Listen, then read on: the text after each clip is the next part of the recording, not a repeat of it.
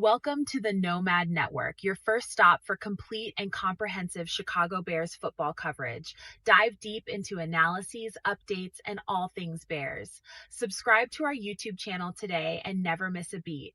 Thank you in advance for your support. We promise to bring you the best because together we're unstoppable. Go Bears!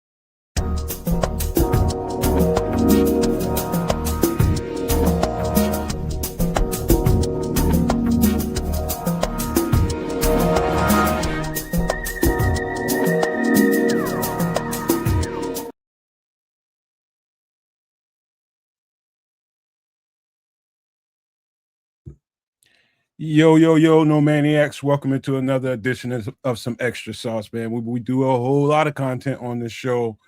We got a bunch going on tonight, and we're going to do it a little bit differently than we normally do on a Wednesday night. And I think you guys are going to enjoy it. It's going to be it's always interactive, but I think it's going to be you're going to have to bring on your thinking caps on this one, man. You got to kind of put away ideologies and that kind of thing and just think as a citizen of the world, that kind of thing, you know, giving you a little tease, but it's going to be kind of fun to talk about it. But welcome in, you guys. Everybody that's getting ready to fall in the chat, everybody that's already there watching from a distance and not chatting, welcome on in. I see Crimson, the first one there. Shout out to the Lord Crimson up in this BI. But we're going to have a good time tonight, man. Hopefully we'll get to some of the, they dropped 3 batches of UFO files, and we haven't covered a couple of them, man, just because it's just so much other stuff going on with myself and just around the world, man. With just too many other things to be talking about than that particular thing. But hopefully tonight we'll be able to get to a little bit of that, maybe a movie breakdown or 2, maybe a record breakdown or 2. I'm gonna try to condense it right so that we can be able to get to everything that we got planned tonight. But without further ado, man, I'm going to pass this rock on over to the Canuck on a bounce pass because I don't know what he ate tonight, if he can leap or not. Oh, the Canuck ate good tonight, bro. I cooked myself up some serious steak, man. 3.5 minutes aside. Came out beautiful on a barbecue. Little salad with some mango ginger dressing, just a little bit. Oh, it was perfect. And some corn on the cob, man, with some butter, a little bit of salt and pepper. Oh boy, I was very impressed with myself. I'll tell you that right now. Very, very impressed with myself. You know, the meals that you're so satisfied with that, you're not necessarily super full, but you don't want to eat anymore. You know what I mean? Like that's how delicious this particular little meal was for me. So I'm just gonna give myself an Iron Mike Sharp pat on the back. Steak, man. As old as I am, you know who Iron Mike Sharp is. What's up? How'd you do the steak again? So, all right. So I took the steak. You know what? Hold on for 1 second, kid. Yeah. You know what, Crimson? Just for you, because I know you got to get out of here. You tend to leave a little early. We'll shuffle the deck for you this week. We'll bring Bears on early. Okay. We'll get on that real quick. It's not a whole lot to talk about, but we'll give it a 1-2 get up and go about it. But go ahead, tell me again, kids. Yeah, man, I marinated it real nice. A little bit of vinegar, some cooking wine, some Asian cooking wine, man. Put a little bit of that up in there. Salt, pepper, onion powder, garlic powder, garlic. A little bit of steak spice right in that marinade and just let that baby sit. A little bit of soy sauce in there too. Not too much salt, obviously not a lot of salt in the mix, but that soy gives it that little bit of salt kick. Boy, throw that on, a little bit of steak spice, flip it, and you're done. Like, beautiful. I'm impressed. Well, what apparatus did you cook it on? I cooked it right on the grill, man, right on the barbecue. I had to fire that baby up. Got it right up to 600. Just let it sit there with the corn first, and then blessed it 3 minutes aside. Boom, boom. Pulled that thing off. 3.5. 3.5. It's very important. That 30 seconds is very important to get you a little bit of crisp. And man, woo. So that means you had a little crisp and a little pink.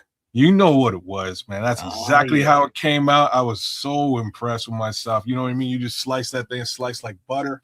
Oh, Butter. but a little bit of crisp on the top. Wow, boy, I'm well fed today. Super, super happy, healthy, whole foods, and all of that good stuff. So, hopefully y'all eating good too out there. I gotta tell you a little. Oh, I didn't do the grilled onions, Doc. I should have done some grilled onions too. That would have been flavor. I gotta tell you guys a little horror story from one of my boys in Georgia one time, man. He called me over for he was gonna grill, and he wanted to basically, man, he was my let's just say my guy to, my smoke guy.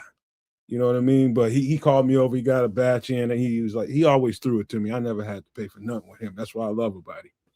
And he just decided to throw some, he wanted to throw some steaks on the grill, man. He had some nice, New York strips, and he threw some asparagus. He was going to throw some asparagus on there. So he goes out there, go fire the thing up. I'm in his house playing with his dog and stuff. And next thing you know, this dude comes running back in there. He's just like, I said, what's wrong with you? He's like, dude, you got to go out there. I said, what do you mean I got to go out there? What's going on? You look scared. He said he opened up. So he's got a one of those gas grills like you, kids. It's got a little cabinet center under the thing. You can put some stuff. Sound like exactly what I got. Okay. He opened it up, and a bunch of rats came running out. Oh no. And it's not like this is a guy that lived in a well-to-do neighborhood. Ain't all that well. You got rats. Well, I mean, there's rats everywhere in the city, and especially if he doesn't, utilize the grill often, critters, rats, squirrels, coons, what have you, will take up residence up in there because it's protected. Settle down. Because it's protected, from predators, from the weather and all that. And it's like, that's all right. It's a grill. Once you get that thing up to heat, it'll burn all the rat residue out. That's one of the things that I don't like about those kind of apparatuses, man. Those outdoor apparatuses. Like if you have to sterilize those things. And not even that being said, like Tripp said in the first part of his comments was, it's a safe place, and if they can snuggle up and get warm up under that thing or get safe for whatever reason, it's a place to go. Yo, I know exactly what you're talking about, because when we moved into this joint, the previous folks left their barbecue in the backyard.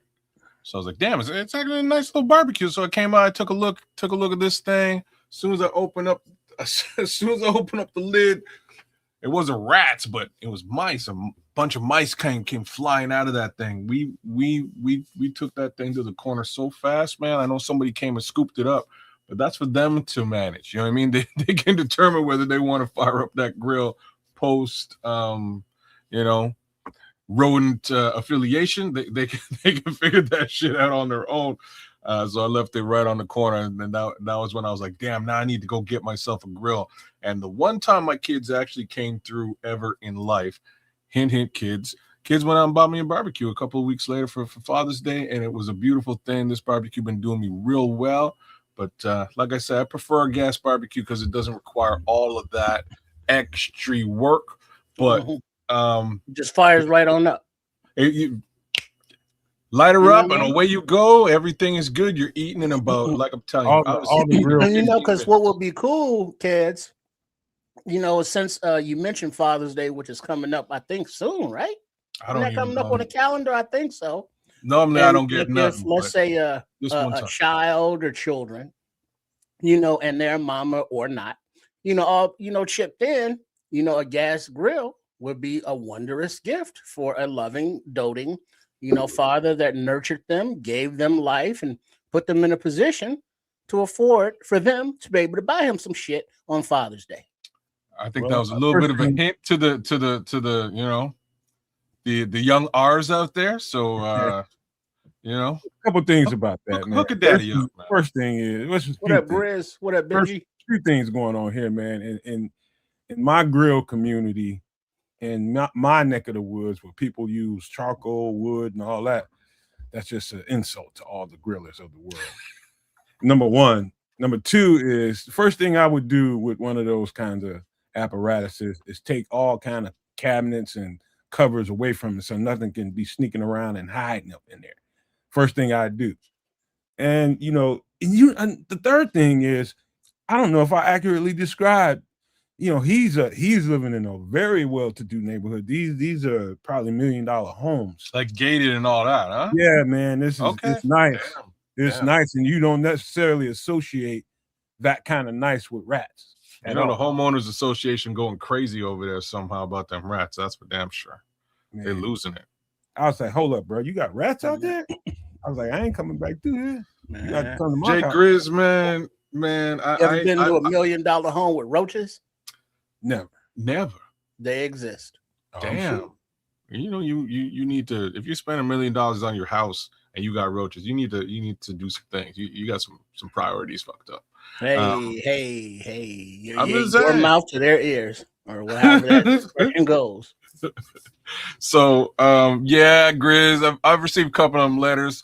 I appreciate them when they're young, and then it turned into like this kind of like socks, underwear, tie thing, and like I'm a businessman and all that, but I'll be damned if I really gotta wear a tie. Like once in a blue moon, I might rock a tie, maybe, but I ain't trying to do all that. It makes me feel like a full on, if I wasn't a business, working stiff before, that's why I feel like a working stiff. Well, first of all, Grizz, we will not excuse this sort of behavior. And the sort of behavior I'm talking about is, all right, until they're like 5 or 6, sure, the little handwritten card. Yeah, oh, that's adorable. Oh, I still have one on my shelf. Adorable. And then you get to that socks and the necktie phase and all of that. That gets you to maybe 7th grade. And then after that, once they understand what money is and they know who Pops is, in 2026, it's time for a goddamn gas grill. That's all.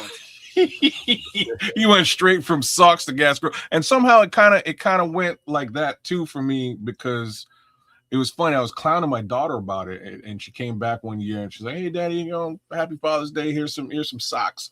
I'm like, "I'm just gonna let you know." And I had this pause right there. "Thanks, baby, but I gotta let you know. Have you ever seen me like the socks that I wear?" She's like, "Yeah." And I was like, "What the hell is this then?" So like she got me like some like printed super colorful socks with like stuff on it. I'm never, that's cute and all that, but I'm never gonna wear that. Me personally, when it comes to socks, I rock black socks all the time. I get them in bulk, and that's what I'm wearing. Daddy for real, bro. Man, I'm somebody's daddy for real. Same token, 2 times over. At least socks tend to disappear, so at least I have one style of sock. That tells me one thing, kid. That tells me one thing and one thing only. You haven't spent a whole lot of money on your wardrobe at all. What are you talking about? I got tons of stuff in my wardrobe. I just don't. I've gotten over the one years, must have a hint of color. Over the years, I probably spent a good $70,000 on just my. I'm talking about my suit and boot type shit, and horizontal socks, not stripes. Like I'm saying, I got that too. You ain't gonna see that on here. I ain't coming on this suited and booted. I'm telling you, that's all for business. But when it comes down to the socks, I'm just rocking black socks underneath there. That's all I'm rocking. Why? Because socks have a way of just growing legs and disappearing. You know what you are? You the male version of Plain Jane. Plain Jane. You not get some variation in your socks. You ain't seen my suits yet, man. I got some loud ass crazy. Well, how good your suits look if your socks when pimping. When your pants leg rises and your socks ain't got no flavor, you Plain Jane as a male. Well, it goes from the suit to the shoes. If you're judging a man by his socks, all is lost. So first of all, you don't be looking at another man's socks. It's all about the haberdashery. That's coming from the footmaster himself. Haberdashery, man. Haberdashery. You gotta have the right cufflinks. You gotta have the right wrist wear. You gotta I will do all of them things, but the socks is a thing. I just black socks. I'm good. That's what I'm wearing. I have some white socks that I'll rock if I'm playing like basketball and stuff. But 90% of the time, regular ass black socks. Again, why? Because if they disappear, I got another pair that look exactly like them. Now isn't the look nowadays to wear like the real skinny pants and like the roach killer shoes and no socks? Look now, I ain't that's like Florida. You watching people in Florida. That's how they get down. I live in Canada. It's cold as all You know what I'm saying? It's cold. Ain't nobody running around here with no. Then again, in the summer, it's kind of wild. All bets are off. You ever been in a haberdashery store? Yeah, that's where they sell hats and the Haberdashery? matching the handkerchiefs and the all pocket that. squares and the cummerbunds. And I hate the store where a refined gentleman goes in for his dress attire. I hate that kind of shit. Like I said, I spend a lot of money on that stuff and giving it all away. You're giving it away. Gave it all away. I hate it. It's not me, but I look good in it. I just don't like it, man. I feel like I want to burn the fuck up every time I put some of that shit on. I know what you mean, man. But I clean up real nice, so I got a little. You know what side you dress, Kedz? Say what? Do you know what side you dress? What side? Yeah. What do you mean? Ghetto. That's all. Just ghetto. Right. Obviously, you've never been to a tailor. Yeah, what are you talking about? I got a guy named Jimmy the Suit, bro. So Jimmy don't ask which way you dress? That goes right next to a haberdashery, man. Which way your shit hang? To the left or to the right? My guy's this Italian home. Like y'all Jimmy's crazy, man. He's a little Italian guy that has a hold on a second, man. Jimmy got a trailer. All right. This is his business location. You holler at Jimmy. Jimmy go, all right, come meet me downtown at the trailer. You go to the trailer. He's got every kind of suit you could think of in bulk, but he brings it to the tailor like one off. What size you? Don't worry, I got a little section for you. And he dresses you and tailors you up right there in the trailer. It is wild, but Jimmy gives you the best. Shout out to Jimmy the Suit, man. Big ups to Jimmy the Suit. He keeps it super legit. Dope prices. I ain't buying that shit, man. Trips. That man, his suits probably fit like he got them from his daddy. No. Like I'm telling you, he tailors it for you. He will tailor. If it don't fit you, he'll go, give me a minute. You go downtown, you go do some business, come back about an hour, I'll have you straight because he already has your measurements. Jimmy is the man. I'm telling you this now because it was funny. I was about to go to a business conference and I'm kicking it with this Italian homie that used to go to school with me, man. And he was like, bro, you need a suit, dog. And I was like, oh shit. Yeah, you're right. Where can I go? Like, where should I go get a suit, man? And I listed a couple of places. He's like, no. Here's a card. You text Jimmy. Jimmy get you straight. And I'm like, oh. Text Jimmy. Jimmy? Oh, okay. And next thing you know, I'm at a trailer. I'm like, what the hell is, like, this ain't even a store. What's going on? And yo, little man came out with glasses. I got you. My vision is like a Joe Pesci with a tape measure. Basically, it was Leo Getz. You know what I mean? Like basically, it was Joe Pesci, and he got you with a. But you want Leo Getz? He got you. Those little guys will fit you up, man. I met a few of them straight. I don't know what it is about those little guys, but they will fit you up, brother. I'm telling you, man. Jimmy got me straight. He gets me straight every time. I swear by this man's services. It's the only man I let that close to my junk. I'll just tell you that much right now. Well, that's how you know which way you dress. You know, because you got to put that tape measure up in there and your inseam, and it's like to the left or right, big man, and it's like to the left, please, sir. Exactly. And that's why so when you have your suits on, and you might see like maybe your date. You know, maybe she got on some beautiful dress and looking good, toes all out and shit, and you get a little chub. You don't want to, disrupt the lines of your tailoring. You know what I mean? So you got to plan for that. Yeah, man. I had to take one of my kids, and I did it with my own fare, my own money. I had to take one of my kids because his he was invited. He was in his mom's wedding. He was he was 16, 17 years. I don't know how old he was, somewhere around that age. And, I looked around and nobody was really doing nothing for him. And he was part of this wedding party. And I said, you know what I'm going to do? I went and bought him his first tux, a tux he could keep, and got him fitted for it. And, the way it happened and the way, how it is when you go, you've never been to a tailor before and somebody takes you into one of those kind of establishments. He had a sense for like, you doing all this for me?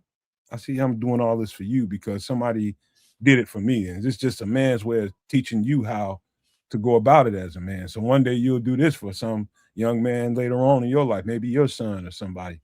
But I got him fitted for a tux. He still has it, still can fit it. But, that kind I don't like that shit, man. But I know that's the man's way of showing a young man how to come about in this world. This is how you grow your wings, bro. Man, my son didn't want to even. He wasn't even trying to feel that. I was trying to do that with him.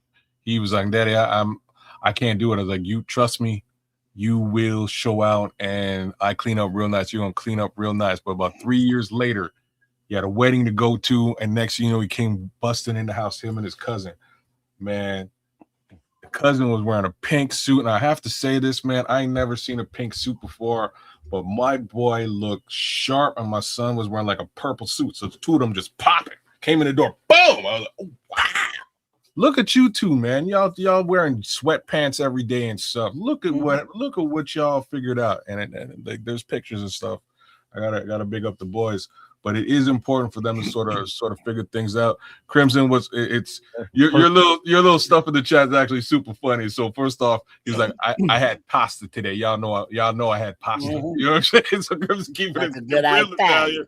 And he was like, this sounds like some kind of stereotypical bullshit, except he's like, I know a couple of these mugs who are exactly like Kedz described. This comment right here is perfect though, man. He's talking about the first time you go get one fitted for you. You feel like says, that's exactly how it feels. At least once fits so well it feels like it grew there. Yeah, you know that. What was it? The quote from Sean Connery in The Rock. You know, I like the feel of a suit, and when you do put on a suit, you know the way it fits. You know, it's like yeah, it feels nice, and then you look nice, makes you want to stand up straight. You know, make sure those shoulders are back. It's a good clean you up kind of thing. Yeah, it ain't every day if it ain't like that. But yeah, and then, you know, you got to have some colors in there, some paisleys, you know, some pops, you know, the bright hues, you know, contrast and stuff. Other than like your funeral all blacks kind of thing. I tell you something, Trips. You ever seen the show Peaky Blinders? Yeah. Mm-hmm. So in Peaky Blinders, if you paid close attention, man, the star of the show, man, and when he went and got those, he was in them suits, bro. Yeah. So like the best suit I ever had, which I gave it away too, was this gray wool suit that had a vest to it. I even had a keychain, not a keychain, but a watch, like a sling watch. I forget what you call those things. There's a name for those things. Like a pocket watch? Yeah. Pocket watch with a chain on it that goes in it, man. It was so fucking clean. I had a hat to go to it. Man, it was so clean. It was so clean. When I got in that thing and stepped on out, I'm talking about Crimson is dead ass right when he says it feels like you grew up in that thing. Like it grew up, like it hit so nice.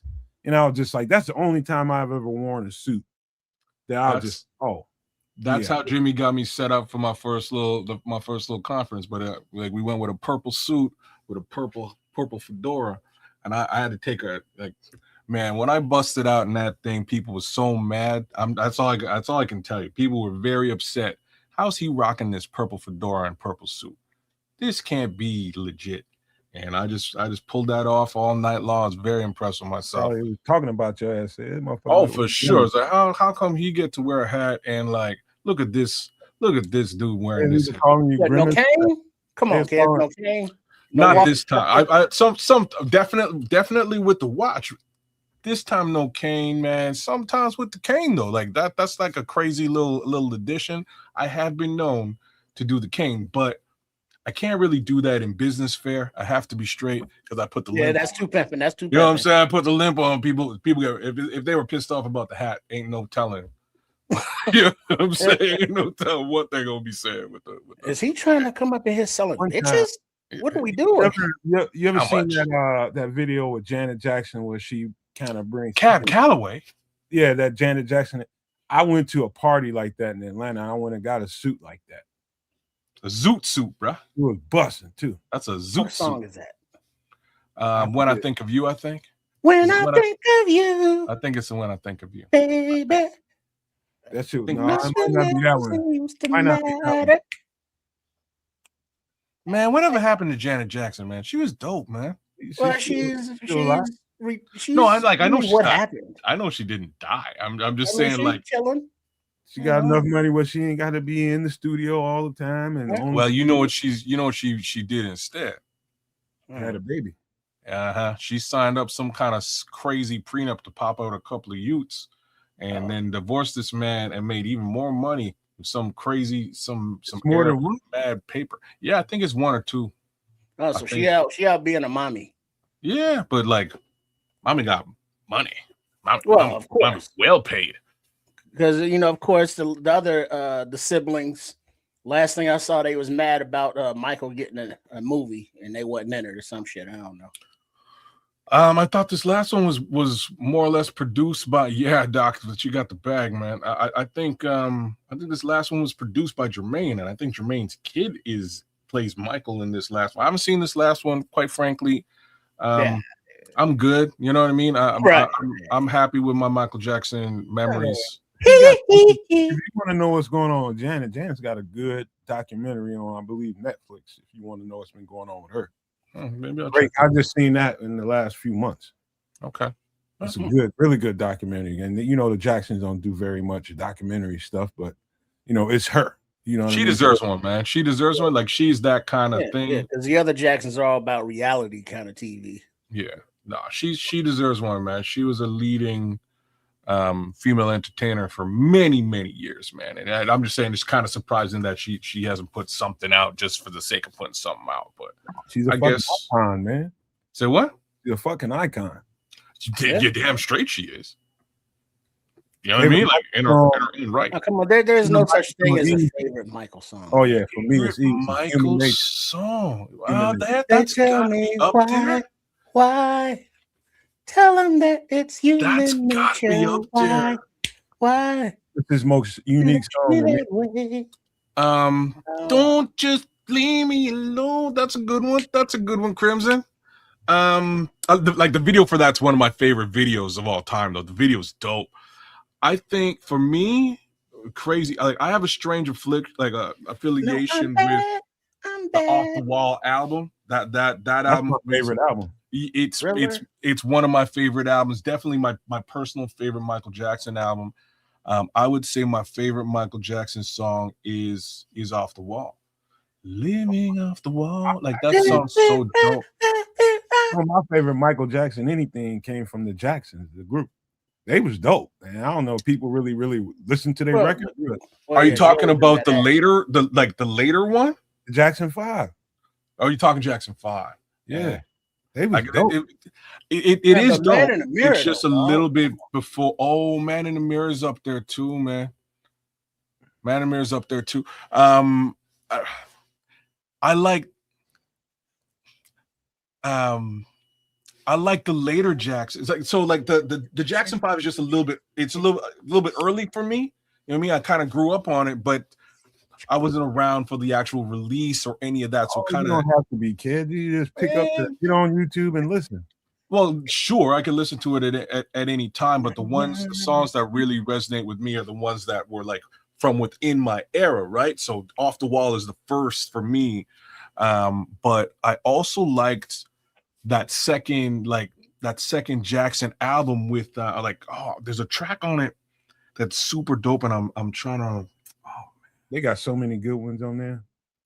It's so many good Jackson 5 records. Oh, what this one's the Jacksons though. It's when they like also added in. That had to be more like after Michael grew up when they became the Jacksons. So the album I'm talking about is the one album that they let Jermaine in on.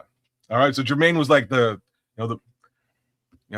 ugly stepchild of the Jacksons. You know what I'm saying? Like Jermaine thought he was Michael for a long time. He thought he should be Michael for a long time. Jermaine wanted to be Michael. He definitely did, and his album was not bad either, y'all. If y'all remember his one released album, it was not. Yeah, was it good though? I don't know if I can say it was good, but there were some tracks. There were some tracks. This Jackson's album though, the most talented of them, I'm talking about musically, was Tito. What the hell are you talking about? You mean like with instrumentation? Composer. Tito's a composer, songwriter. All right. All that good shit. Yeah, Tito is he's a very good behind the scenes musician and things along those lines. And again, all of them can dance and all that too. But this album, damn it. I'm gonna spend the rest of the night trying to remember what this song Don't worry is. about it, because that's a good way to rack your brain when you're in the middle of some shit. Damn, you know what I'm saying? I do that shit all the time. I'll flush that out. Flush it. But I'll tell you what, man, before we get too deep into music right now, we got a little music to talk about a little later on. Let's get personal, man. What's been going on and right after that, Crimson, we'll jump on the Bears for you. And what's been going on with you this week, Kedz? Just work. You know what I mean? So yesterday I got work's kind of frustrating right now because they're doing a bunch of weird stuff. I alluded to some of that last week. But it was yesterday. So yesterday I got a call from this company, and I'm like, hey man, we gonna pay you $100,000. Can you start on Monday? I was like, oh snap. And mentally I check out of work. You know what I mean? Immediately. And I was like, okay, so maybe I just, maybe even I work both these jobs. I'm trying to figure out how I can make this work. And the lady's like, we need you to start Monday. Can you start Monday? And she's kind of pressuring me on it. And I was like, you know what? I don't know if I can really do that. I'm gonna burn a bridge if I just jump out. I got deals in flight. I got stuff going on. I can't just dip. But I can for $100,000. You know what I mean? So I'm like, I'm trying to figure this thing out. And something made me just say, you know what? Pause. Yeah. So like $80,000 USD. You know what I'm saying? If you're doing the translation, maybe even 75. So I had to stop it. I'm like, but that's just salary, right? Like OTE sales is like $400,000 from what they're saying. I'm like, wow, this is almost too good to be true. I had to put you on pause. So I put the lady on pause. I was like, look, just give me 24 hours to really think about this thing. Because I'm a little frustrated with my present work situation. And like this just seems too good to be true. So I go and start to do some research. I'm not gonna name the company, but I go and I start to do some research. And good Lord, the reviews that I read could not have been worse for this organization. Right. So I'm reading through this thing, and one of the reviews is, so they called me, pressured me into quitting my job. I had to start on Monday. I was like, damn, this is like exactly what this lady is saying to me. Like, how did he know? You know what I'm saying? Like, so he quits his job. He gets fired in 2 days. 2 days later, he gets fired and has to basically go crawling back to his original employer. And luckily, they gave him his job back. And he's like, this story I'm telling you is the regular story in this organization. This guy goes, and this is on page 1. He's like, feel free to read as many reviews as you can. You will find this story on multiple occasions. Plus, it certainly does work for yourself if I can pressure it, if I can put it out there and build your own organization. But you know what I mean? So I'm like, now I'm compelled to read the rest of these reviews just to see. So I'm reading through these reviews and I come across a 5-star review. 5-star review goes, okay, like this is a great company. It's a little bit fast paced from a sales perspective. If you're in sales, it's very fast paced. So, pay attention, but it's a great place to really get your feet wet. And I'm like, oh, okay, 5 stars. And like the following review again is exactly the same as the first guy's review. I was hired I was pressured into the job. I needed to start on Monday. I quit my job. I now have no job. By the way, this company is the worst company I've ever worked for. Do not work for this company. No. Not MLM. Don't work for this organization. By the way, all of the 5-star reviews they paid their employees to put these 5-star reviews up. And I'm like, are you kidding me? So I go through the reviews and they're like AI generated and identical now that I'm looking at the 5 stars. I'm like, damn, so the 5 stars are clearly BS, but everybody else has sort of the same general take on this organization. I don't know if I can, I just can't quit my job and go work for this type of situation, potentially put myself in a worse situation for a couple of bucks different. I can't do it. So like, this is where my headspace has been this last 24, 48 hours, just sort of thinking, how do I manage this? In the end, I just had to say, forget about it. I'll keep plugging away, doing what I'm doing. Eventually something better will happen either with this organization or externally, and away you go. But you see, this is what happens when you don't necessarily treat your employees the way that they should be treated. They stop, and just a little carrot dangled in front of their face is like, oh, you know what? I'm out. Mm-hmm. And I don't blame anybody for thinking that way. If you're in a similar situation with your, with your occupational case scenario, you're damn right. Own your own thing, build your own thing, and you will be happier. You will not fire yourself. Moral of the story. And that's why I say all that. Mm-hmm. Well, good. Yeah, you can't. First of all, don't pressure me into shit. Mm-hmm. You know what I'm saying? What's hey, calm down. You know, but yeah, sometimes just all that glitters ain't gold. You see? You know, so yeah. Personally, since Sunday, on Nomad at night, how have I done? I've gotten some behind the scenes coding and page web design stuff done, still in progress, but for the world to see, from under the Sports Chicago style umbrella, one of Chef Tripp's videos did publish this evening, I think, and he did a recipe of pizza puff pot pie with a cheese edge crust. And so, you know, that's up on his channel over there at Chef Trips. So check him out. And a shout out to Coach Tripping and Trip, as we've gotten together and done some other recording, as we have some bear stuff coming out, as now things are settling down for the change of personnel, if you will. There are a few more that we're about to talk about, though. But yeah, so Sports Chicago style, check out that channel at Trip Kundo and at Chef Trips. You know, so yes, the content is still flowing, and the behind the work scenes is still being done. So yeah, you know, just hours, you know. But I am also, as an update, enjoying these so the armrest work?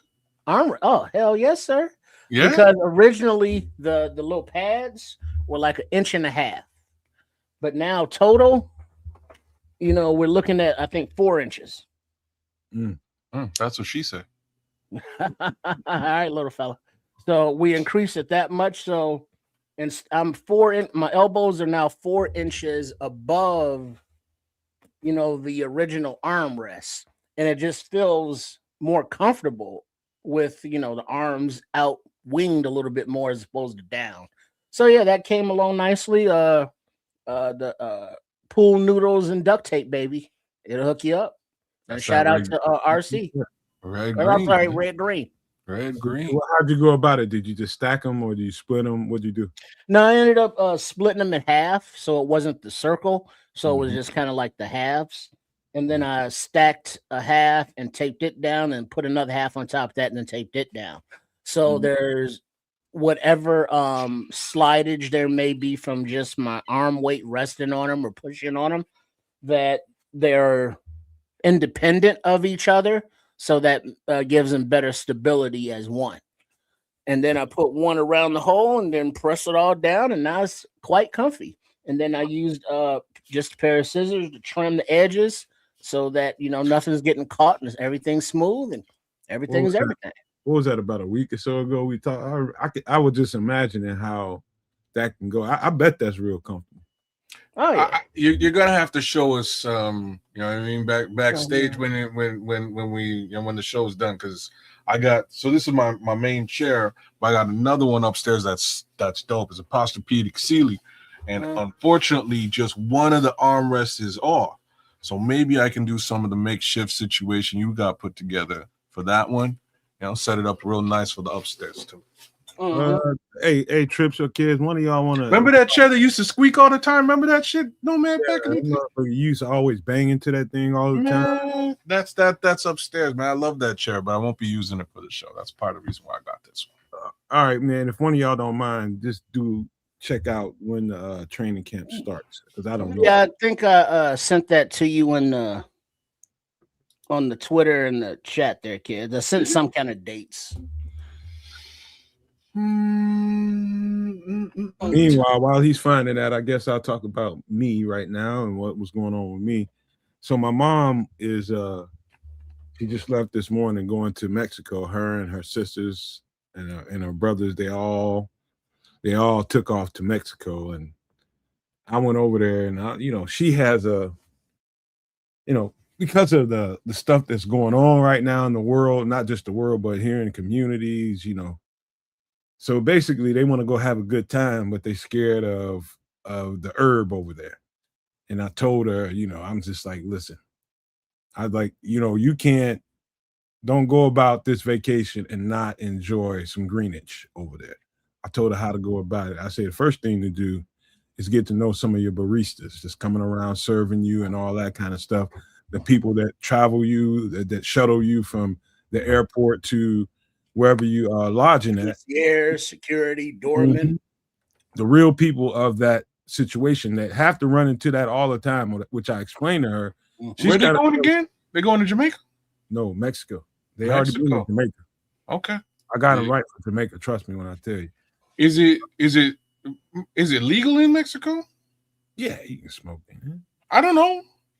Okay. Yeah, fuck yeah. You can do anything you want on a tourist in a tourist situation. Just know. I told her, just because my uncle was talking about vacuum sealing shit and taking it. I was like, dog, you gonna get the dogs on your ass, man. You stupid, man. What you doing? No, don't do that. Do that shit here. Yeah, man, that's bad advice. You know what I'm saying? They all shacked up over my aunt's house last night because they all leaving together in a limo early this morning. So I went over there and had to be the adult over there right about now because they was talking crazy. I'm just like, look, this is how you go about that shit. And I broke it down. I was like, get a little personal with some of the people that's serving you, whether it's the people that's shuttling you, the people that's serving you in that lodge. Just talk to them. Hey, where you get your herb from? This, that, and the third. And you'd be surprised how many people are looking to hook you up. So long, and I emphasize this: don't go over there being an ugly fucking American. Be respectful of their space. Be respectful of their country and their customs. And you will get everything you need out of this vacation, everything you want out of it as well. You go over there being entitled, things happen to you. Period. So that going on. Plus, I don't know if y'all been paying attention to what's been going over here in the news socially, but my mom, about a year or so ago, her and her brothers decided to shut down that bar, and it just got to be to the point where it was just like, nah, this is just not worth, the headache of, and I talked them into it, kind of, but I told her something we can do with the bar, and she lit the F up.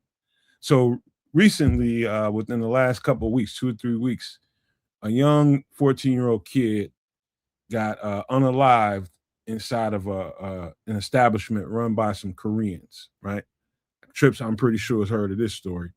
But, after that, there's been all kinds of backlash after that. And so after that, there was an Asian guy that got on because of, the way black people responded to it, just like, we need to stop spending our money with them. If that's how they think of us. And then some Asian guy got on there and responded like, we dare you to try not to spend money with us. And it caused a reaction. Oh, word? Yeah, it caused a reaction. Why would he say something like that? Motherfucker. Well, that's stupid. Exactly. It's stupid. He took it down, but it was too late. Now they're boycotting Asian establishments. It doesn't matter where you're from. This guy happened to be from Korea. But if you ever really been around any urban neighborhood anywhere in the United States, you know that Korean Arabs everywhere around. The Chinese, the Koreans. It's a death sentence if you and say the other kind of Arab, whatever kind they may be. Yeah, it was a death sentence.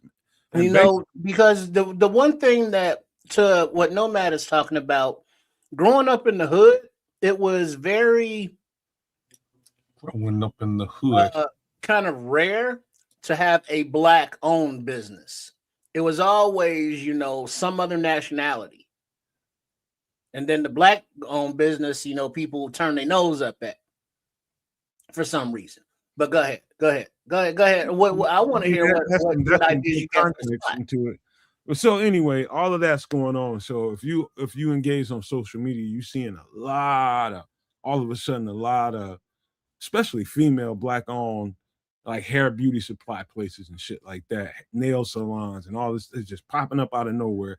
And I saw a very interesting, the Tulsa race riot story. One of the guys who kind of lived through that era was a guy that was playing in the Negro leagues along with Satchel Paige. I can't remember his name. I think his name was Buck something.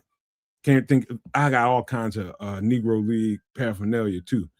But he was telling the story about he can remember during that time when, man, you wouldn't imagine how many black-owned establishments there were during that time. And every time that we get in a lot of ownership situations, man, we get a place where we're really thriving. People come and that whole story. They come to try to tear it up. And so that's kind of we're kind of dealing with what Tripp is talking about is kind of the reverberation of that. And it's gotten out of hand to the point where we don't have enough people willing to go out there and just say, you know what, I'm gonna do this anyway. So long story short, what I talked to my mom about right before she got ready to leave was, you still got this building that you own. We're really not doing nothing with it. You got a nice marquee out in front of it. All we have to do is get some supplies and we can open up a beauty supply place. And as soon as I said it, you know how you can tell somebody's energy change right through the phone? You don't have to see them. And she just was like, ba-da. She's like, you know what? I started telling her, you know what, save that. She was just like, I've been seeing all that shit on there. You're right. That's exactly what we should do. She's like, do me a favor. While I'm gone, you do some legwork on, seeing if you can find a supplier for bulk products and all the kind of different things you might need in there. They've already got shelves and all that kind of stuff, some of them, but just all kinds of things that can be done. And, getting the upfront money to do it is one thing. I don't think it's going to be a huge endeavor in the front end of it, because all you need is get the supplies, get something on the shelves. And then as you go, you start to generate, put more and more at, over time, and everything will start taking care of itself. And then it's about, once you just got that decided on how you want to do that, now it's the functionality of the place, the management and the, day-to-day operations and that kind of thing. But she was serious as a heart attack about that. And I was just like, this is something the community needs. And you got the resources and the place to do it.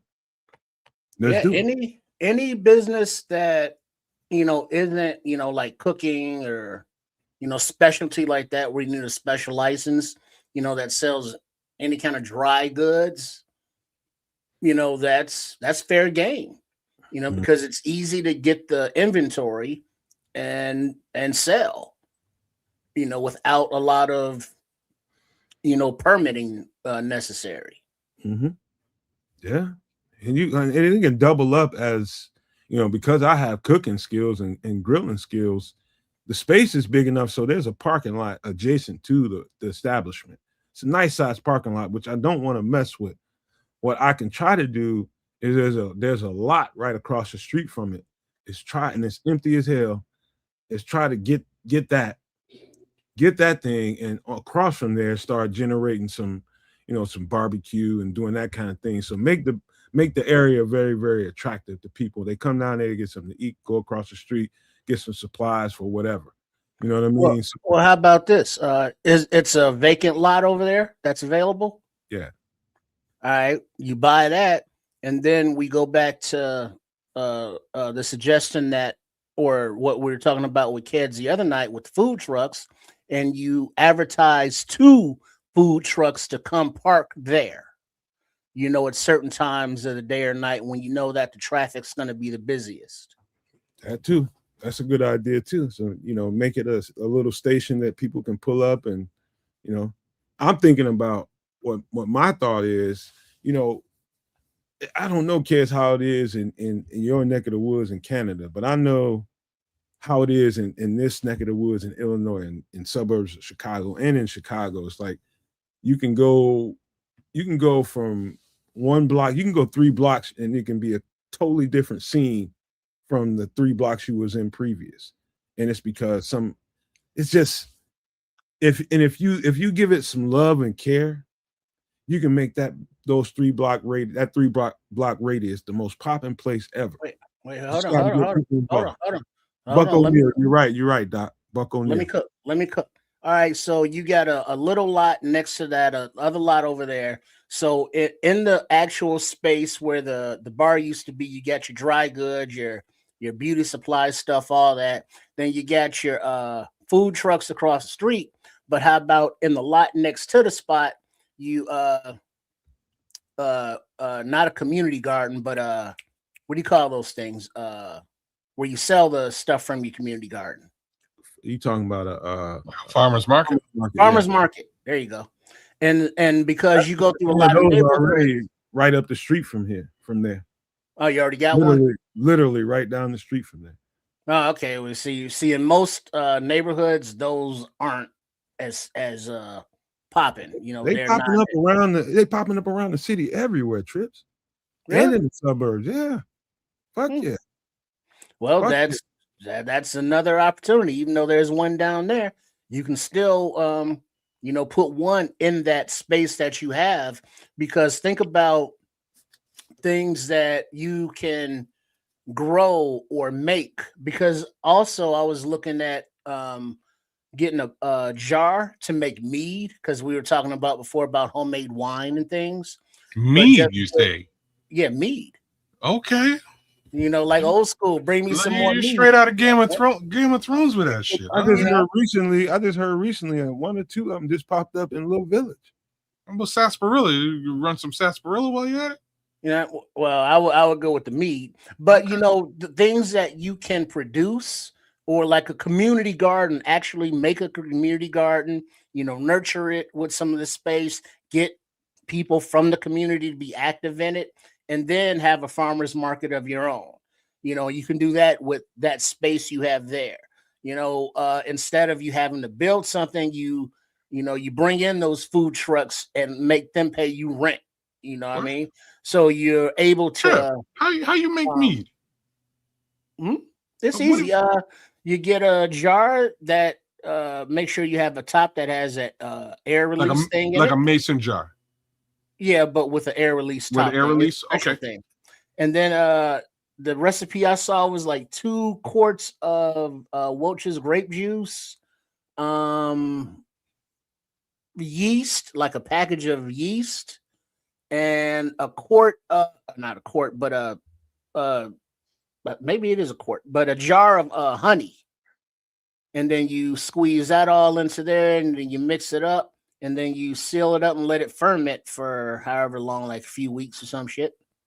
Okay. And then it releases the gas as it goes, so it doesn't bubble over. And then there's a straining process, but it's not hard. I watched the video. Come on, it's YouTube. And it's like, yeah, I can do that, but you got to get the jar. You just can't use a regular jar. So there's a special mead kind of jar. It's like $20. You can get that on Amazon, I'm sure. Yeah, I already got it in my cart. Okay, all right. So it's just grocery store ingredients.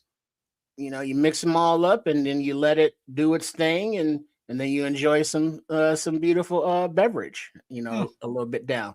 And then if you want to get deep into it, they have the testing materials where the exact levels of all of the things in there. You can take the alcohol, exact level measurements and all that stuff.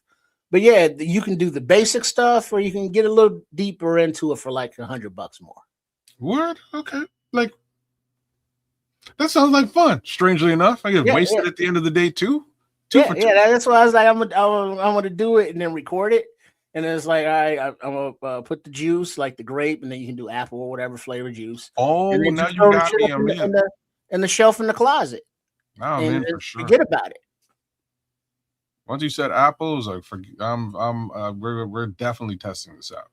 I think. Oh yeah, whatever fruit, baby, whatever. I think it's not there's something specific about it. It's not from concentrate, I think it's like the 100% juice.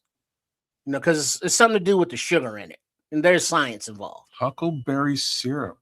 All right. Okay.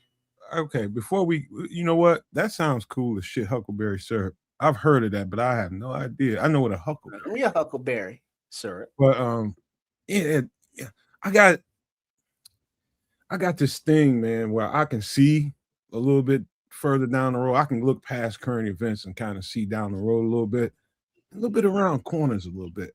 And I just got a strange feeling that we're right there on the precipice of another renaissance for Black people.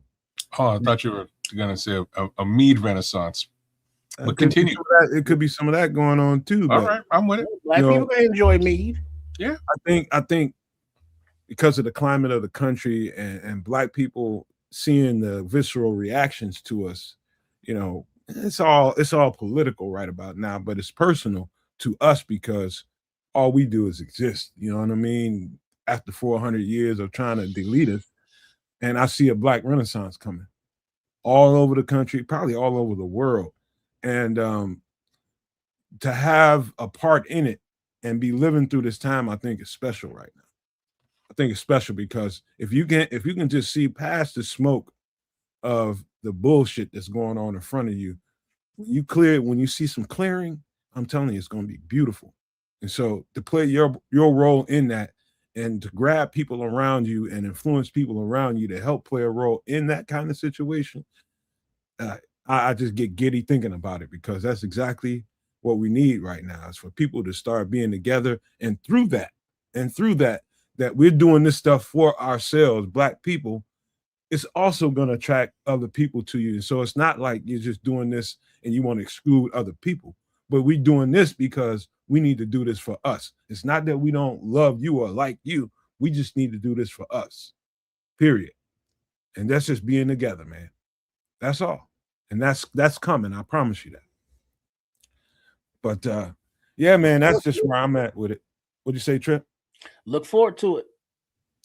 That's just where it is right now. But let's give Crimson what he's looking for here, man. We got some bear stuff to talk about. We made a couple moves here. I don't know if you guys knew about these guys or checked them out at all. I haven't checked them out, but I did hear about this. Tony Fields 2, the sequel. Go for it. What'd you think? I like I said, I haven't even had the chance to check the young man out. I did hear that we've waived a couple of people as well and brought in Mr. Fields and another gentleman, I believe. Yeah, well, as far as Fields goes, I did see that he has experience in the league. He was drafted, like I think 5th round or so.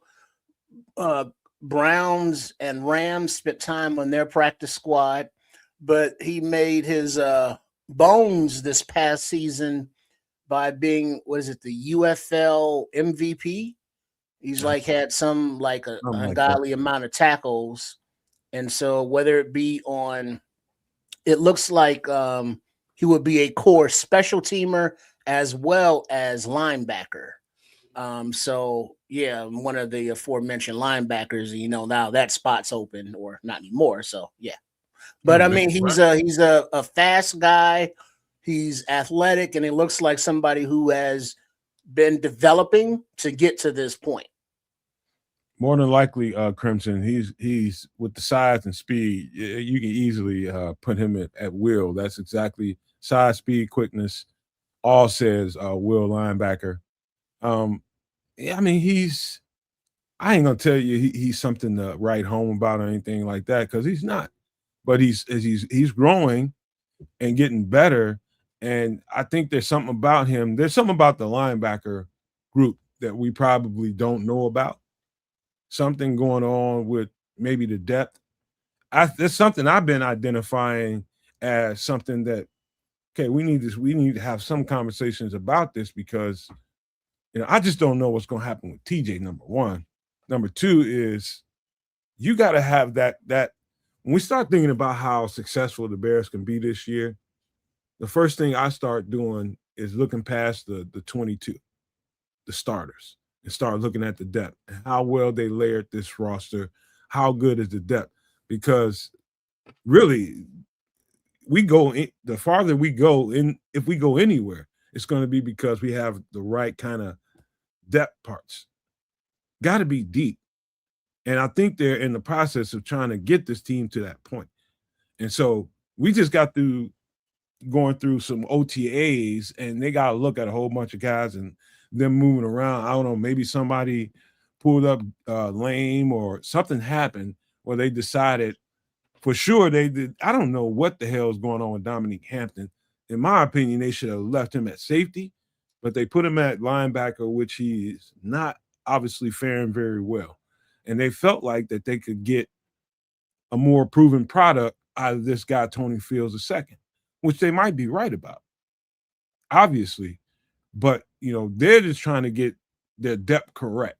And I think that's where we came up short last year was depth, in my opinion, after looking at the entire season. So this guy, you got some proven. He's played in the NFL at these linebacker spots. They know exactly what they're going to get from him versus the Dominique Hampton where they're trying to help him through the transition to linebacker. And so what the move looks like to me is more of we need more, I'm sure about it, than this is what I hope for. That's what it looks like. Yeah, because definitely watching, Dominique Hampton's, film, he looks like a player, but he's just so small. And you hope that last year on the practice squad, he was able to bulk up, a few 10, 20 pounds and, carry that weight through and learn how to, play ball. But, Tony Fields has several years of experience, on one more on a practice squad than a whole season in the UFL. So, Fields is more of a, I'm ready now, depth piece as opposed to, well, we hope we can develop this kid depth piece. Mm-hmm. Okay. Now, Crimson is saying something real in the chat, though. He's saying he's not really sure who the starting linebackers for this team is going to be. And I kind of have to echo that sentiment because, he's also asking, is Bush going to be the Mike? I don't know really where anybody. Sure. I feel like I can answer this. I hope so. I'm pretty sure Bush is going to be the Will. You think he's the Will? I think so. Then who's the Mike? So good in coverage. I think the Mike is probably going to be DeMarco Jackson. Oh, my bad. Okay, so DeMarco, Devin Bush. Who's Sam? Jack Sanborn at this point. Ike. Jack or TJ? Jack TJ. If TJ is here when the season starts, he's going to be our middle linebacker.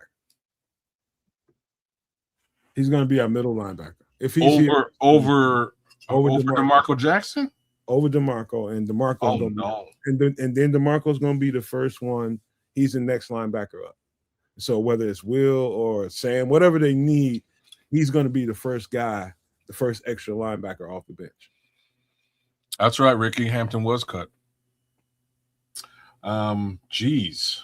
And then there's the rookie Keyshawn Elliott, but he didn't really get on the field during camp. I think he was nursing something or something. So there's that, and then there's no words on Ruben Hippolyte, man. We got Nephi Sewell, who knows the system as well, so he's a supplementary piece. Noah Sewell, we probably may or may not see him at all this year. That's what I was about to say. And like, if Nephi, or I think it's Nephi Sewell or Nephi. Yeah, Nephi. If Nephi Sewell is anything like his brother, I'm kind of interested. I have a strange feeling he is, or DA wouldn't have brought him over from the Saints. But I think he knows the system, definitely knows DA's scheme.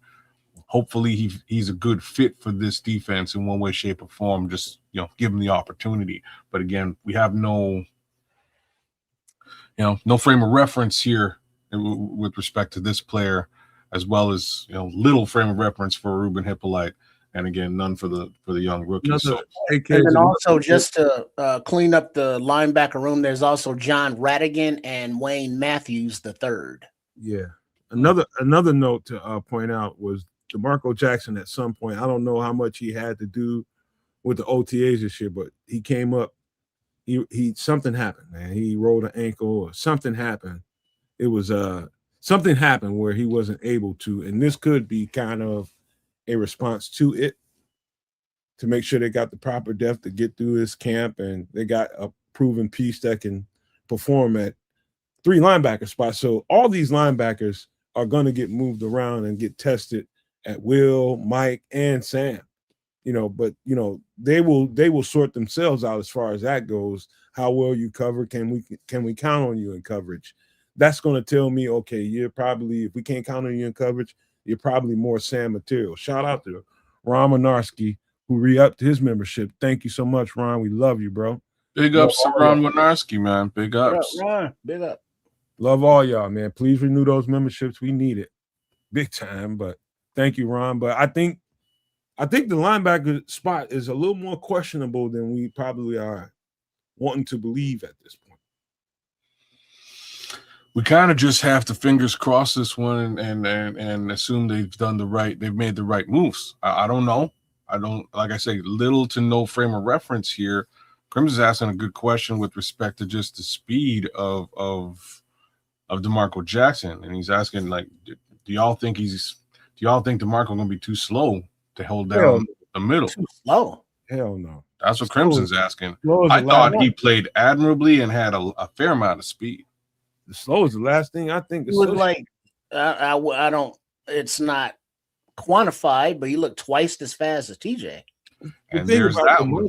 The thing about DeMarco is so much better in the box, in the tackling aspect of playing linebacker. He smokes that part. He smokes it. The question is when they have to solo him out on tight ends and running backs, and occasionally your slot receiver, you might get stuck on one. Can you count on that? So again, man, when I go look at all this tape, but you prefer him to TJ in that role, though, right? He's faster than TJ for sure. I'd have to agree with you. He's faster than TJ for sure. Yeah, TJ is really slowing down. Ricky Mosby's saying, and I wish I could argue with that, Ricky. It is the unfortunate reality. Man, I think, yeah. Leo Factor, what up, man? What up, Leo? So he's saying DeMarco Jackson showed his speed. Go look at the Eagles game. And I think that was the game where he had a bad first half and then all of a sudden turned into a monster. But yeah, I liked what he put on tape last year. I'm hoping Devin Bush is a real compliment to that. Apparently he was pretty well lights out for the Cleveland Browns during his time.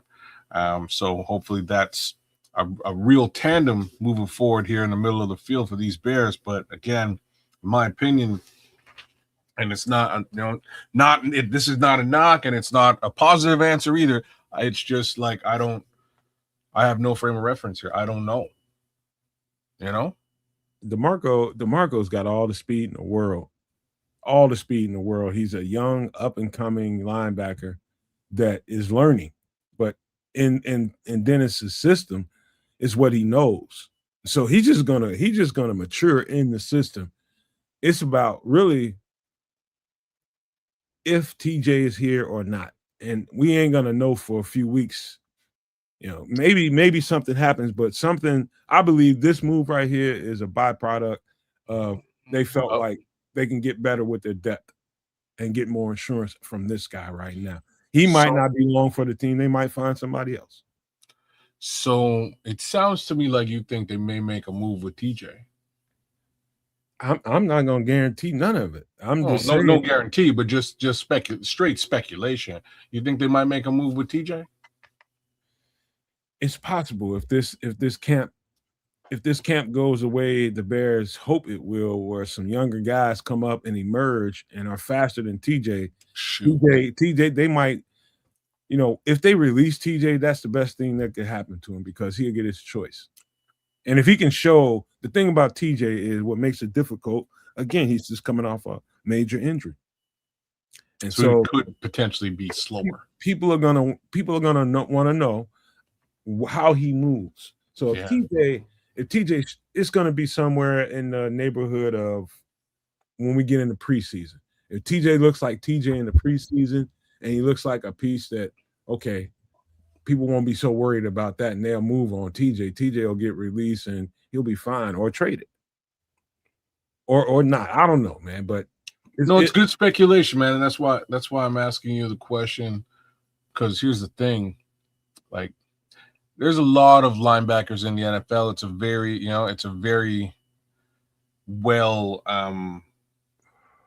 well fielded position. There's a lot of linebackers available. Again, just as a for instance, we were able to find DeMarco Jackson out there in the wind on a whim when everybody was hurt, put him on the field, and he turned out to be a stellar linebacker. There's linebackers out there.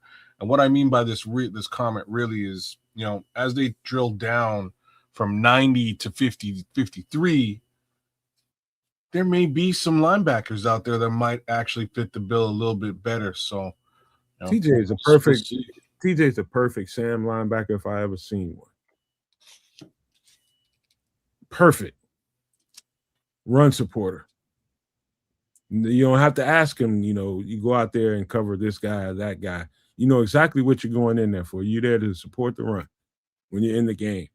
And, quite frankly, he's the perfect zone scheme kind of wheel linebacker or middle linebacker. He played either one of those very, very well. And he just, in a man situation, it's just, fellas, no maniacs. Looking at the film, I just saw too many times where it almost hurt my feelings that TJ had to be in those situations one-on-one because it just exposed them. It's not fair. Yeah, I know what you mean. That's exactly right. It wasn't fair, and it made him look terrible. Yeah. And he's a great linebacker, in my opinion. He's a really good linebacker. The Packers did a great job of truly isolating him up against a running back in many cases, just wheel route situations. Minnesota did it to us Minnesota did it too. Who else saw that film besides me? Who? 31 more teams. Right, and this is the issue, right? So this position is a little bit unsettled, and I kind of can't wait to see what shakes out at a training camp.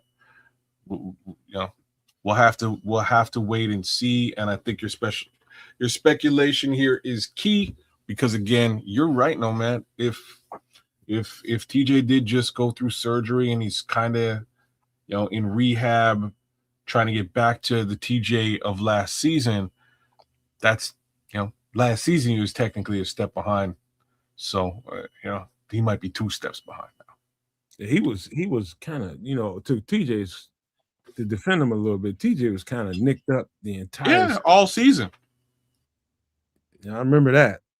He had some shit going on, seemed like from week to week. Look, he got out there. I defended him all last season. I thought he was.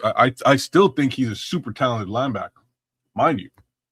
There is just that, just everything you just described, man on man. They isolate TJ and put him up against a real speedy and shifty route running, pass catching back. It's gonna be a problem.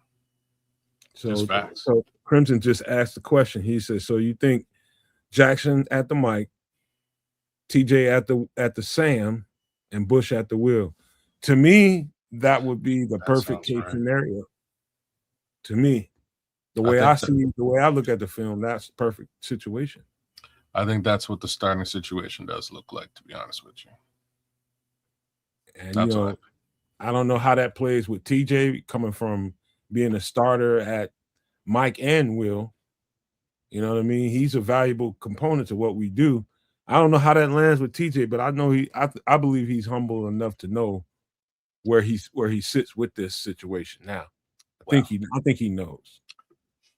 Real upside is he just got paid. He's making very good money. So again, what's good for the team is what's good for the team at this point. So this is Tony Fields. What I saw on film was he's definitely a tackler. Fast to the ball, tackler. Is okay in coverage, from what I could see. But either way, if this guy is anywhere near this team, he's going to make his bones on special teams for sure. For sure. there's no other avenue for him to make this team other than to tear it down on special teams. He's a 4th, 5th guy, maybe even 6th guy if there's a 6th guy. But they're going to make some room for that young linebacker they just drafted out of Arizona State to make some hay too. So watch out for him in camp. Let's see how fast. And, you know, I did some homework on him too that I might not have reported when we was doing the breakdown on him when we drafted him. But I went back to his coaches and listened to his coaches talk about him. One thing I know for sure about him, 2 things. He's instinctual and he learns really, really fast. That's what all the coaches say about him. What's his name again? Is something Elliott. Keyshawn Elliott, right? Keyshawn Elliott. That guy is a quick learner. And so right now it's about volume for him.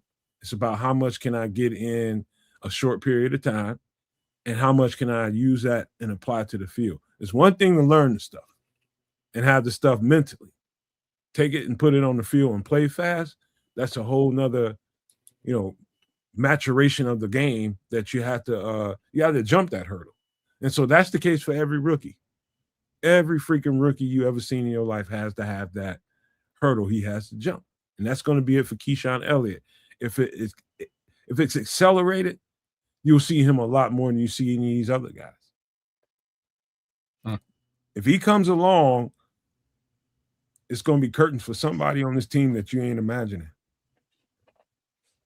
Just telling you. And we ain't even talked about the kid we got out of Maryland last year. Which kid is it? Oh, Ruben. Okay. Yep. Yeah, I don't.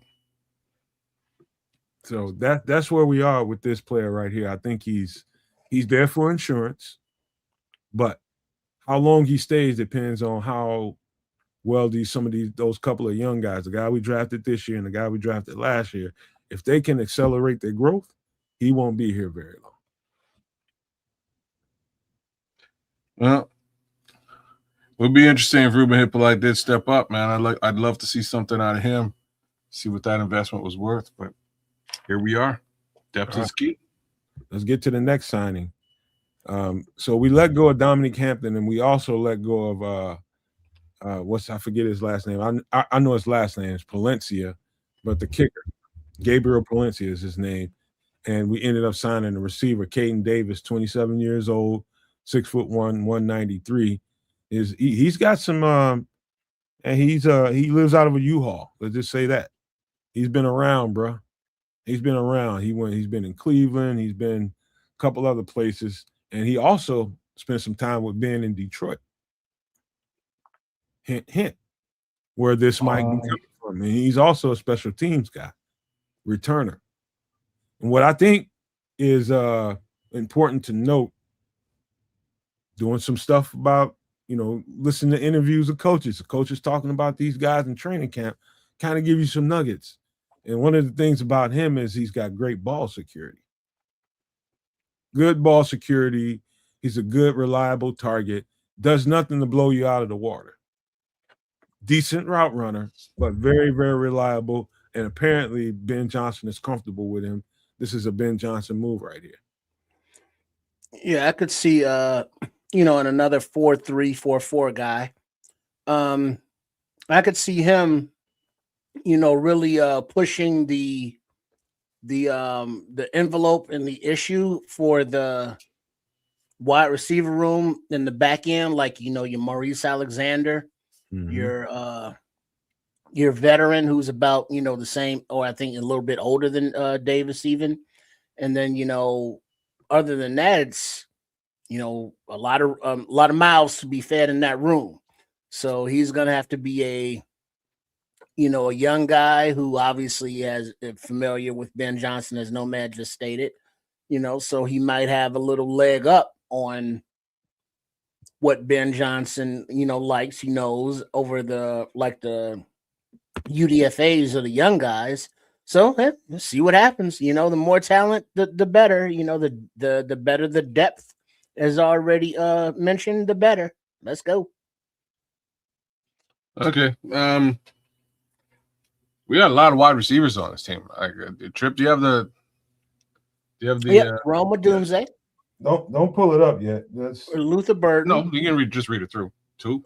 Odunze Burden, Khalif Raymond, Jade Walker, J.P. Richardson, White Chocolate, Xavier Thomas, Maurice Alexander, Amari Kelly, Scotty Miller, Kyron Hudson, and now Caden Davis. Wow. So that's 11. so I'll tell you what I see him as, and it's less slot receiver and it's more X or Z. So I think the slot receiver room is pretty jammed up. You got Scotty Miller, you got kid we just got out of LSU, you got J.P. Richardson, you got Luther plays some of that sometimes, and then you also have, I'm missing a guy, Khalif Raymond. So they pretty real well stocked that position. Now we're just looking for some depth at Z and X. That's the way I see this signing going. Has he been on a practice squad before? Any ideas? I can't tell you that. I'm sure he has. I The way he's moved around, he's been on some practice squad. I'm just saying, clearly, with an 11 wide receiver room, they're going to have to drill things down quite a bit. I don't see this guy, quote unquote, making this team, but I will say maybe and perhaps he winds up as the backup special teamer / wide receiver. He does have some special teams value from what I've seen. He's a pretty decent return guy. So we'll have to see. But then again, the question is what does the split for special teams returns look like for Khalif and Xavier? I'm sure they're both going to want to get their feet wet in that particular role, which again leaves me to think that this guy's likely just a camp body. Well, that in case Khalif or Xavier tweak something and they need some time off, for camp, those reps, starters can't get all the reps. You need depth and those players that know the offense. And during the season, if a wide receiver goes down, you obviously want those practice squad players that are know the offense, the coaches are comfortable with them, and they're able to come up and step in. So, just battle-wise, it looks like, Maurice Alexander, Kyron Hudson, and Caden Davis are all, kind of prototypically the same size and might be battling, for that one position. Yeah, I think JP has a shot. Here's the thing about why you sign a Caden Davis now. It's to push, people like Kyron Hudson, so he's not comfortable. Maurice Alexander, so he's not comfortable. Those roles right there there's some pushing and shoving that needs to happen. Why you sign them now is you're giving them a good 6 weeks to get the information down, and after 3 or 4 weeks, maybe you get the call from Caleb and the receivers, and you go out to wherever they throwing the ball around at, and you get a chance to put some of that on the field. And so you're giving them basically a fair chance. Like, you're going to get all the ample time you need to get the information down and be ready by the time this camp starts. So you get a fair chance to get you a spot here. And so I just love the fact that they gave it to him now and did this now, as opposed to 3 weeks from now when he only has 3 weeks, or and that's just not fair for a guy that's just walking up into a situation with all the information swirling around in his head. So I like the move now. Mm-hmm. So speaking of moves floating around in people's heads, Crimson is asking how many wide receivers do you think we retain? What did they keep? 6? I think 5 or 6. I think 6 is the right number. Think they may lean towards 6 as well, just to have one more body. But if that's the case, then we're pretty much sure that Odunze, Burton, Raymond are locks. That's 4. No, Xavier ain't going anywhere. They just drafted Xavier, so that's 5. And so now Richardson, is battling out with Scotty Miller, Kelly, Alexander, Hudson, and Davis. You know, I like that you last spot. what I love about all of them is you can No. F around with them all and do them. They can line up they can line up anywhere. Whether it's Rome ain't your particular kind of. I can see Rome doing some slot work too. His footwork is good enough to get in there and make some hay. But every receiver that we have so far is multiple like that. Every one of them.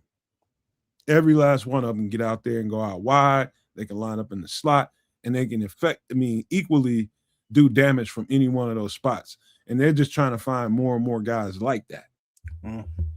That makes sense. Well, if I remember correctly, you know, even Jade, some of his limited reps, he was the slot receiver. You know, the way the formation and motion finally, you know, settled out before the snap. You know, we know you count Davion. Jade in that 6 trip. Say that again. Did you count Jade in that 6? I don't know if he did. I don't think so. Yeah, I did. Yeah, Did you? because Odunze, Burden, Raymond, Walker, and Thomas. That's the top 5. Okay, all right. Yeah, they got to keep Jade, man. Jade's your backup Rome. Just a similar skill set. More do you guys remember me telling you when we first got Ben Johnson some of the formations that he really, really likes? And it's tight bunch formations. Yeah. Mm-hmm. And you know, the different kind of pieces that you have in those bunch formations, and you got tight ends running around, and then you got running backs running around that can really be multiple too. You know, all these guys fit in those bunch formations, man. So you just don't know what on the route tree is coming out of those bunch formations. Just don't know what's coming out of them. And you can be damn sure whatever you saw coming out of those formations on a regular basis last year will be different this year. Be a lot different because especially because we've got additional speed. Hopefully we got some additional hands because we saw some really cool stuff last year that just didn't quite come into fruition. I don't know what was happening with OZ. He just had brick hands for the better part of the season, but he was able to sort of break out and get some real separation. And then unfortunately balls wind up on the ground. So the question is, can Khalif Raymond do similar things? I say, yeah. I'm not sure about his blocking prowess versus OZ's. OZ can block the hell out of you. But Khalif Raymond is a demon, man. Yeah. In the blocking, I remember playing kiddies, and Raymond was always like, "Fuck, why can't they cover that guy?"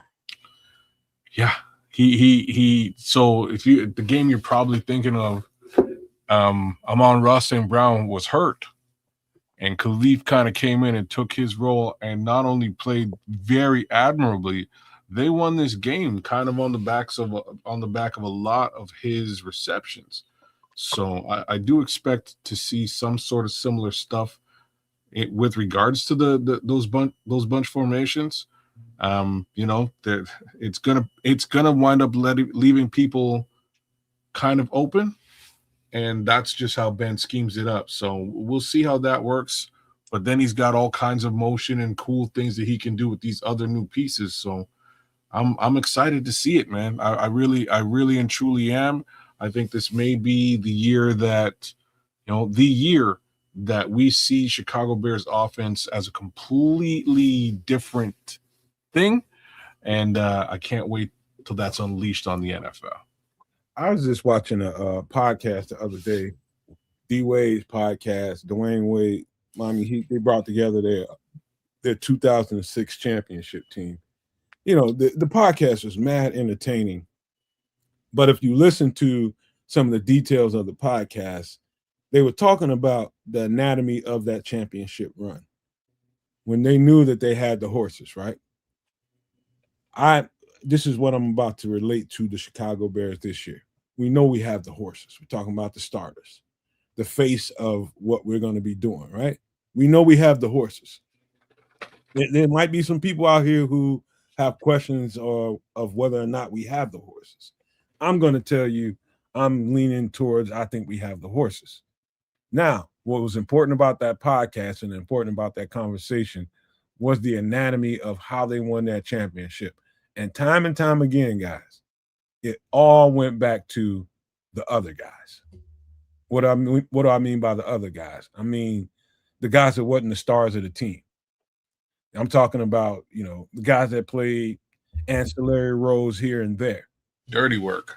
Yeah, your Khalif Raymonds of the world, the guys we're talking about right now, the guys we ain't thinking about, Jade Walker, DeMarco, all these people that aren't really the front-facing figures of, if you start thinking about a championship run, you start thinking about certain people. It's the other guys that's going to get us that ring. It's always that. It's the supporting cast, which I always go back to every time. I keep saying it. I always concern myself with the depth of the team. And so when people be clowning me about, Nomad talk about anybody like he's like this all-world football player, I'm looking at the anatomy of that football player and seeing how he can be a strong-ass other guy. Care where he comes from. But if you add that person to this roster, I feel good about this depth. And we are no better. This team is going to be no better than how good that depth is. I promise you that. I don't care how good the 22 is. That depth ain't right. We ain't going to be good. Period. You nailed it. Very true. Depth is super important. And I kind of do like what they're doing offensively with regards to depth. So I think we're okay. I think we do have a little bit to figure out on the defensive side, considering what we just discussed with regards to the linebacking core. We'll see there too, but everybody loves Raymond. Fair enough. I'm just putting all those things together. I'm just super stoked to see how Ben schemes it, because the things this guy can do potentially just from a scheme perspective with this cast of players. Wow, I'm a little bit. I won't be shocked to see it. I'll be so excited to see it. I'll give you an example, a good example, people. Like, say for instance, this is when they're gonna get together. I'm talking about as teammates and kind of smooth everything out. If this stuff starts to happen, like, it's only one football. Only one football. It might be a game where you barely even touch the football. Say you're Luther Burden, and a lot of targets are going to Romo Dunze for whatever reason, or vice versa. Or the tight ends aren't getting touches. All that kind of stuff that goes on. It might be 2 or 3 games the matchups don't favor certain guys. And so you have to be humble enough to say, all right, this ain't my game. I'm going to do my job to tear somebody's ass up in blocking. This is the way championship anatomy has to be. You got to be okay with your role when that ball ain't touching your hands. Those kind of things, they're going to have to rub the king side of that, because this is going to be a very explosive offense, and everybody ain't going to be feeling good from week to week because the game plan ain't going to favor them. Well, it can't, because, 1 week Luther Burden's going to eat against the guy that's defending him. The next week, maybe it's a better defender and they lock him down better. Or now the game plan is rolled toward, stopping him. So now it's like, okay, now Rome's going to eat, or this week Colson's going to eat, or, it just should vary on who the open guy is. It shouldn't be about feeding a number 1 quote unquote receiver. It should be about taking advantage of the matchups, finding the open guy, and then also the game planning of, all right, well, we know that the defenders are going to be looking at, these plays because that's what they've seen. So they're going to try to stop that. So now we're going to hit them with these. And it's just the mental, the chess game that's going on with the coaching staff, as well as the physical execution. So this whole mindset and this whole offense is on another level, than we've witnessed here, as a fandom. Hey, Trips, I got a personal story I can tell you from high school. I can remember feeling like this. This is the last time I ever felt like that. was we had a star-studded offense. We had a star-studded team in high school. We was the fastest team I care by far in the state. Even with East St. Louis, was just usually the fastest team in the state every freaking year. East Boogie. We was faster than them. And we had explosive guys at every position. Me being one of them at receiver. We had 4 very, very explosive running backs that the coach was definitely. We had basically a guy that wanted to run the ball 90% of the time, and drop a pass off here and there during that mix. And I can remember feeling a certain kind of way. I can remember feeling. Remind you, I'm in high school, man. I'm a young boy, and it got to a point where I was just like, I'm looking at every guy across from me, knowing that I can cook his ass up, and I'm being used as a decoy to run these guys away from the play, running on down the field while the ball's coming behind me and all this kind of stuff. They tearing it up, and we're winning, but you can't help but to know that how talented you are and not being used in the way that you can be used, to feel a certain kind of way about it. I got over it, and I just started to kind of lean into the blocking aspect of the job of being a receiver, and I went there. And when the ball came to me, I took full advantage of it, and it was just lights out. But I remember feeling like that, and there's going to be some dudes on this team that's going to feel that way. I'm telling you now. We plan to be explosive running the ball. We plan to be explosive throwing the ball. But the game plan may not favor a lot of dudes from week to week. And I'm telling you, it's going to be their relationships with each other that's going to smooth this out. Not the coaches. Not at all. It's going to be their relationships going out together, talking together, working through this shit together. That's the only way it gets better. We just happen to be a tight football team, and we just talk through it, man. So we can basically, anybody that was disgruntled, we smoothed each other out. That's what's going to have to happen here. You're damn straight, because like you said, there's only one football, a lot of mouths to feed, man. And we're talking wide receiver more specifically right now, but them running backs are all pretty decent pass catchers, and we've got 3 super solid tight ends on this team that also will be targeted too. So it'll be interesting to see how things shake out. I strangely don't think we're gonna we may not have, and shocker, I'll say this now, we may not have 1,000-yard wide receiver on this team or tight end, but combined, I still think this is probably the year that a Bears quarterback goes over 4,000. Oh, I was saving that one, man. Were you? I'm sorry. Was you son of a? Sorry. That's since you opened up the gate. That's just you got to walk right on in that son, bitch. Now, hey, man. That was going to be one of the things I was going to ask to close the conversation up, was that, and let's just go ahead and go there. Now, when we start thinking about 4,000 yards, it's just one of those milestones the fan base, to me, has for the next quarterback, and that's it's a goal for them. I really personally don't care about numbers, in particularly not that number, not those numbers. You like these here, right? I want dubs, yeah, but I also want the completion percentage to go up, and so the accuracy needs to go up, and so whatever throw he's throwing, I just need that rate to go up. I just need connectivity there. Brother, so the ball keeps moving. The ball keeps matriculating down the field. That's it. That's all I care about. If that happens, he was at 39 and change last year. You know what I'm saying? So, good, man. What's that? That's not good. What do you mean? What's not good? You 39 what? 3,900 yards. Oh, I thought you were talking about 39%. No, that's terrible. He's like more 60%. He was closer to 60. It was still not great. I think it might have even been 59. It was not great.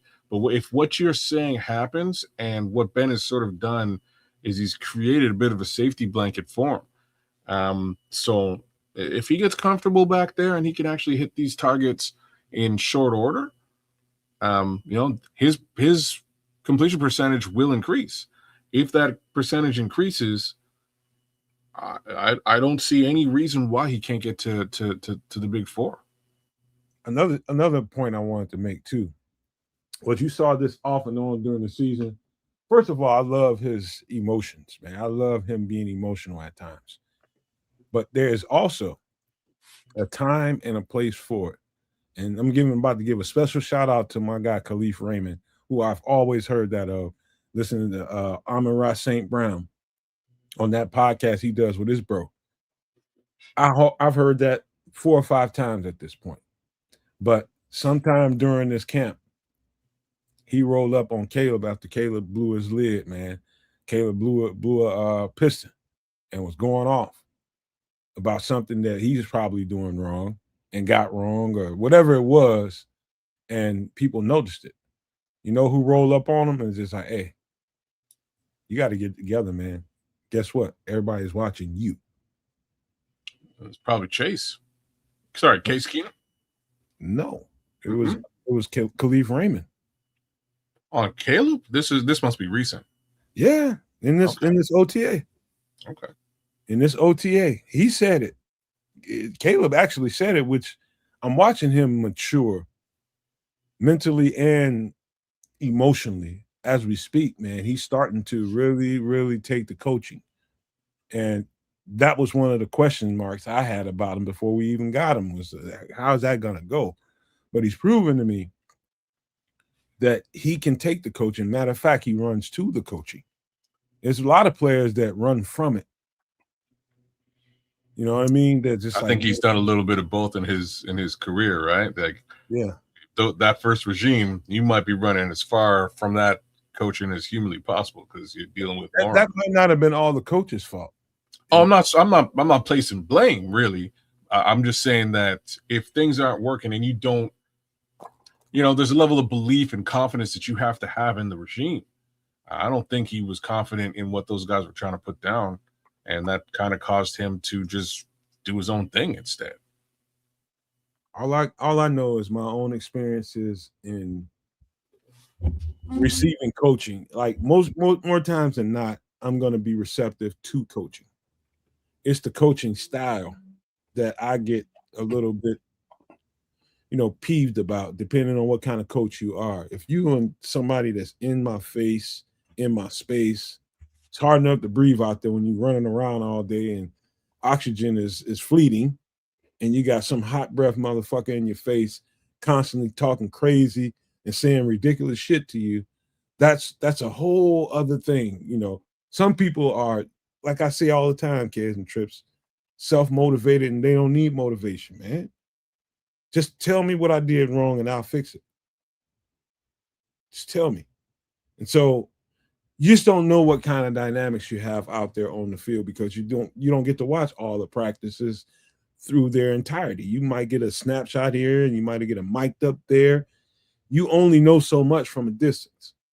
And so what's good that I'm hearing about this cat is that he's being so receptive to it all.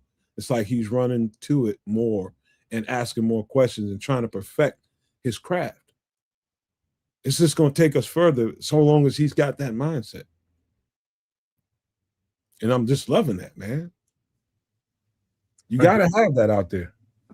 I agree. And like I'm saying, in contrast, it goes to show that his belief in this coach, this regime, it's true, it's valid, and it was validated last year, and it's going to get deeper and continue. And I love that for this kid, for this team, and for this regime. Like if I was talking to your son Kedz, if I was talking to Styles, I'd be like, man, listen, you got to figure out what kind of person you are. Number one, figure out what kind of person you are. Figure out what stirs your shit, man. Figure out what stirs your shit and try to find more of it during that. Most coaches, the really good intuitive coaches, they already know that about you. The really good intuitive coaches, and it's not like they're everywhere in the league. No, it's kind of hard to find. Most guys are just, this is what I saw. This is what I'm going to tell you. and basically gray in the gray area. And then you have some color here and there.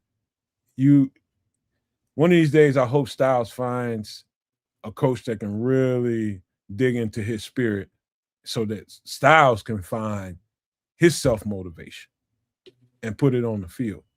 You know what I mean? So it's one thing to know what it is. It's another thing to be able to grab that apparatus and use it when you need it.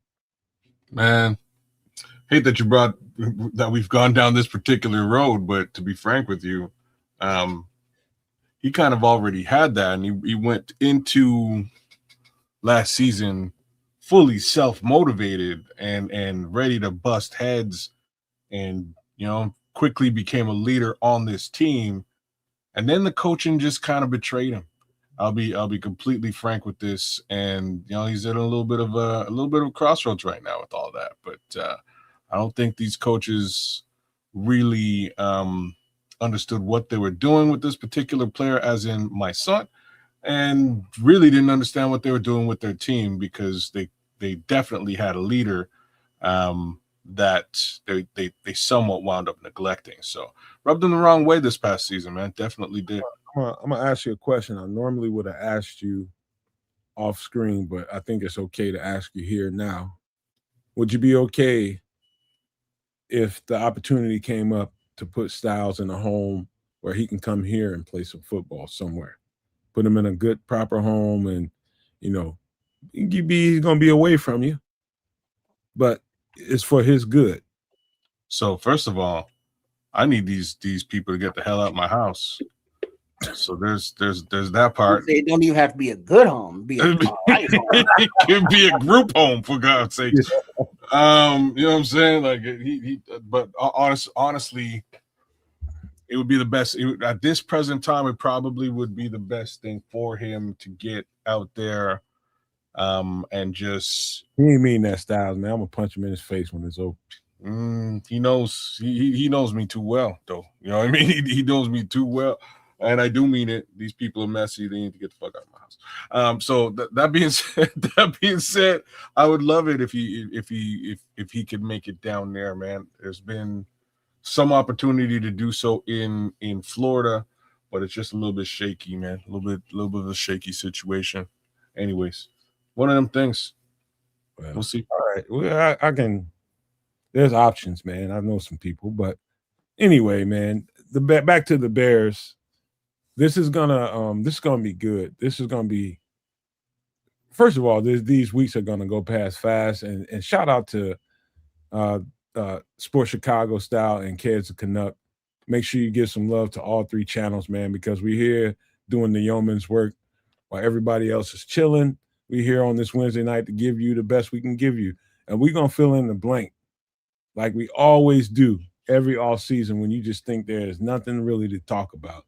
And somehow these sons of find great conversation to have about this team. I'm about to throw another one at you right now. When it comes to Jalen Johnson, do you think that if he's healthy, he's a Pro Bowl corner this year? Oh boy, I'm rocking the number one right now too. I don't know, bro. I don't know. So he lost a step last year. I think we can all agree with that. And that has everything to do with the fact that, he went through some serious injury last season. My man Crimson jumped in there and said, absolutely. I really hope that that's the case, because there were some snaps last season, man, where our boy Jalen just got burned, and it was what it was, right? We just had to sort of next play mentality. Got to give him his grace. He was playing out there messed up. Yeah, he was. Yeah. Well, even Ben Johnson said that, or I don't know if Ben Johnson, but it was stated and agreed to that he came back too early. For Jalen Johnson last year, he was still hurt. He couldn't run. He couldn't turn. He couldn't play. But he gutted it out. Credit to him, and he tried. But so far, this in these off-season practices, he's moving better, he's covering better, he's breaking up passes, which is good. But my thing with Jalen is if teams run at him and make him come up and run support, they can take him away in coverage, because his run support isn't, his forte, if you will. Isn't it on his high on his to-do list during games. So he can be slowed down that way the more they run at him, it looked like. But as long as he can keep his health, he could be a Pro Bowl corner, even though the level of corners around the league is great and he's in very stiff competition, but he has the talent. So let's see if he can put it all together, stay healthy, and reach that that milestone. All right, I'm gonna give you a hot take, Trips, and I think both of you guys will be able to relate to this. I think Jalen Johnson probably had maybe a year or two before the success that he probably should have been a Pro Bowl corner, but wasn't selected because the Bears wasn't in national media attention, because they've been the Bears and the Bears been kind of the ass crack of the league for a long time here. I'd say now, because the Bears are in front, face, and center of the attention, I think he stands a better chance now, much better chance than he ever did to easily get that. If he performs, especially on, nationally televised games or worldwide televised games, if he puts up a great performance on those games, he's a shoe-in for, basically what I'm saying is attention is going to help him get that spot, as opposed to us not having as much attention. I'm gonna give Jalen a little bit of love here because he is exactly that guy who normally would be skipping a lot of this off-season work, and to know that he's sort of been in there practicing with the team and sort of growing with the team. I think maybe he felt that he left a little bit on the table last year, and maybe he's trying to go pick that up, man. So let's give it up to a healthy Jalen Johnson this season, and again a well practiced Jalen Johnson, because like he got that old pro in him. So let's see if he can put it down this time around. I got another question for you. All right, let me just say it like this. The safety position, both of them just flipped completely over, and we got two completely new guys. One is a rookie.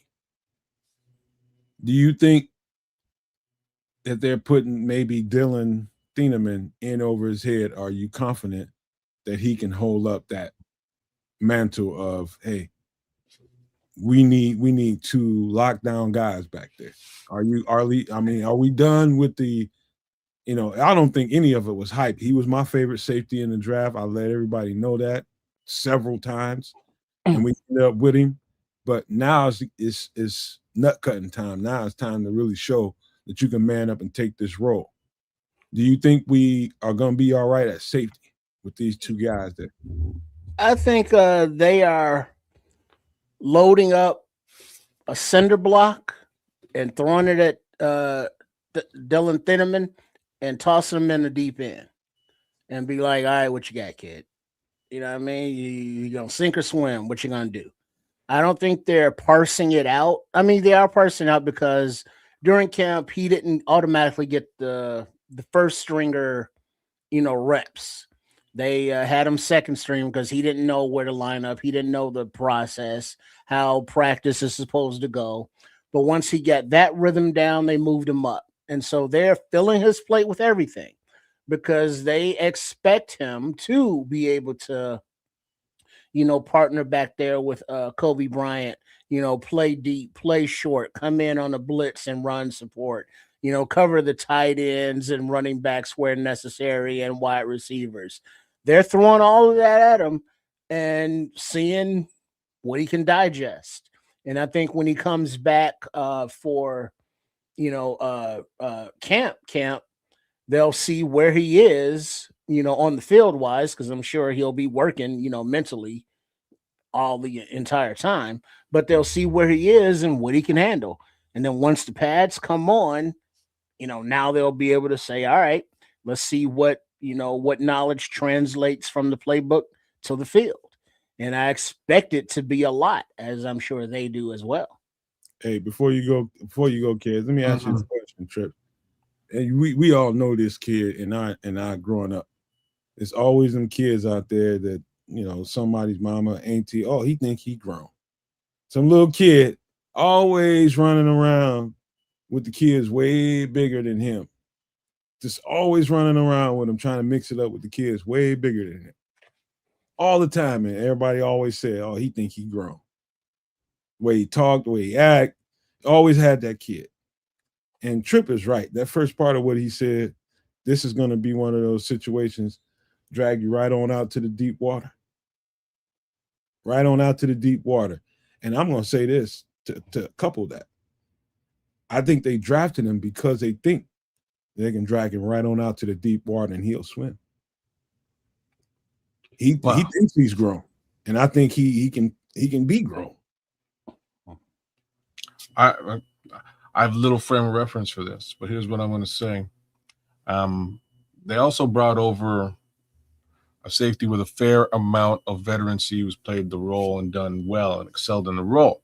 So hopefully he can get a little bit of tutelage, a little bit of mentorship with that, from his counterpart there, right? So that's really my thoughts on the matter as a whole. I think there's a lot of leaning that he's going to have to do on his counterpart just to sort of get up to speed. And once he's up to speed, he'll be, he should not just be fine. I think he should excel in the role.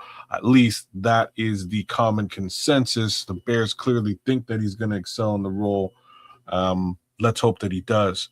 But at this point, we're speculating on a rookie, and it can go in any potential direction.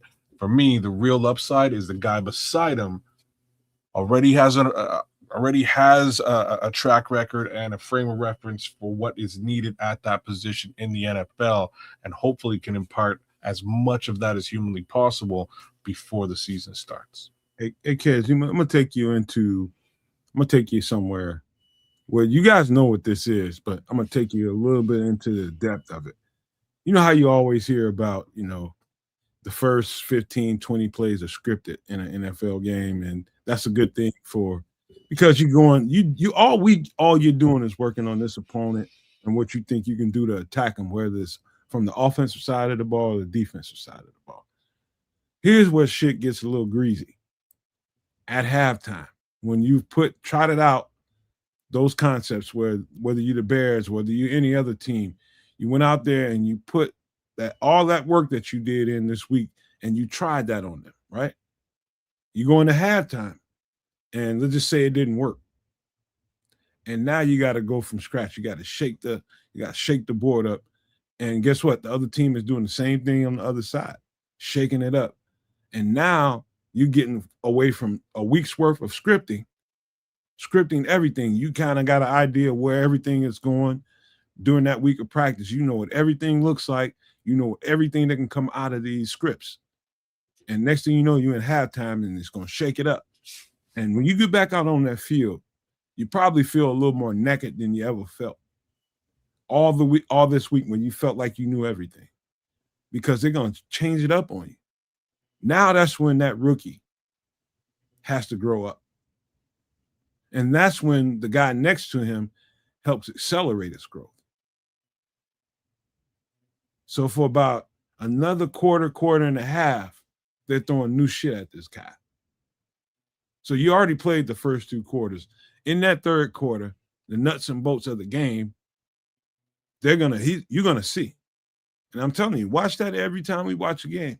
After they come in from halftime, how they shake the board up, and let's see how that works out for Dylan Thieneman and Kobe, how much he can help him in that process. Because I'm guaranteeing you, it's going to be some times where he's going to have to lean over and say, hey, what's this?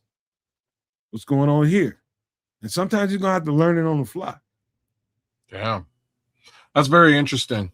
That is trial by fire, realistically, man, because they're going to be practicing to defend against sort of that specific script. And once halftime shows up, it's going to be freestyle. You just have to be good at what you do. You're instinctual and have an understanding of what your position entails. And that's going to be hard. That's hard for any rookie. Like, again, like a great example of this again, and he's not a rookie, but a great example was DeMarco Jackson in that one game. First half, it was scripted. He didn't know what to do. Second half, clearly instincts kicked into gear. You know why he didn't know what was? Because he wasn't in the prep all week. And there's that, right? So it probably did lead much more so to him just being able to settle down, be yourself, and do what you do best. And it wound up working out extremely well in that game, and more or less moving forward as he became more, better acclimated to the scheme. Now, speaking of scheme, I'm a little bit. I can't wait to see sort of what DA does this season, and I mean with the defense as a whole. It's a little bit of a mystery to me. I've watched some of the previous tape. I've watched some of the stuff he's done with the Saints. I'm interested to see what he'll do with this, with this personnel group that he's got across the board. But if we sort of zero in on the secondary, I know we're really truly talking about safety, but if we zero in on the secondary, that's where I have like sort of a high level of faith with this particular coach, defensive coordinator, DC, whatever you want to call him. He's a secondary guy. And then you line in, man, why am I blanking out on he's the cornerbacks guy, but shoot. Harris. Yeah, then you line in Harris, right? So I actually have a lot of faith in what those two guys together can do with this secondary. So I again, fingers crossed. I'm really hoping that these two gentlemen can sort of lean on each other once Kobe really has an understanding of the scheme, and I think that'll come very quickly. Hopefully he'll be able to help Dylan Thieneman get up to speed. I'll tell you what, all that falls flat on its face. Not that you're wrong. I'm telling you, like, say you run into a Joe Burrow this year, and they shuffle up their coverage, their formations, and force, say, a Thieneman down into the box. And Joe Burrow is famous for trying to find a one-on-one somewhere, whether it's with a tight end or whether it's with the receiver number one or whether it's with T. Higgins, whoever it is. He's looking for one-on-ones. He's looking to exploit it. When he's dealing with those experienced quarterbacks like that will burn you at every option, every opportunity, they will burn you. That's when DBs that's when they make their bones, man. So a young, middle of the road, little inexperienced quarterback, he ain't all that. But when the really good ones get out there, that's when you find out who's who in the zoo. Especially at DBs, because Joe Burrow is the type of that'll pick you apart. That entire drive. He finds a weakness. He smells blood in the water. Oh, we got a rookie. Oh, we can get him isolated on this guy. We'll just take his ass and carry him down the field. That's when you become either an average NFL player or a great one. You got to resist that. You got to make sure that I'm going to let Joe Burrow know no matter who I'm guarding, that's not an option for you. And so it comes to heart, just straight up balls. That's what it comes down to. When you're talking about coming out of that second half, that halftime adjustment, and you playing somebody like a Joe Burrow or a quarterback like that will pick you apart just because of the simple fact, this is a rookie and I can do that to you, you got to stop that motherfucker. Damn. Period. Point blank. Ain't no other getting around that, no other way of powder puffing that. You have to stop him. Well, all I can say is hopefully he gets a couple of games under his belt where it ain't Joe Burrow or one of those veterans who, makes their money doing exactly that. That's my little 2 cents. You just got to get his feet wet and kind of get used to things first, and that goes for any rookie. You just need to get a little bit of time on task before you can be an expert at that task. So, fingers crossed, gets a little bit of that first. Matthew Stafford. Matt Stafford. There's actually a long list, man. There's a pretty good list of those veteran guys who know what to do and when to do it. Question is, how many of them do we actually see this season? It's hard to say. All right, man. Yeah. That's it for the Bears conversation for the day, man. We'll have more come Sunday night, man. We'll Are you gonna leave this one alone? You're gonna leave this one? What do you want me to do? Juju's question there. Go ahead and ask. Go ahead and say it. All right. So Juju's asking, question for the squad. What's y'all favorite Bears memory ever? I think we did that last week, didn't we? We might have did it recently. I think we did. Well, let's do it again. You go. I'm just saying recent history. The day we drafted Devin Hester, I knew that dude like I know every old pair of jeans in my closet. I knew what we was getting. I knew we was getting a nuke. And it's more recent history for me, but I'll just leave that there. I knew we was getting an absolute nuke. Trip, what do you think? What's your favorite Bears memory? I don't know about favorite, but one of the ones that I know is hardcore. I think that it was a game to get in the playoffs, or the team had already gotten a playoff berth and it was the last game. But I think it was against Jacksonville. And during the pregame, I started getting like stomach pains. And like during the game, I was bent over in pain, but I refused to, not see the game. So I had to wait until it was over at, 3:30, whatever it was. Then I went to urgent care and they sent me to the hospital. And then I got my appendix taken out. So the appendix was wanting out all day long, but it was like, nah, there's a game on that I have to watch. And I did watch it. Bro, that's a lot of pain, bro. From what I understand, that's a very painful situation. Suck it up. Good for you. I'm a damn fool. Bad for you because you can. That can unalive you. I'm not sure. Oh, yeah. Now, knowing afterwards is like, oh, that could have burst and become septic. Oh, that would suck. And I was like, because I just thought it was gas, and then it was like cramps, and it was like cramps and gas. And then I was like, whoa, extreme, severe cramps and gas. And I was like, oh no, I got to go to a doctor, but the game is still on. Fuck that. And so I made it to the end, and I believe I think it was a loss, but I had to stay to the end because you don't leave early. Fuck that. But I think it was Jacksonville, but I was in pain. But I stuck that shit out. Let's go. Hey, like my great grandma used to say, God protects babies and fools. Oh, you was a damn fool that day. He was protecting you. Well, yeah. My buddy had his appendix pulled out, and like we were with him the whole day. Very similar situation, and man, he looked like he was in excruciating pain. That's what I'm trying to say. Like he did not look good, and I kept going over to the homie boy, talking about like, bro, like let's just get you to the hospital, man. He's like, no, I'm cool, I'm good. It'll pass. And then finally, he was like, it's not passing. All right, we'll take you in. For me, easily Devin Hester's run in the Super Bowl. I think that run tops tops my memory. There's a couple of sweetness runs that really come to mind, but I'm going to throw something into the mix here now, just because I've watched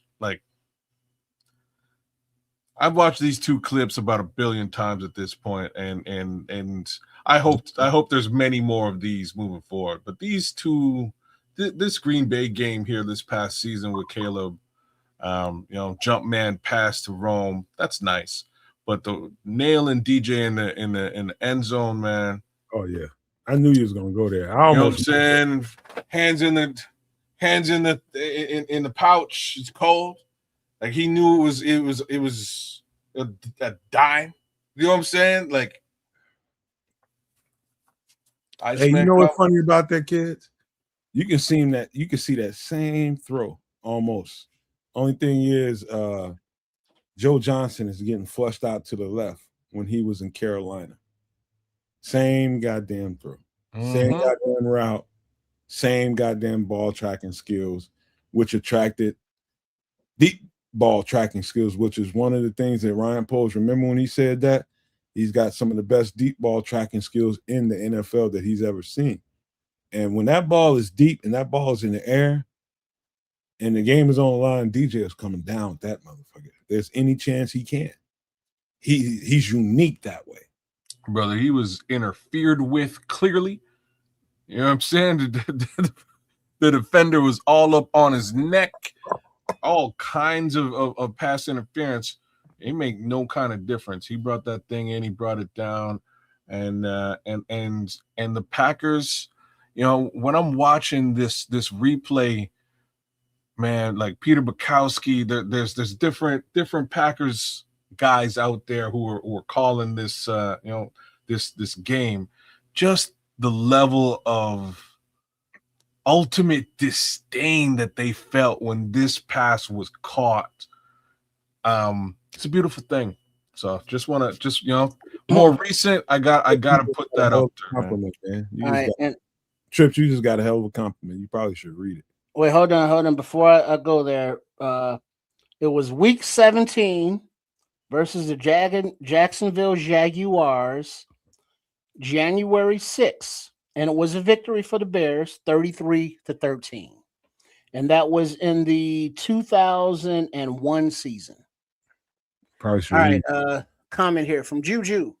You the GOAT for that, Trips. Word. I almost missed an important school because the Bears NFC title game versus the Saints. Stayed in Tennessee and watched the game and had to drive to Virginia after. You know, we do what we got to do, Juju. Hey, here's another one. Divisional playoffs 1979. Playoffs. Chicago outplayed the Eagles in Philly, but lost on a questionable call on wide receiver Brian Bashnagel. Imagine the Bears losing on a questionable call. Good Lord above. Kedz will stand. He will get on an altar about the refs just be effing Bears over, man. I didn't know that about you until this year. Man, I try to keep it quiet. I mean, when we're calling these games and stuff, I try to shut up about that. But damn, there's some questionable shit, and it's funny. So here I am saying it, but like folks this year kind of went out on a limb and like found statistics to back up the claim, and it's kind of crazy. They're like the Bears have statistically had just the least amount of calls for and the most amount of calls against over the course of like a decade plus of football. It was crazy stats that I've been reading recently, and I was like, wow, like okay, maybe that's maybe Bears tax is realer than even I think it is.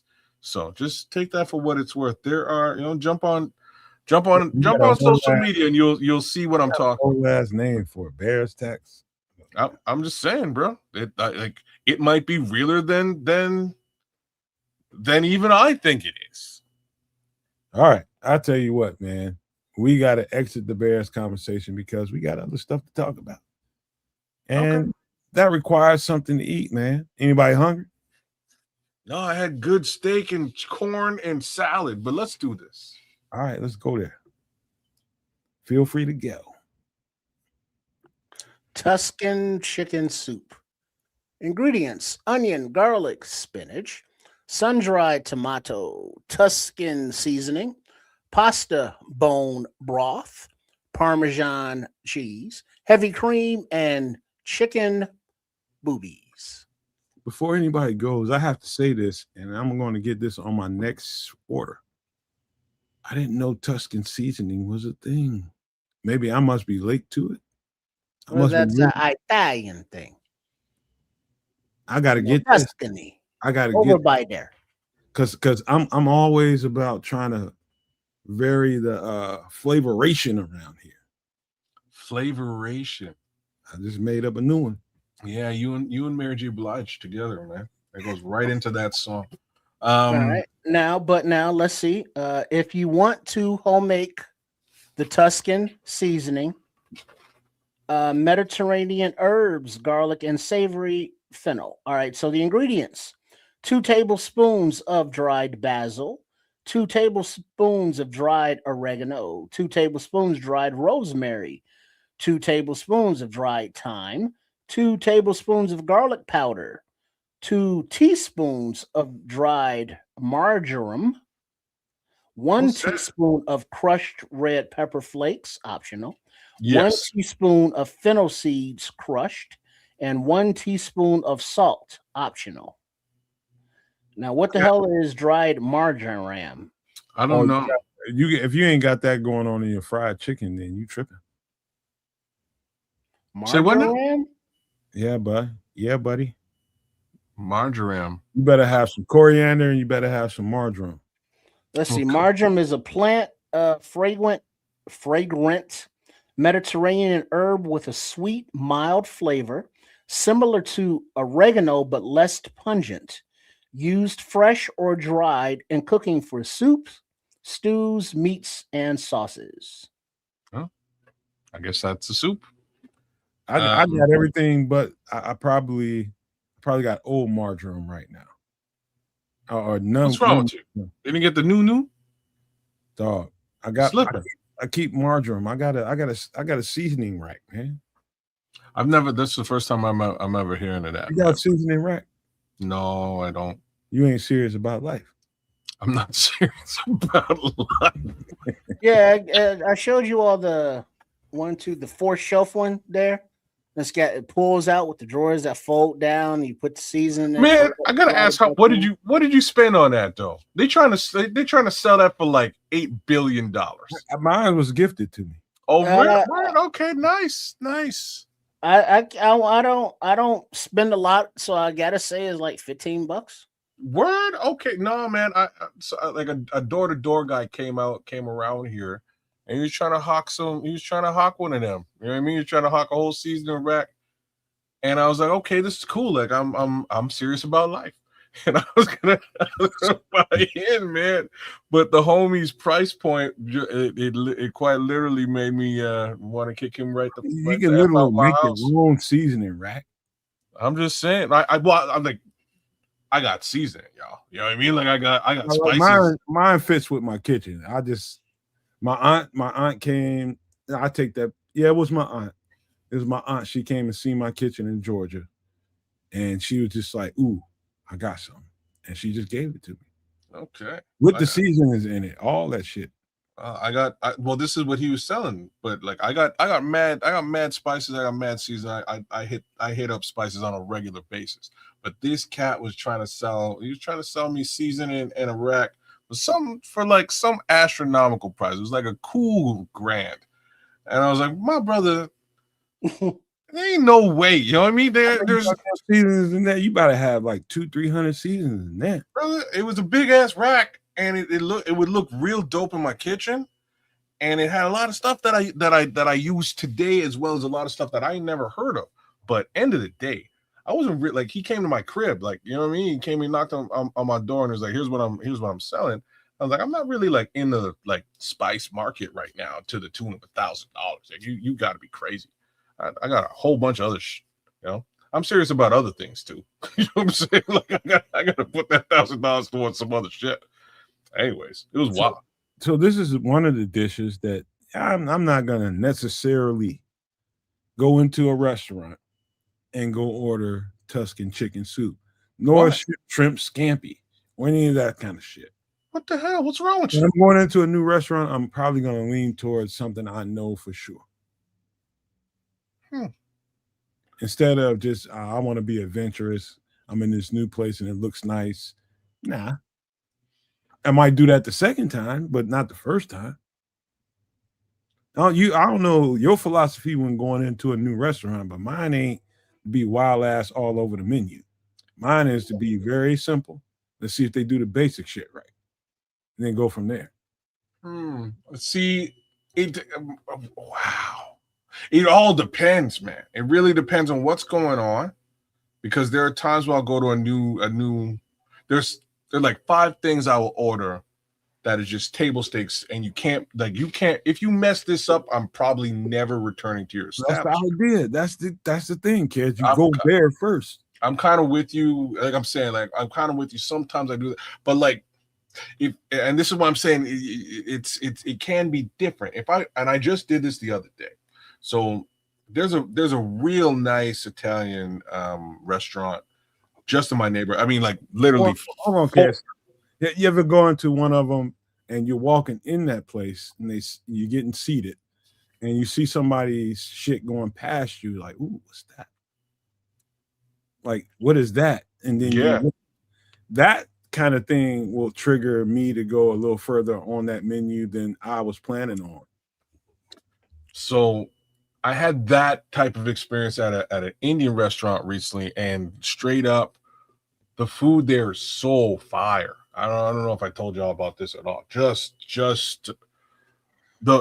amazing food across the board. But the Italian restaurant I went to very recently, like again, they've been around for a minute. They're very close by, and they have some really, really interesting dishes. Very like homemade pizza. The pizza was great.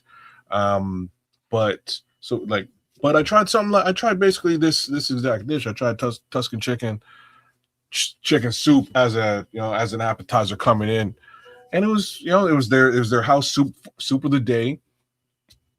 Cost me a couple bucks, and it was fantastic. It was very, very good. I have to admit, the rest of the fare there was very good as well, very well put together. And this is just sort of a more specific situation in an Italian restaurant. But I'm kind of like you. If I'm going to give me a fish and chips. You can't screw that up. Give me give me chicken wings. You can't screw that up. Give me a steak. You can't screw that up. If you mess with any one of those 3 items, I will never return. You gotta, if you can't do Billy Basic, then don't expect me to come back twice. Well, but sometimes when there's your Italian cuisine restaurant, trying to irritate Crimson, man. I would have my favorites back in the day, like your fettuccine Alfredo, and then if not that, your veal parmesan, yeah, and if not that, that's what the wife got at the restaurant. She got chicken parmesan, right? But I have my list of favorites, and the Tuscan chicken soup, while maybe delicious, was down further on the list.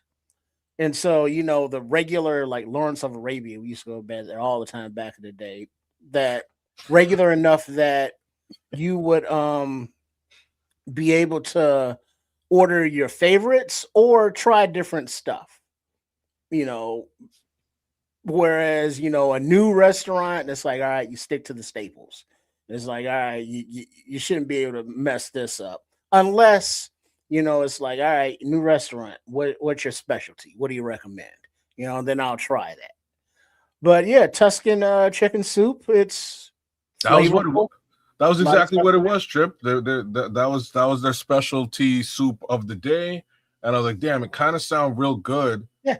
Let me start her off with that, and then I'll get into more regular stuff. But it worked out. What do you guys think the secret ingredient to this is? Spinach? Nope. Well, anything like that, heavy cream. That's a key component, but I think the sun-dried tomato and sun-dried tomatoes for sure. Because the sun-dried tomato, when I love it. When reactivated into that soup, that's what's going to happen when you put it into a boil. It's going to reactivate. Yeah. It's the sun-dried tomato. It's got to be a very sweet tomato. I agree. It's funny because I don't like almost anything that is sort of like sun dried. Like I'm not a raisin fan. I don't like. I don't like stuff like that. I don't. Hasn't worked well with my personal flavor profile. But sun dried tomatoes is a bit of an exception to this. I love sun dried tomatoes in anything. Mm-hmm. And advice from Crimson here: ask them what's good here. Ask the person. Well, I went further than that. I was like, hey, I asked the person serving me, hey, do you eat here sometimes? Yeah, oh yeah, sometimes I do. Yeah, or somebody I eat all the time here. What do you get? And that's when you're in the money. See, I don't necessarily trust people. I'm just saying. I don't necessarily trust. They're not coming here over and over again getting the same shit all the time for nothing. I'm just saying I might not have the same, the same palate as Joe the server. So, like I say, I'm with you with that. I do tend to stick to the 3. You might want to throw a burger on there if it's available, but just regular fare. First time around, and depending on how well you do with that, I might dive a little bit deeper. I just had this recently. The Tuscan chicken soup. It was good. Did you like it? It's very good. Yeah, man. I enjoyed it when I had it. It was a thicker sauce. It was a thicker sauce and stickier sauce too. The noodles, but it was damn good. It had all these ingredients in it. Yeah. It's good, man. I didn't know Tuscan seasoning was a thing. Me neither. I never heard of that until today, to be frank with you. But I guarantee you this time next week I'll have it. Oh, he's going shopping. I'm like deaf on seasonings, man, because I like to cook at home. We don't really eat out much around here, but when we do, it's going to be something that we both want.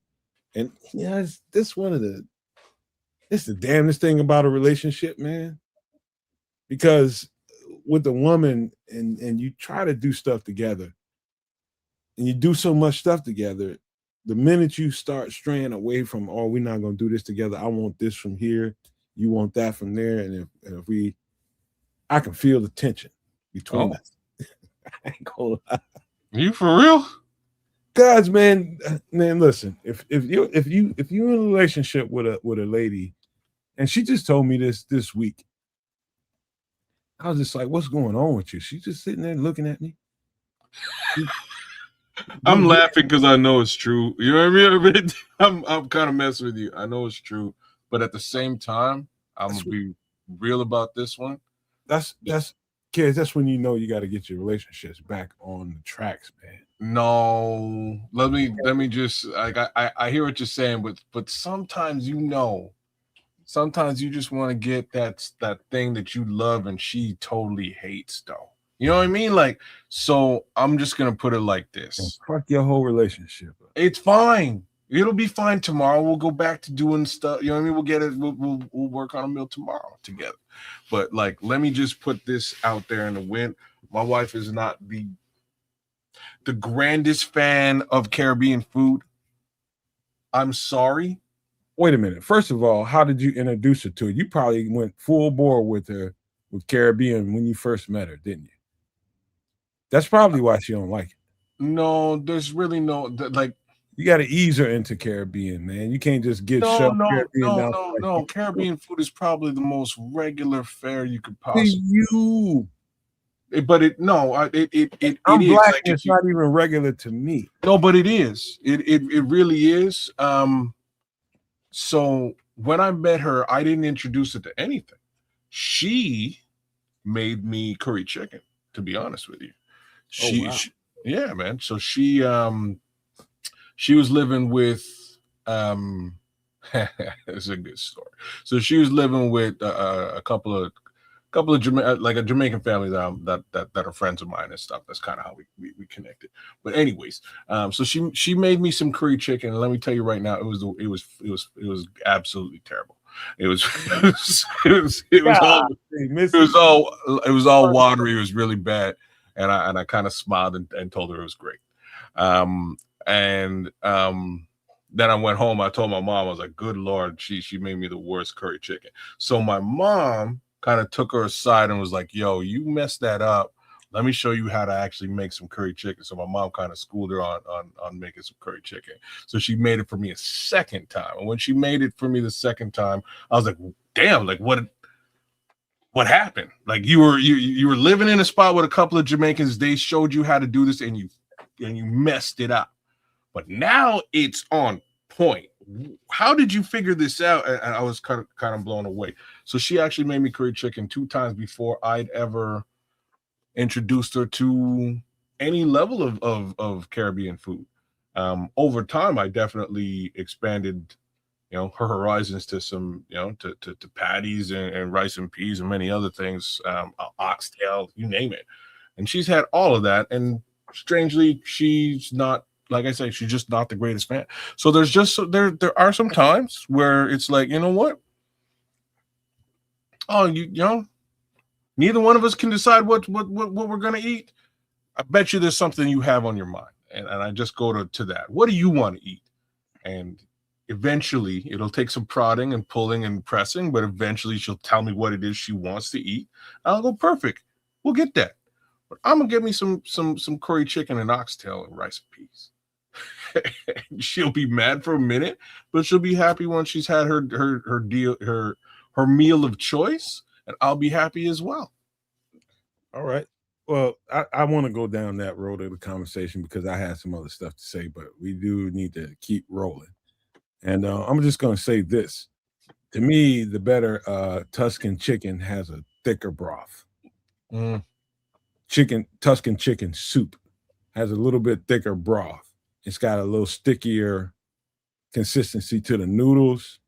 Number one. Number two, don't get stuck on, you got to have, chicken breast for this. You can use any part of the chicken you want, for you. It doesn't have to be that, but man, this is one of the ways I enjoy chicken breast. To be honest with you, I don't really enjoy them that much. It's too fucking dry for me, but your black people win. Yeah. That's it for me, man. But yeah, man, the sun-dried tomato, and I think it was Crimson that said the heavy cream. Yes, that thickens it, and also the Parmesan you put on the end of it. Yeah, that gives it that real cheesy flavor. You're right. The Parmesan is key too. But yeah, I got something else, man. I got this. This one's kind of for you, Trips. I can see you doing this sometime soon on Sports Chicago style. I'm gonna pull it up. What is that? A Philly grilled cheese, onions, sweet onion, bell pepper, olive oil, sourdough bread, garlic butter, provolone, and chipped ribeye. Yeah, Philly. I saw something earlier about a Philly sloppy Joe, but actually with ground beef. But Man, I would eat this. I told you I had a good meal and I wasn't hungry. Clearly, I lied to both of y'all because now I'm definitely hungry. This is let me tell you something. Number one, sourdough bread is extremely underrated. Extremely underrated. Number one. Now, how you get the chip ribeye? What they mean by that? Chip ribeye means you need a slicer or some kind of device that can really, once you cook that steak up, get it cold, get it out of the cold refrigerator or whatever you got it in, cooler, and you chip it up. I mean, you got to slice it really thin. That's what they mean by chip ribeye. You got to slice it up really thin, and so that it looks like small, tiny, thin-ass pieces, and then that definitely helps the sandwich for sure. You can get them, you can slice them thicker. Some people like thicker, texture when it comes to these beef sandwiches and stuff like that, and Philly steak sandwiches. Me, I like mine chopped up. I like mine. Well, the key to the Philly is you got to slice your steak like paper razor thin. You got to be able to see through it. Mm-hmm. And the easiest way to do that is what Nomad said, is put it in the freezer, but not solid frozen, but like halfway, to where you're able to slice it, just razor thin and not worry about a lot of movement with the actual flesh of the meat. Oh, with the meat. I see what you're saying. Yeah, Babe, so it like stays stiff there, and then you can just slice it. So there's the wife right there. Like I got a ribeye upstairs right now, and I'm looking at this going, damn, this looks delicious. I got one question though. Here's the question. Is it 2 grilled cheese sandwiches on top, or is it somehow one? Yeah, this is cut in half and they're just stacked up. Yeah. So it's one grilled cheese sandwich just cut in half. Yeah, and it's just showing you the interiors. Yeah. Okay. This also me provolone. Baby, you know I'm gonna do it with 2 grilled cheese sandwiches. You know what I'm gonna do with it. Some big bag shit. Huh? Hey, so you started it, man. I was like I said, I was full before. Damn it. So I tell you this: don't fall in love with the cheese I put on the screen. I like provolone for this sandwich, but white American would go great with this too.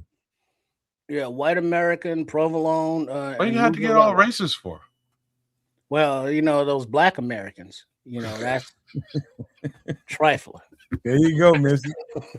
Throw some mushrooms. Oh, yeah, mushrooms? She's about the mushrooms, man. I'm not. She knows. Gotta saute those mushrooms up there. Yeah, hey, boy. They say throw some D's on that B.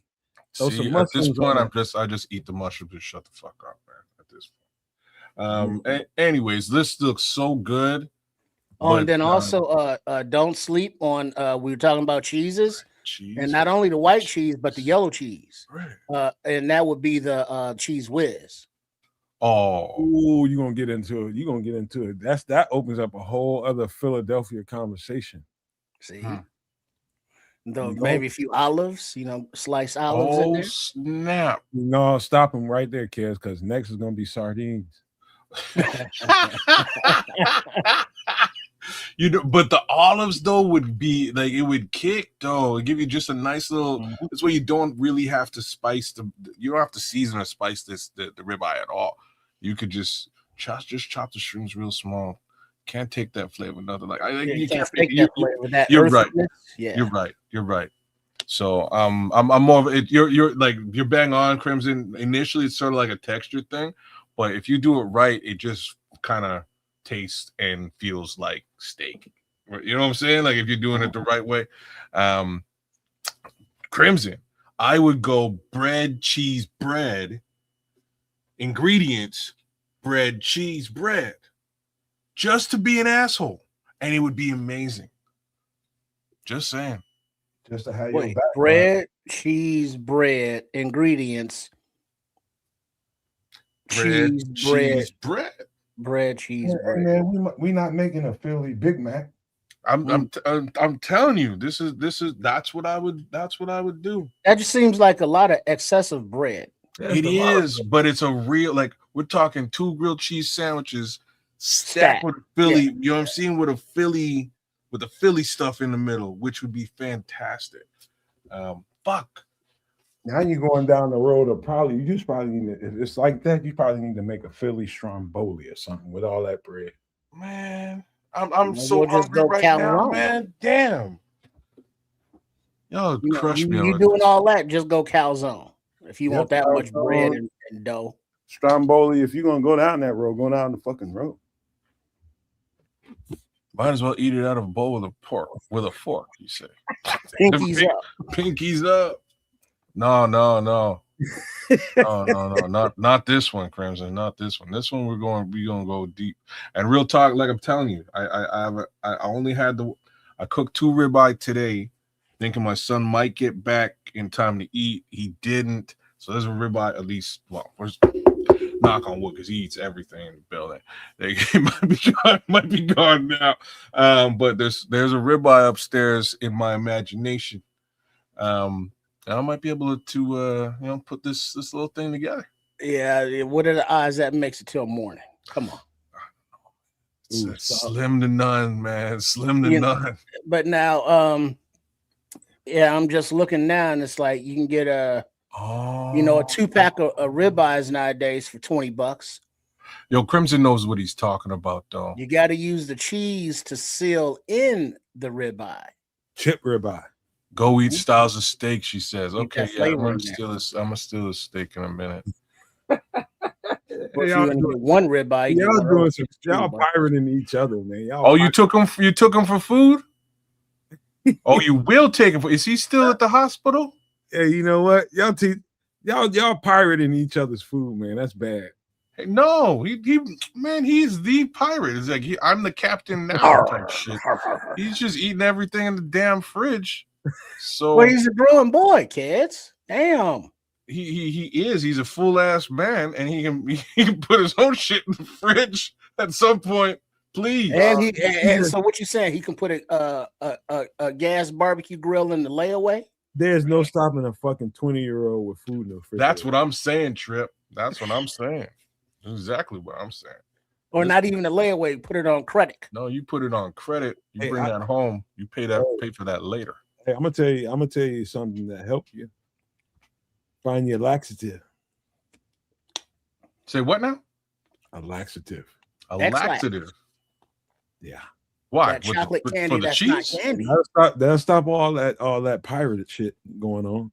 So he's saying spike your food. Oh, you're a poisonous man. You. Oh, it's not poison. It's not poison. It's called I'm gonna teach you. It's not poison. It's not gonna, unalive them. It's just gonna make them poopy. Damn. Okay. For no reason. All right. Oh, she's at the hospital watching the show. All right. Big ups to you, babe. Wait, now who's in the hospital? My son. My son was playing basketball. He twisted his ankle, so he's there. He's in the hospital. Well, he's at the hospital. He's not admitted to the hospital. Like broken or like severe sprain. Yeah, he had an X-ray and all that. We'll see what it looks like. Only reason I know that, kids, is because my stepdad did it to me. Oh, you're kidding. I just bust through when I'm getting ready to go out somewhere. I just go bust through mom's and stepdad's crib. He got something to drink up in there. I'm getting ready to go out. I'm gonna pour up something he got up in there. He got a little tired of that shit. And he spiked the cranberry juice.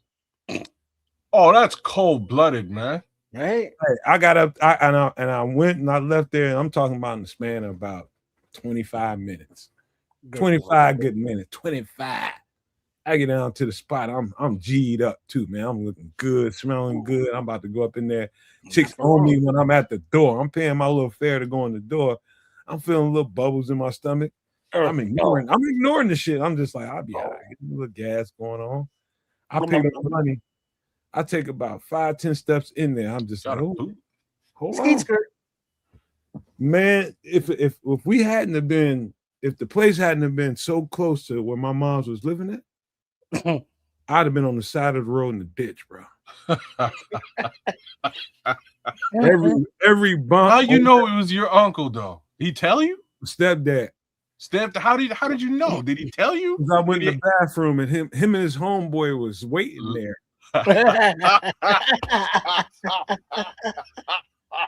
That was one of those while I was in the bathroom shitting pennies, they was listening to the whole thing. Yeah, you see, you can't unclench your cheeks in that situation. Because as soon as you unclench, it's over. So that initial clench is gonna have to be held until you get to the toilet, however long that is. I ain't gonna even tell you every bump in the road. I was up off my seats clenching. Oh Lord. I was off my seat driving. Like I was literally off my seat trying to clench. And it took, if I wouldn't have been a muscular guy, if I hadn't been a guy that worked out and had no strength in my glutes, it'd have been curtains, bro. Man, yo, shout out to your uncle, man. That's diabolical shit. Stepdad, man, he holding his hand as like, don't let no water spill out. Like I'm gonna teach this motherfucker always at my house. I'm telling you, eat my sandwich in there, man. He's just always up in here. He come through here right before he go out and messing with my vodka and my cranberry juice and shit. Man, he know how, because he got, you know how it is when you got your home, you set your shit up, you know exactly when you want your shit. Just like the leftovers you put in the refrigerator, kids, you know exactly when you want to eat it. He knows exactly when he wants to drink his vodka and cram. He knows. And he knows how much is in that shit. And here come my ass. He said, you know, I'm going to teach his ass. That's cold-blooded. That's one of those where you get to diabolical take your pants off. maneuvers. That's what you got to get, man. When you Take your pants off, shoes be on still, but you got to spread your legs wide and lean over because it's like, oh Lord. Hey, Missy was so bad. Him and his homeboy was out there laughing at me. I'm listening through the door. It's smoke coming out of that toilet, man. It's coming out so hard. But you wasn't getting up to say nothing because you couldn't. I couldn't. So I couldn't say nothing. These motherfuckers. He was a captivated audience. Like, this is what I'm saying. It's diabolical because, like, imagine the scent that's coming out of that bathroom and these two motherfuckers. Hey, Kedz, what's funny? They putting up with it. If I'd have turned the record on my phone, the laughter, them motherfuckers out there busting up, bro. Man. I bet you ain't drinking no more of his shit uninvited. Bro, never. Lesson learned. That's the lesson, kids. That's crazy. And the only time I ever seen that was at work, man, because like somebody was eating this particular person's sandwiches and they couldn't figure out who it was. And that's exactly what they did. And when it happened, they were right there at the bathroom to figure out exactly, all right, now I know it's you. I know it's you. Cool. We got I'm you. telling HR, you poisoned me. Yeah, oops. You've been stealing my food. I'm for telling months. HR, you ate the food with not your name on it. You know what I'm saying? You've been eating it for months. We got you. It's so bad. I gotta take a shower after that bad. And you still gonna shit pennies. It was awful. The whole night. That's the time where you ain't got no more pride and you be in the shower like, man, I got a poopy. And we've seen that meme like covered in the suds and you got to sit back down on the toilet. Yeah, but if you know that it's all liquid coming out, you ain't getting out the shower. Man, dude. It's liquid, just gone down. Hey, Trip, you should have heard them two ninjas in that laugh. You know what the worst part about that is, though? Like, if you did it, you went and took the shower, and you still had to go again, and you're soaking wet, that's the worst, man. That's what happened. Yeah. Oh, no. Literally what happened. Get back in the shower. No. You got to go back in again after you. Right. Just turn around and let the water wash it. And the worst part is, like, you're all slick and you, like, slipping kind of. Bro, kind of slipping in there. The best laxative is about a 4 to 6 hour turn in your stomach.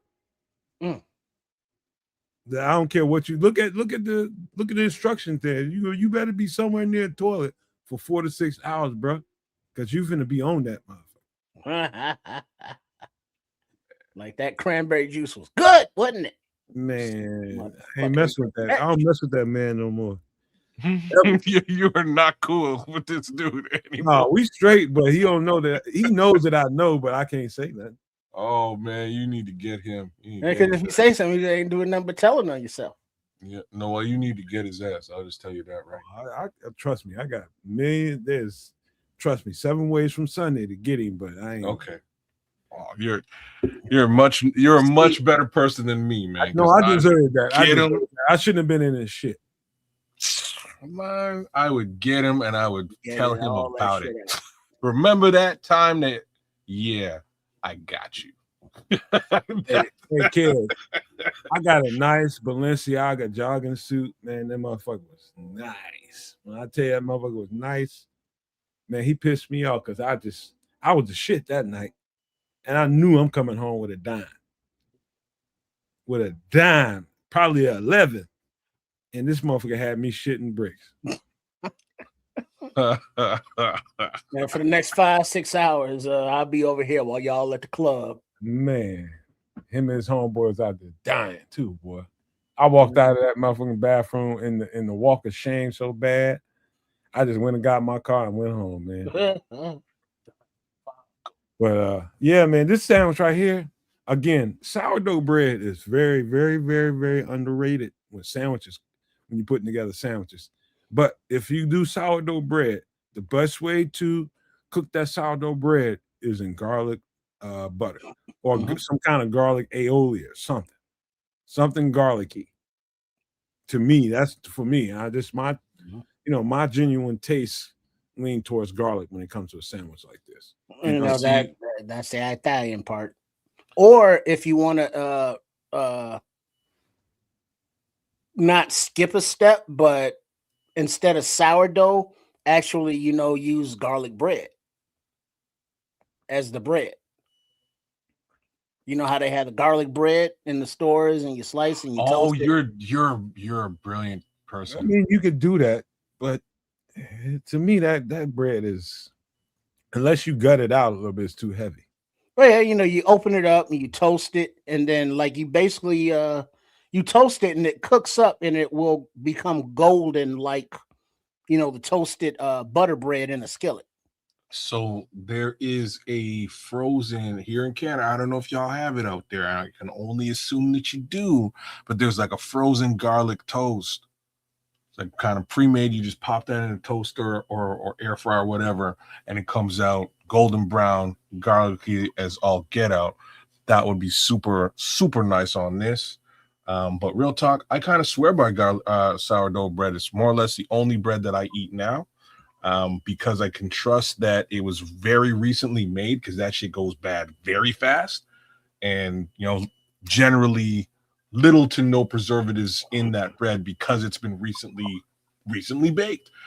So I do lean towards a sourdough bread. It's not necessarily my favorite bread flavor profile, but it is the thing that I generally do purchase nowadays. Hey, I'm gonna just tell you a little secret: sourdough bread plus charbroiled anything beef is going to change your life. I'm going to say it again: charbroiled anything beef, sourdough bread is going to change your life. Damn, Crimson. Tell me, you have no idea how good a charbroiled burger, just plain old, you put whatever cheese and whatever you want on it, kind of lighten up on some of the toppings and just leave it plain old cheese and some condiments, maybe some bacon. Bacon is the best thing to do. Wow, of course, it's bacon. Oh, dog, it's going to change your effing life. Sourdough bread, grilled burger, some bacon, and whatever cheese and condiments you want to put on that, game changer, bro. Game fucking changer. Okay. We're in new territory, folks. I know. But all right, we got to leave the food alone. We got to get into. Hey, before we do leave the food, a reminder that next Wednesday, last Wednesday of the month, so that means Chef Trips, I think, is scheduled to be in the place for a live cooking demonstration. What's on the menu? We don't know. We'll find out then, but look forward to it. So next week, the last Wednesday of the month, featuring Chef Trips in a MFer in the kitchen. Dun, dun, dun. All right, man. We gotta, as my third grade teacher used to tell us all the time, gotta put your thinking caps on. Okay. Put away before we even put this on the screen. I want you to think, you guys. I'm talking about you two guys. No maniacs. Give us some thought before you go to answering questions. Put away your political ideologies or anything like that, and think as a citizen of the world, not the United States, not the nothing, a citizen of the world. This is where you need to be right here with these conversations right here. Give me a second. Anybody want to read it? Feel free. Oops, wrong thing. Oh, here we go. Social debate. Question: will generative AI create an era of hyper personalization, or will it strip the internet of authentic voices in the future? Think about that before you answer that. I don't think it'll strip the internet of authentic voices, but it will dilute them, because so much AI slop is being produced, and it's hard telling what's real, what isn't. And so even the use of the images, likenesses, and the voices of the authentic people being imitated by AI will kind of water it down.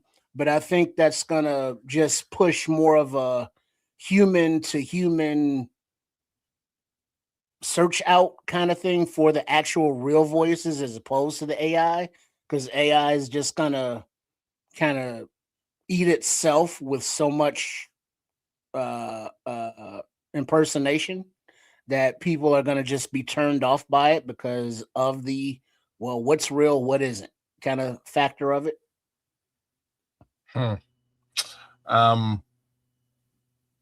Hyper personalization. So that can I jump on this real quick before you go, Kedz? Because sure, yeah. I think something Trip says triggers something in my mind.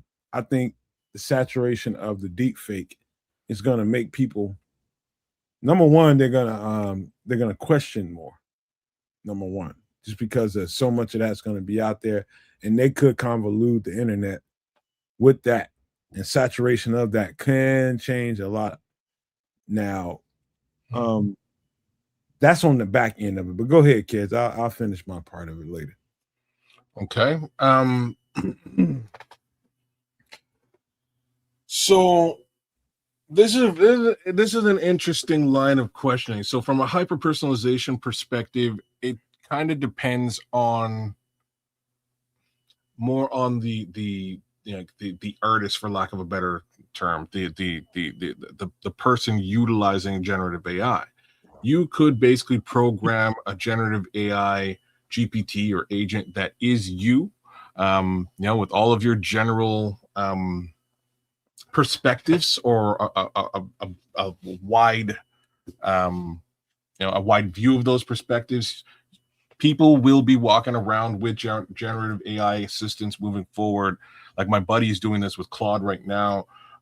He's just walking around town with Claude, listening to everything he does, and it's just soaking in who he is as a person and why he's doing this.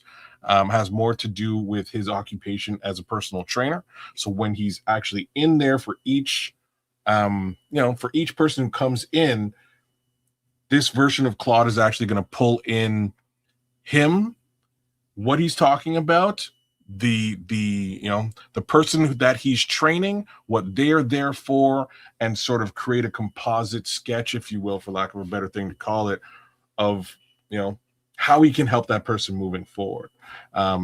So it really depends on the user. I said artist before, but user is really the better word to use. How that is going to be, how generative AI is going to be used as we move forward, really takes a lot of creativity to create a level of hyper personalization. Now, that's one example, and that's my buddy's example. Shout out to X-Men out there. It takes a special guy, and he's a special guy, right? Like I can't say that everybody would really put forward that level of intent as a user. So will it strip the internet of authentic voices in the future? Very possibly, if we don't start to utilize generative AI creatively, right? And this is the problem right now. Folks are sort of using it as everybody else is using it. Can I thinking up the question a little bit for you, Kedz? Sure. Since you're into it, are we ready to live alongside with AI? Not only AI in general, but what about corporate AI? Well, that's a very wide question. Corporate AI in what capacity, right? So if you're just trying to get me to buy your shit, I don't really have any time for that. I'm just putting it out there as AI could have all kinds of tentacles, man. Yes, and that's why I'm saying, like, where are you going with that level of questioning? If it's just for, hey, I think you should buy my shit, super waste of time for this level of technology. I'm hearing, and I got somebody that dives into the dark web, and I don't want to be in that place, but I know somebody who's willing to go there.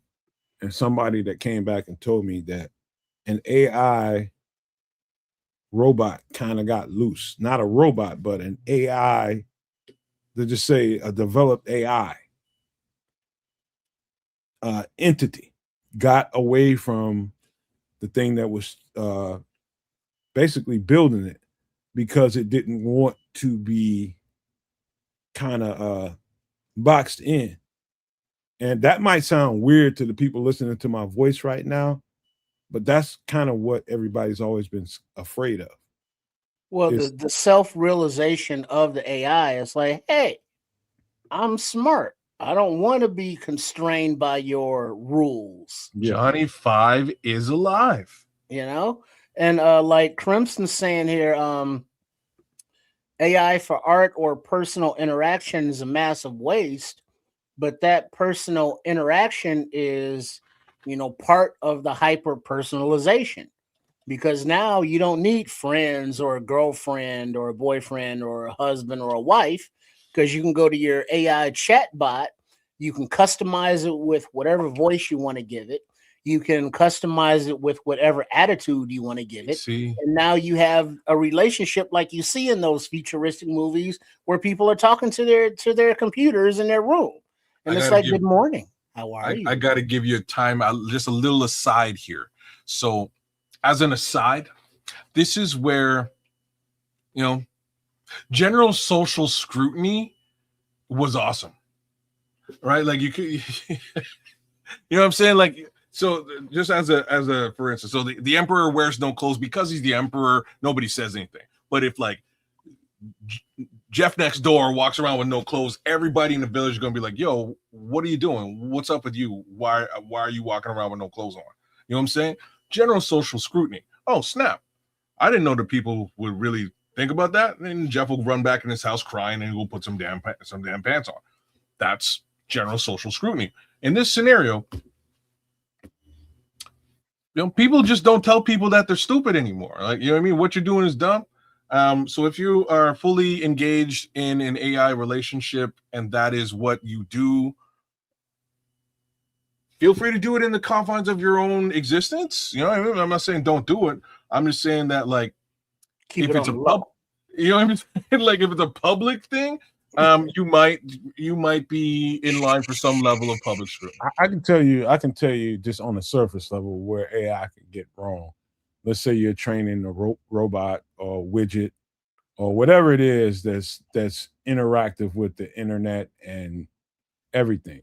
If it's digital, it's interactive, it's got tentacles. I train this. Either one of us train this widget or whatever. Go and retrieve me $250,000 from Peter Thiel right now and put it into my checking account and leave no traces. That's with no rules, no laws and legislation out there, no restriction for it. There's nothing stopping a person from doing that right now. Well, the only thing stopping it is a opposing or a counter AI program set up by the banks or the markets to look for other AI. So now you're going to hire AI to suss out AI. Yeah. This is why this is a good conversation, because it goes everywhere. From a guardrails perspective, right? Like, for the next little bit, it's going to be the wild, wild west. Like, even what you both described, a heist, B, an anti-heist agent. There's ways around both of those things. I'm quite certain. And you could do stuff that has virtually no trace. Like, just as a for instance, you could program an AI to build and this is easy stuff, right? You could program an AI to build a cryptocurrency, promote it all over the world, get people to dump money into it, and you crash that cryptocurrency and take all the money and F off. Right? Like, you can create that, and that's straight up, that is super legal. It is wrong, but get the girl, grab the money and run. Like, you can, this is stuff that AI can do today, and without guardrails around it, who knows? Now, what's worse is who creates the guardrails, right? I don't really trust anyone. And you know what I'm saying? Like, the guy who is creating those guardrails likely is getting paid by somebody else who wants him to leave a back door open so that they can do some kind of shit. Or the thing also is, because it's AI, you don't have to be, a programmer to utilize it. You just have to, take your time, enter the correct prompts, and talk to it and communicate with it and teach it. And what Crimson's saying here, AI would be able to do everything you're talking about. Someone would just have to, teach it step by step by step. Every step, why are you doing this and what it's for, so it understands. Yep. And then once it understands, like, oh, okay, yeah, I can do this. And it will keep doing that. Yep. Whatever the task is, whatever the conversation is, or whatever. So if you want to, they already got bots that you can program yourself. If you trade Bitcoin or crypto or stocks or whatever to look for, certain setups, and you could have it trade on its own, but that can blow up your account. So you use it as a assistant, and then you use your final human, oversight to actually make the trade, so to speak. So you're using AI, but you're not letting it control all of your shit. That's dangerous within itself, man. Well, so my cousin's doing it right now, and how wise that is. It's working though, right? Yeah, so today, well, no, it's what it does. It's gonna keep doing because that's what it's trained to do. Trip, you nailed it though, because it's the way that he has it working. Obviously, it requires, what he's doing requires a fair amount of financial understanding, right? Like you need to actually know what you're doing and what you want it to do. And all that he has it doing is two things. The first thing that he has, like what he's used in this case, is Claude and Gemini. So Gemini is Google's AI, and Gemini is cool because it actually kind of searches the internet, the existing internet, as it is associated with and accessible by Google. All right, so it's based on the Google, the Google search engine. So anything you can find on Google, it will find and it'll pull in. So what he's sort of done is he said, "Hey, look, let me, put together this trade and utilize, true to life recent information. Here's a sequence of trades that I want to make every month. How much money can I make given a set amount of investment, and go." And he's sort of gone back and forth to really fine tune this thing. And then he started to put it into action. So he's put it into action. He's already made easily, just about, from what he was saying to me, he's made around $20,000 already. And this is over the course of 2 months. So it was $8,000 last month, about 12 this month. The $8,000 situation last month, he missed two of the trades failed to work the right way, and he lost some money, versus month number 2 where he made a little bit more. And now he's moved off of Gemini, from having Gemini sort of put this thing together, and moved on to Claude. And Claude is sort of saying, all right, well, we can build something together that will alert you in order to mitigate that loss. So next time around, you're not going to experience the loss, you'll experience the gains and be alerted again to avoid those losses. So it's very cool, just sort of what he's trying to put into place, and seeing that it's actually proving positive for him is even cooler. Now it's time for me to steal all of those ideas from him and implement them myself. Kids, here's the only thing, Trips 2. Here's the only thing y'all are missing. And I learned this off of, it was an episode of Vice. They was going around talking to hackers and hacker farms, all around the world. Vice is a really good show, and it's dark sometimes in a way that you wish you didn't know sometimes, like bad dark. And so one time they were dealing with hacker farms in different parts of the world. I don't even think they disclosed where. They just pointed out what part of the globe they were in and didn't specify what specific part of that globe they were in. It was that deep. And thing about hacking is, one of the guys said, when it comes to applying viruses to whatever you want to apply it to, most viruses you don't even know that they're there. And they're only there to fish out certain things, and you won't even know they exist within the app that you're using or apparatus that you're using. You don't even know they're there. Not only that, everything, all of this stuff we're talking about requires a functional power grid that can't be disrupted. If that power grid is disrupted, just like anything you have that requires power, you have to boot that back up. You don't expect, you hope that AI or whatever you was doing kept the memory that it had, and you can get right back to it, and it knows everything that it knew before the power and the energy was disrupted. That's the fault in it. Yeah, I can testify, because I worked with somebody and we designed a AI bot to alert when certain parameters were met for Forex trades, and it was working. But the issue became the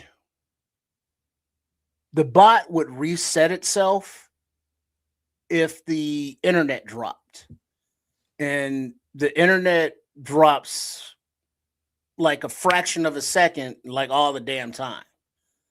And that was enough to reset the bot so that it wasn't aware that it was already in a trade, taking whatever margin from your account. And then it would look for those entry standards again, and then it would make another purchase. And so it would overextend and blow up the account because of the droppage of the package of the internet. So even you try to mitigate that by not using Wi-Fi, using a Ethernet cable, but the actual internet, will just drop from time to time. Mm-hmm. Nothing that you can control. And so you try to mitigate that by getting not a surge protector, but what's that thing called that you plug into your router and stuff, and it keeps the signal up for a minute or two? Not a surge protector, but it's like $200. And it's something that will enhance your internet. It's like a failover to back up. Yeah, it's like it's not a battery backup, but it's like that. Yeah, there's a name for it. There is a name for it. I actually used to sell them, and I'm blanking out on what the name. Yeah, there's a thing.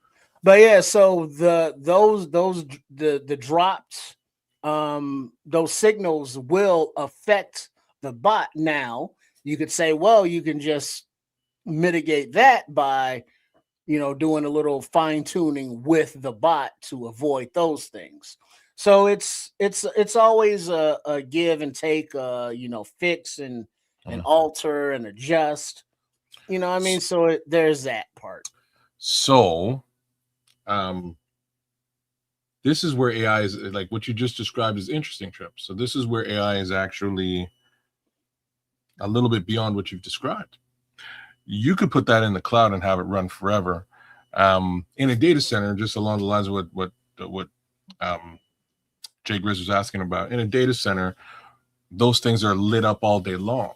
So if it was living at that data center as opposed to at your house, you probably wouldn't experience any of the failure that you described.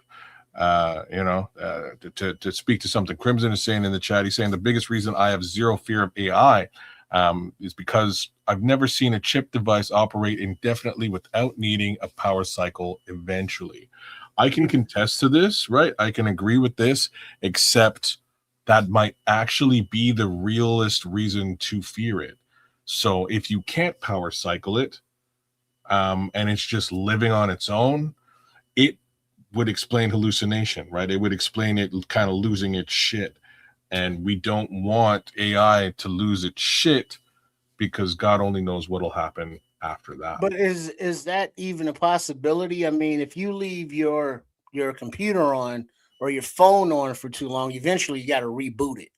Eventually you got to How do you add read? some kind of I software. tell you, I'll tell you what you guys are really trying to get at, and it's kind of where Trip was talking about.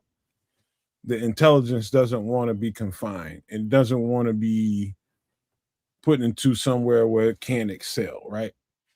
But it has to be flat out. It has to be. And while you're teaching that widget, while you're teaching that bot, while you're teaching whatever you're teaching to go out and do whatever service you're trying to get it to do, you got to teach it that once you get to this crossroad, once you get to this wall, I need you to put yourself in this timeout and alert me that I can go too far. And I don't know that you want me to go to this far. I want to check in with you. That's part of the teaching. And part of the safety you have to have with any kind of generative AI is you better make sure, just like you're raising a child, you better make sure that the motherfucker has boundaries. So what you're describing now is what is generally known as prime directive.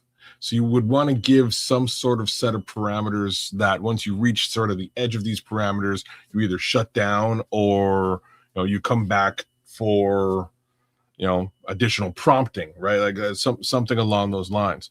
But at the same time, if it's living in you have to have that. If it's living in especially if it's living in the cloud, and this is sort of where where Crimson is. If it's in the cloud, how do you power cycle it? Right? You may have to shut down that entire data center and or multiple data center instances depending on how redundant you've backed this AI up. Things can there's a lot of movies about this, man. A lot of crazy AI out there doing crazy things and losing its shit. So we're just at the precipice of all this. My real worry, more than anything else, is that I fear that there will be a very soon, there will be a very large shift towards AI and away from general human beings. And I don't know how we're going to survive through that. Right? And I'm talking about just doing everyday regular tasks, regular things, because we all need to be employed and we all need to eat and buy toilet paper and stuff like that. And AI don't. So well, you look at those futuristic, like how do we have to learn how to live with AI? But this is the problem, right? Right. If we do, like, there's going to be what I'm describing here is just there's going to be a period of time when that learning occurs. And what happens if these, if we are just simply out of jobs during that period of time and cannot afford to pay our mortgages and or eat food? You're gonna hate me for stopping you guys right here, but it's that what Kedz just said kind of led into this social conversation in a way, but it's a little financial here. But it's gonna make sense when you guys read it. Anybody can pick this one up if they want. Economy and finance question. With the rise of the creator economy and gig work, are traditional college degrees still worth rising tuition costs? Well, it's a little more personal, ain't it? No, it is. The reason why I'm saying no is I think the answer is actually no. I don't think they are. The only creator economy, gig work.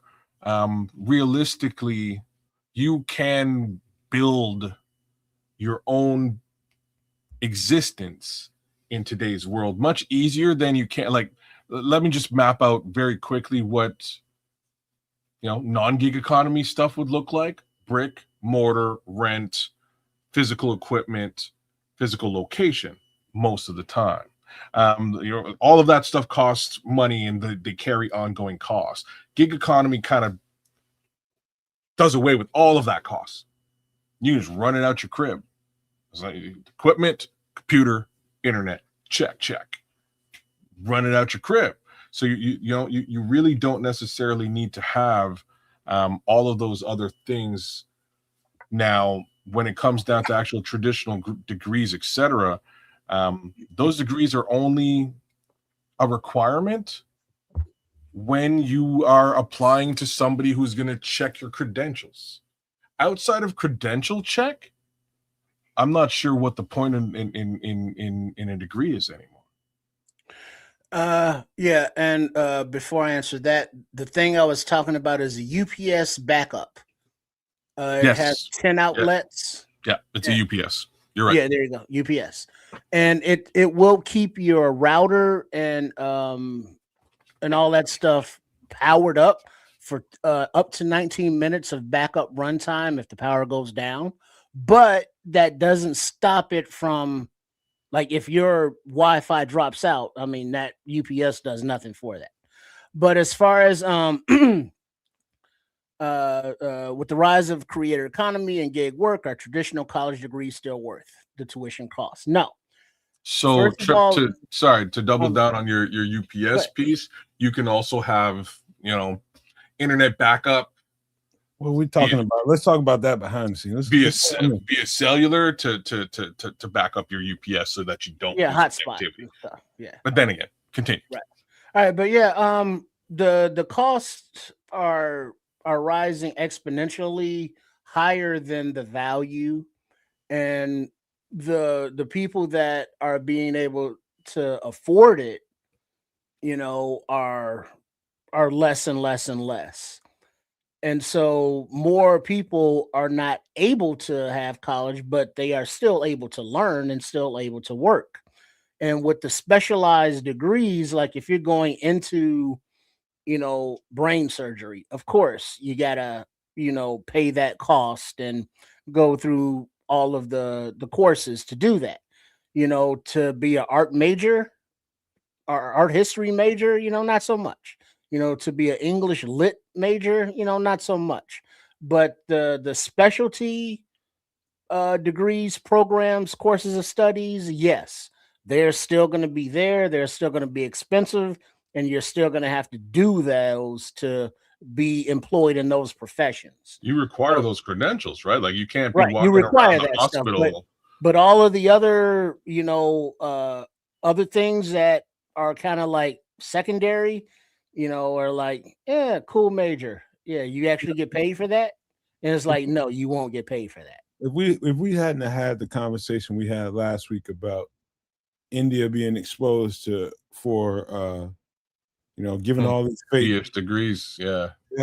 And so we don't know how many people out here that have all these fake credentials. I'm sure there's many that hadn't gotten caught and still are out there doing services to people or disservices to people, don't know what the fuck they're doing. And so also to this point of economy and finance, and what Grizz is saying there in the chat, that he's a specialty technician. And so the flip side of the coin here is that there will also be professions that, are very highly paid, very well sought out, that ain't got shit to do with college. And this is the thing, like not to say that, like, folks in said occupation may not require training. Of course, they will require training in many occupations. If you're a welder, an electrician, like the list goes on and on. Under which you should, HVAC technician, you're going to need some level of training and certification in order to perform those tasks, and that's super cool. In many of those scenarios, to perform them, Kedz, but it doesn't require you. It'll get you to the job and to get somebody's money. Well, but that's what you don't have to perform it well, but it get you to the job and get somebody's money. Well, you can perform it well. In many of these cases, the employer may actually pay for you to increase your skill and gain additional certification within the realm of that within the scope of that job. Again, that is what I'm talking about is more well known in just the skilled trades. It's more well known in like the IT fields in general, A+, MCSE, things along those lines. You can just go and get them, and or employers may reimburse you for them, and that's got nothing to do with getting a degree, right? You like what's hilarious is, anyways, I won't even go down this particular path. Kids, let me tell you something, man. Grizz is right, man. I've literally seen people on jobs, not once but twice. Yeah, man. I'm gonna read this. Jay Grizz just run a search. You can find out how to fix so many different pieces of equipment through AI and Google. How's YouTube? I've seen guys. You talking about being like, I paid a guy to go and fix my furnace when I had my house in Georgia. I'm looking at this guy on his fucking phone using YouTube trying to figure out how to fix. I was just like, dog, for real? He's like, man, I think I can get it. And now I'm at the point where I'm already done paid. I done already paid him half the money. It's two things gonna happen here. Either you finna get out of my house and I'm about to run you in for being a fraud. I'm about to F you up. There's three things are gonna happen. I'm about to F you up real bad, or I'm just gonna try to let you finish this thing. And it was just like that. He had fake credentials, bro.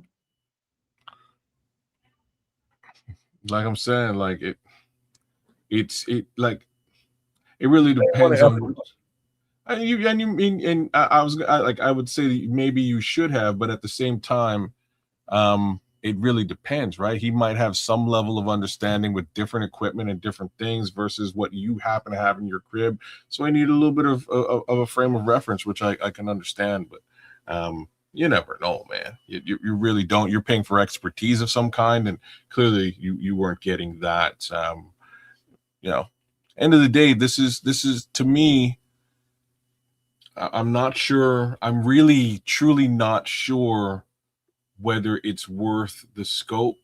But I do believe that there are levels of education that are required for all of these things, including gig work and creator economy. Like there's a lot of levels to that from a marketing perspective, etc., that you should probably be aware of and be able to sort of move forward with. So there's levels to everything as far as excelling and doing a really good job at whatever it is that you're doing.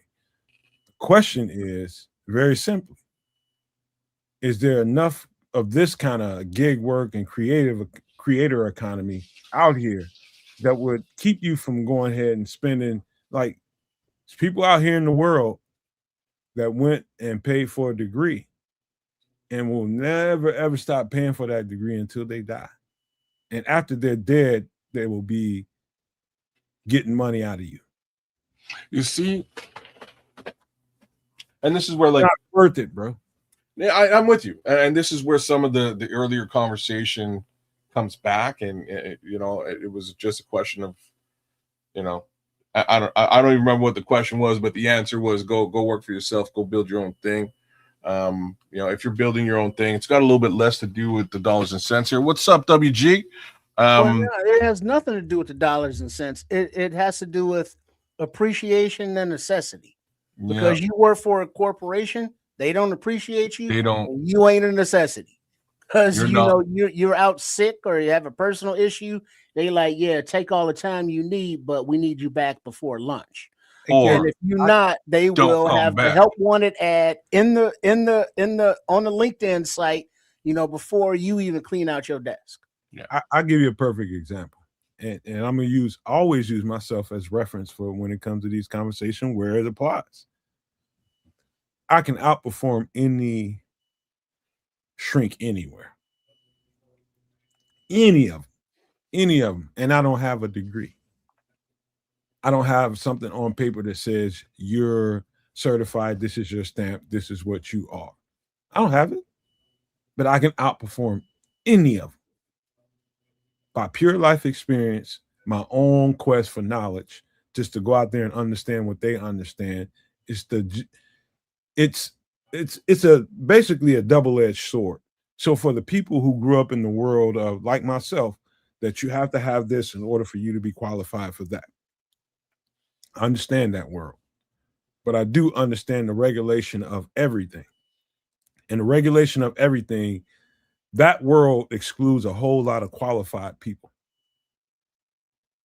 A whole slew of qualified people that can help people. And I work in the world of psychology, mental health, and all that kind of thing. So it's a ton of people who need my help and other people's help that don't have degrees that can absolutely help these people that are spending gobsums of money to people who ain't really doing shit for them. They just have a degree, and that's what you trust. Oh, she has a degree, he has a degree here, he's been here or there, and you trust that, and you just willingly give your money, and they just bullshitting you. Dog, I don't. Taking your money, and there's way more qualified people out here, but you won't give them the time of day because they don't have these certain credentials behind you. Well, It's but so true.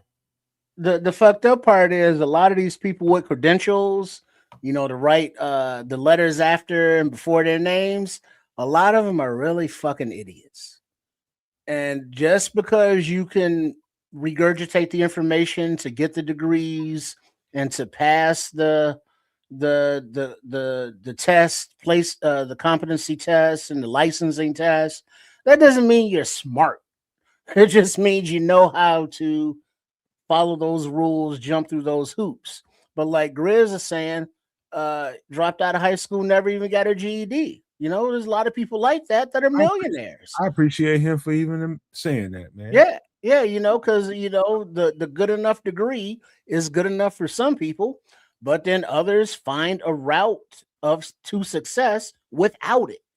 So, and that's the part that you guys possible. miss with Jay Grizz's comment is that he basically got with a company. It's you know, he got with a company. Company treated him the right way, put him through all the training that he needed. He's been with the same company for 30 years. They've paid him well, and again gave him you know, forward trajectory, and again the ability to gain levels of certification that he probably wouldn't have had under normal pretenses.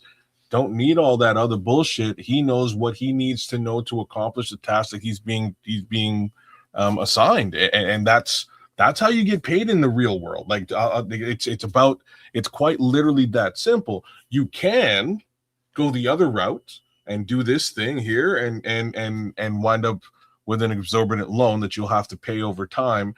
You'll also wind up working for somebody who's now checked those credentials and treats you like a number. And you know, dependent on experience, like they get you with this thing here, they get you, right? So you come out of college, you have the degree, you get the job, but now you're entry level because you don't have experience. You have the degree, you got the job, but this way we don't really have to pay you like, you know, big money. You see what I'm saying? But the guy with the experience who doesn't have the degree, we're not going to hire him at all, so we don't have to pay him big money. This is all just it's just a scam to kind of get out of paying qualified people qualified amounts of money. It's a stupid what we're getting at, and the bottom line is we're getting at trying to get people to understand we're at a place where we need to start probably flushing societal norms. And so the societal norms are so conditioned in us. And I'm talking about all three of us, every nomaniac that's listening to my voice right now, whether directly or indirectly, societal norms are affecting your life. You know, in this conversation, we're putting our finger right on the pulse of it and saying, okay, can we flush this societal norm for once? Is where we at right now. Well, again, there's a yay and a nay here, right? So what we're not going to be able to flush is the corporate requirement for those degrees. Sorry. They're going to use it for the purposes that I just described. Today. No.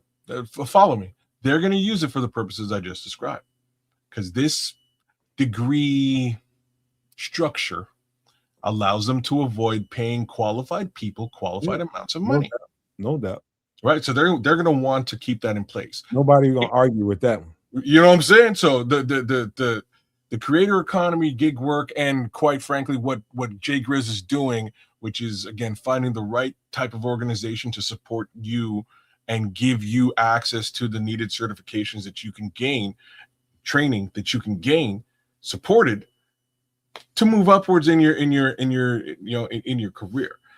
That's how you sort of get around the bullshit that comes with the degree piece. Like that's how you do it. I just say for all those people out here, every nomaniac and everybody that supports what we do over here, if you got a kid, grandkid, or whoever in that space where they're not sure about what they want to do, and they tired of school just like I was when I got out of high school, and everything was telling me to go to college, take this scholarship, go play football, and everything is going to take care of itself. Oh, football? Yeah, I'm going to college. But if it was just about going to college, I was so sick of school.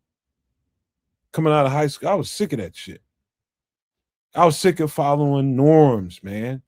And when you got that kid or that grandkid that's kind of telling you, and you still got societal norms in your head, and you just know one way to push them. Okay, this is how you better yourself. You go to college, you get a degree, you're just pushing them towards debt. Because more times than not, that kid is not going to be a professional athlete. He's not going to be somebody that's going to make a gang of money. He's going to have lifetime debt on him. And so what I'm trying to pose here is question societal norms, and is that necessary right now? Because you're going to strap that kid. You're going to strap that kid with a whole bunch of debt that he's going to be like, damn, I wish I didn't. Yeah. You know what I mean? You don't want to do that. Yeah, and a way to avoid that is since we're sharing with Jay Grizz here, he's saying that he's established many connections through his job that they want other businesses that he deals with wants him to start his own company to fix their equipment. And his next comment is that's the next step, taking what he's learned and making it his own situation. And now you do that by capitalizing on others already in the industry getting out. You know, you look at apps like OfferUp, or, for companies going out of business that would have equipment or tools that you need moving forward. So you can get them, not new, obviously, but used for probably a good price. And so you just like, oh, I could use this gizmo or this gadget, or this get him a bob or this widget, and then you just accumulate those, as you can get them and as you can afford them. And then before you know it, you're going to have enough of a stockpile of necessary tools that now you can go out and do some side gigs. And if that becomes fruitful, now you buy a few more pieces, and now it's like, hey, I don't have to do side gigs anymore, because now I can leave my job and do my own thing as you accumulate it, because you accumulated it along the way. But that means you have to have a plan, you have to have discipline, and you have to be willing to look around for bargains, look around for discounts, look around for people retiring, going out of business or whatever, and capitalize. So let me cut, because I got to keep going, kids. And I know you're going to talk a lot on this, because it is the idea is to generate a whole lot of conversation, and it did.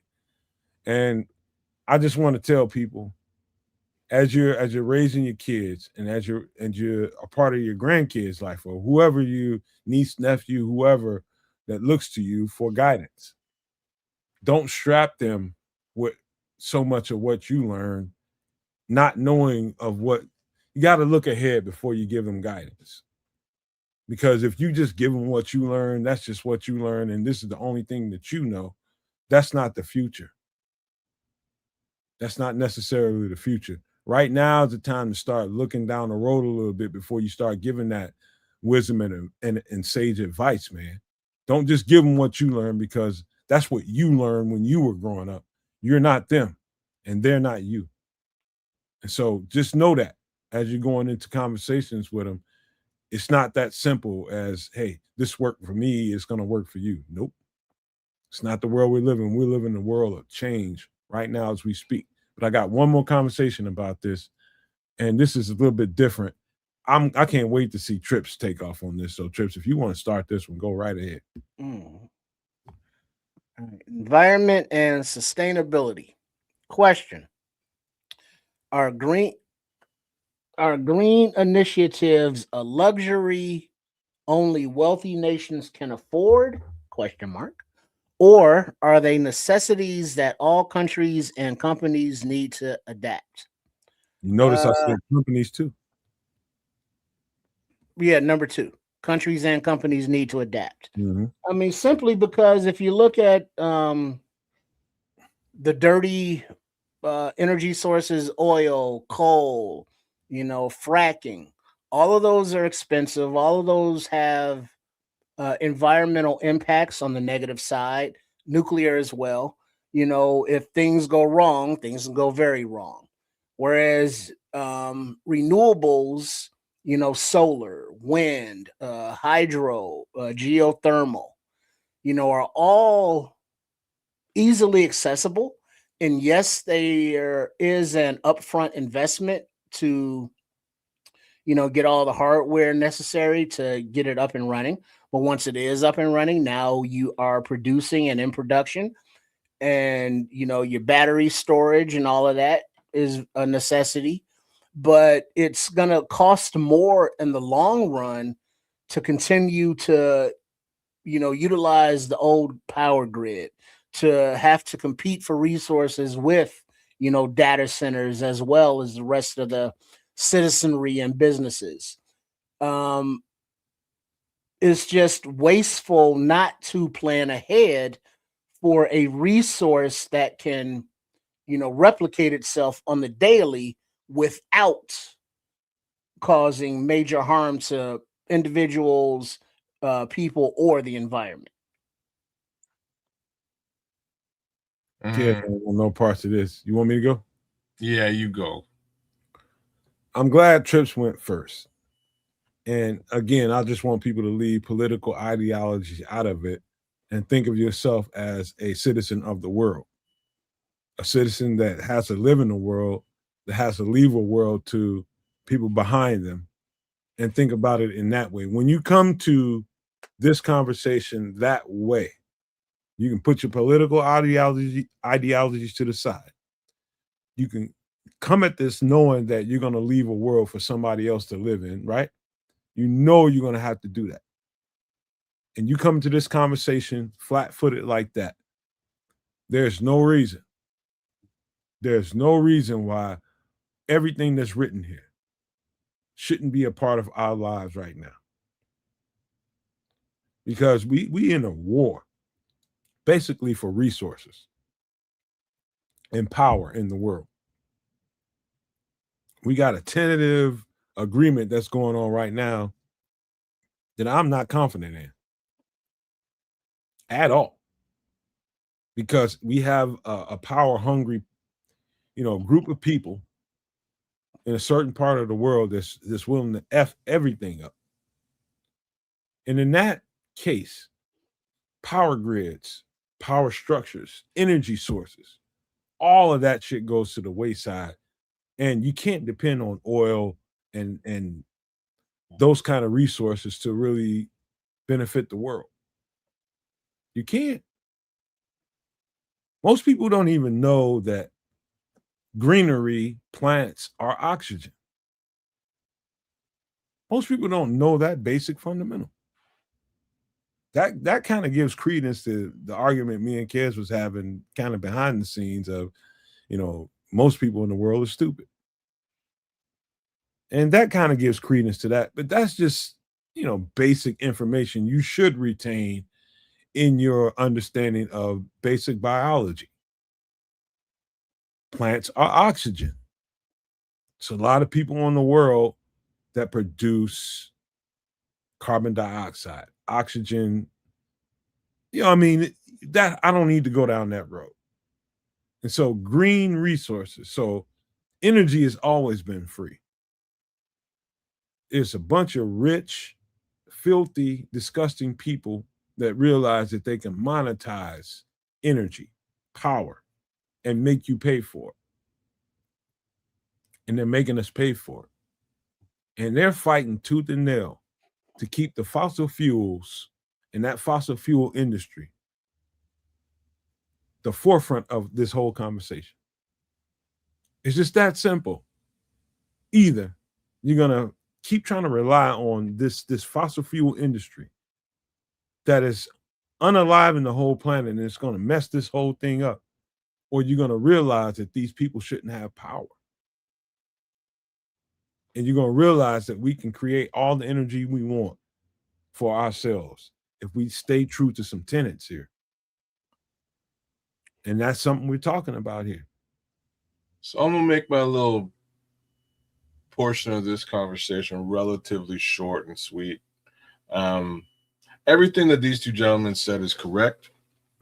The inherent problem is that, again, I did say earlier on, I don't trust anybody. So when you migrate away from the existing structure, which is straight up capitalist, and it is destroying, the future and the present, you put your faith into the hands of somebody else who promises that, they're going to make things more green and they're going to take on these initiatives for what one would think would be the better good, the greater good. We're on a partner together and work together. And then you kind of look behind the scenes and you realize that they give just as little an F as the capitalists did. So, keeping things very short and sweet. I don't know how you fix stuff like this from a green initiatives perspective. Green initiatives where I live have truly been used to just straight up drive money out of my pocket. It's so crazy, but we'll leave it there. I don't know. I don't know how you get to that conclusion, but that's not me. I'm not living in Canada. I'm just saying you would have to live in a democratic socialist country as opposed to a quote unquote capitalist country. Once you move into a democratic socialist country perspective, what they do is they go, okay, so cool, you everybody's for the greater good, right? Here, we're going to tax you 20% more. You're just going to give us some money, and we'll put that money towards these green initiatives. Hey, kids, money what I've always told you, and nothing happens. Is the greater good doesn't mean stress and pain on the front side of it. How? It doesn't. It doesn't mean no stress and pain on the front side of it. No, I'm not. Again, I'm not saying. I've always told you that, man. Whether you have or you haven't, I experience it on a daily basis, and it's not. The way that you're framing it is it would be a sort of like short-term pain for long-term gain. And again, from a greater good perspective, we are all for this. I'm just saying that the powers that be are still there to manipulate you. Powers that be where I am are here to manipulate me. And they're just taking money out of my jeans and spending it on whatever the fuck they want. Much like I just say this. I just say this to you, kids. It's gonna have to come to a point where we stop thinking as individuals and what it's doing to me, and start thinking more as a collective is what it can do for we. Just like I'm saying. So like Canada is the greatest example of this. There's many others. UK, any democratic socialist country, and they'll tell you more or less the same thing. They pay out the nose for the general idea of greenness, and not a whole lot of green actually goes down. Well, all right. I don't want to get too wrapped up into that conversation, but the bare ball-headed question is: are green initiatives a luxury or a luxury only wealthy nations can afford, or are they necessities that all countries and companies need to adopt? My opinion is it's a need to basis right here, because fossil fuels are causing wars. Fossil fuels are causing death. fossil fuels are causing life to be lost, continents to be reshaped. It's causing basically mega money to merge with mega money and leaving us more and more out of the loop. And it's making the fight for us to achieve that wealth that we all know we're wise enough to achieve, but cannot in this game of Monopoly, because wealth is merging with wealth because of the circumstances. And either way you look at it, there's no way to it from this vantage point at all. So at all. Unless you just get gifted some grant by some rich person, you are never going to see what you are capable of as a wise, intelligent human being, because the mergers are going to happen, and they're happening right now. If you go back to fossil fuels case scenario, again, like I said, what both of you guys are saying is bang on, 100% correct. It is the management of it that is the problem. It is the powers that be who hold that money that is inherently the issue. So one example, and this one blew my mind. This is when I was a much, more optimistic human being, and realized again, man, everything's kind of like, kind of like a scam. So one example is winter gas versus summer gas. Are you guys familiar with the winter and summer gas? I know where you're going. So do you? Okay. So winter gas and summer gas, there was an initiative, a green initiative that sort of came into play early 2000s under George W. Bush, or just before George W. Bush, one or the other. In any event, this kind of came through, and it trickles down to Canada as well. Long story short, they separated the winter gas from summer gas, and the oil and gas companies were supposed to pay for this green initiative. Instead, they turned around and made us pay for it. Loophole, huh? They turned around and said, hey, yeah, we'll put all the green initiatives into play, but suddenly your gas went from 79 cents to $1. We're just gonna make you guys pay for it at the pump. We'll do all the stuff that we're forced to do from a litigation perspective or from a legislation perspective. We'll do it all, but at the end of the day, fuck you. We're not eating the cost. So you're gonna eat the cost. What you're telling us is legislation is squared up and fragmented to help those people that will F you over. Well, this is sort of what all the subsidies they get, all the gas and the oil industries. They're already making millions in profits. They're subsidized, millions and billions in tax dollars. And what do the taxpayers get? Higher bills.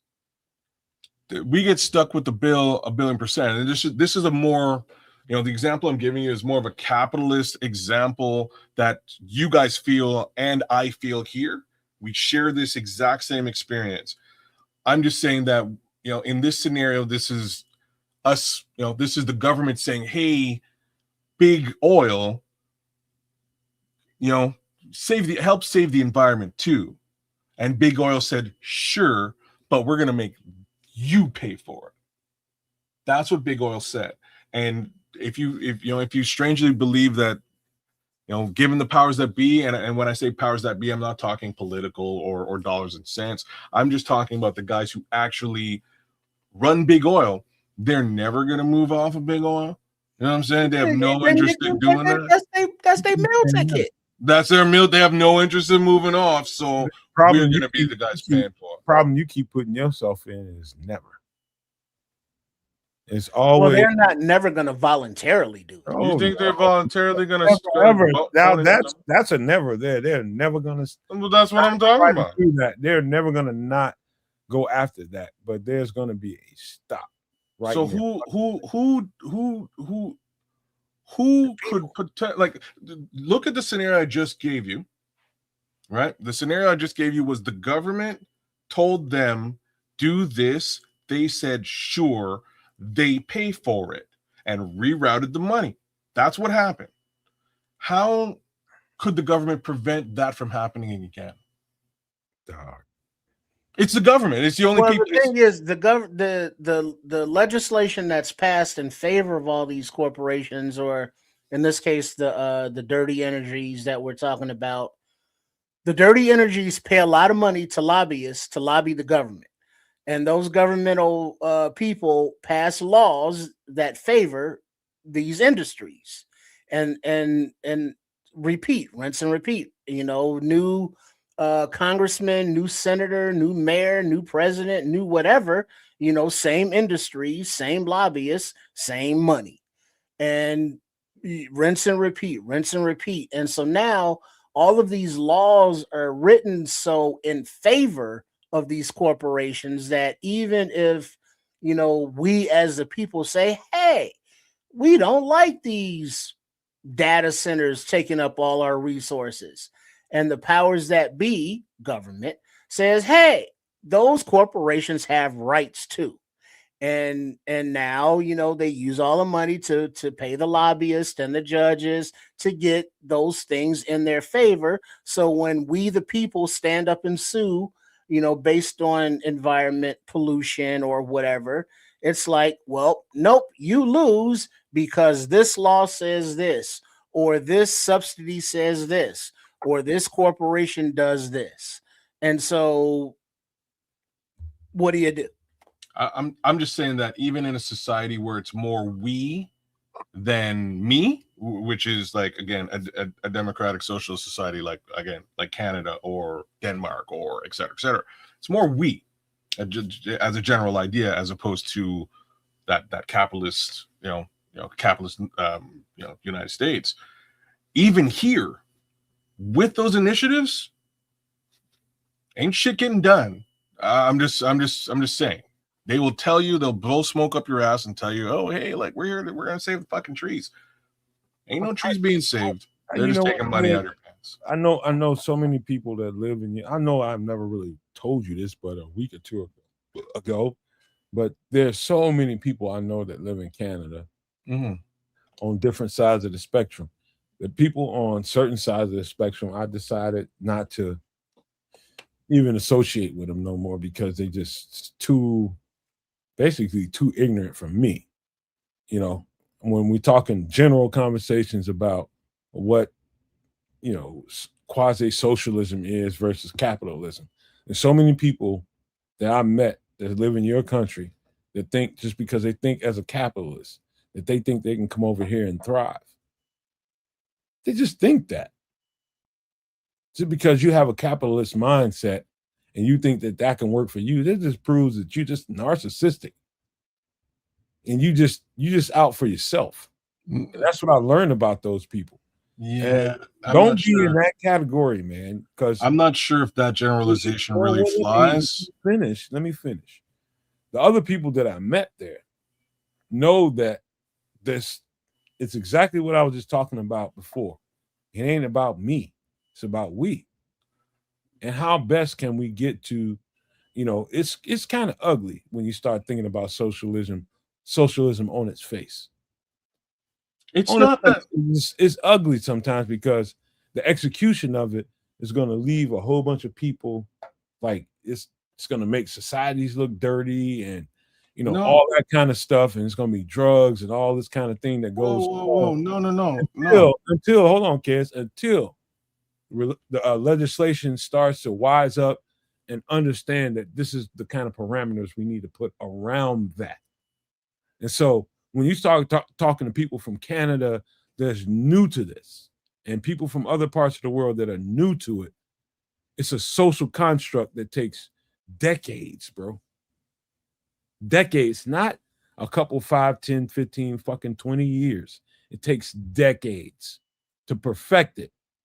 And that's what government is. It's not a simple, okay, we're going to apply this here and it's going to be perfect there. It takes time. And you have to be involved in the process to help it. Well, what I'm trying to explain to you is a few things. The first one is that those people that you described initially, if they're coming from here, they've experienced democratic socialism and recognized that they're tired of losing large swaths of their money to the government so the government can do whatever they want to do with that large swath of money that you've earned with your hard-earned time, energy, and effort. It's gone to some level of greater good we. Unfortunately, who decides what we is? What is the we? Who's the we? Where is that money being spent? Why is that money being spent? Why can't I spend it? These are all questions that are valid and worth questioning. And Get involved in the process. What's that? Get involved in the process. You're saying it as if these people may or may not be involved in the process. They might be. When I say get involved in the process, know exactly who is doing what. My real point is, ain't nobody doing shit, son. That's what I'm trying to. That's sort of what I'm trying to tell you. Like 90% of the time, these guys are lining their own pockets. 90% of the time, like our previous prime minister was a great look. So speaking of we, so he had a federation that he called Me to We. That was the name of the federation. And, this federation was more or less, a haven for his family members to make money that's donated by the Canadian people. Like I'm just like you would have to see what I'm talking about and experience the level of corruption that can be put forward in a situation where you can tax your constituents 30% of their yearly take. What are you talking about? Government? Yes. Oh, okay. Right. Like this is what I'm talking about. So it's kind of crazy to sort of look at if you lived here, it's crazy to come to the realization of what I'm talking about. Because again, I may sound a little bit, grizzled, for lack of a better word. But experiencing a democratic socialist society, there are ups, but there's also downs. The biggest up and the most important up is universal healthcare. Put that out there. In Denmark, not only do they have universal healthcare, but they also have universal education. So those guys are taxed 60%. So and I was like, holy. That's a society that's a little bit more advanced in that than you are. To a degree, absolutely. So when I went out there and I sat down and broke bread with the Danes, they said, hey, like, how much are you guys getting taxed in Canada? I said about 35%. They said, that's nothing. We get taxed 60%, but my kid's got a degree. My daughter's in university. I don't have to spend $1 on that. They're getting what they need to get forward in their lives. Same case scenario with healthcare. It's available there. You can get your healthcare. If you have an issue, you get taken care of. These are different versions of democratic socialism. Mind you, you're going to work and making only 40% of your money. It's different. It's different. Before we close this, we got to go real fast so we can finish this right. So I'm gonna just leave my statement to be the last thing, just because, not because I want it to be, because I need to say this and get out of here. There's one thing to have 60% of your income or 40% of your income gone, and it's going to these services. But you're okay because you're not worrying about this bill, that bill, a whole Those are good services. Continue. Let me just say this. There's another thing to be living here in a capitalistic society where you have no control over all these ultra rich people that own these energy supplies, these utilities that can, on a dime, gin up all of the prices there. Just put all the inflation they want on you.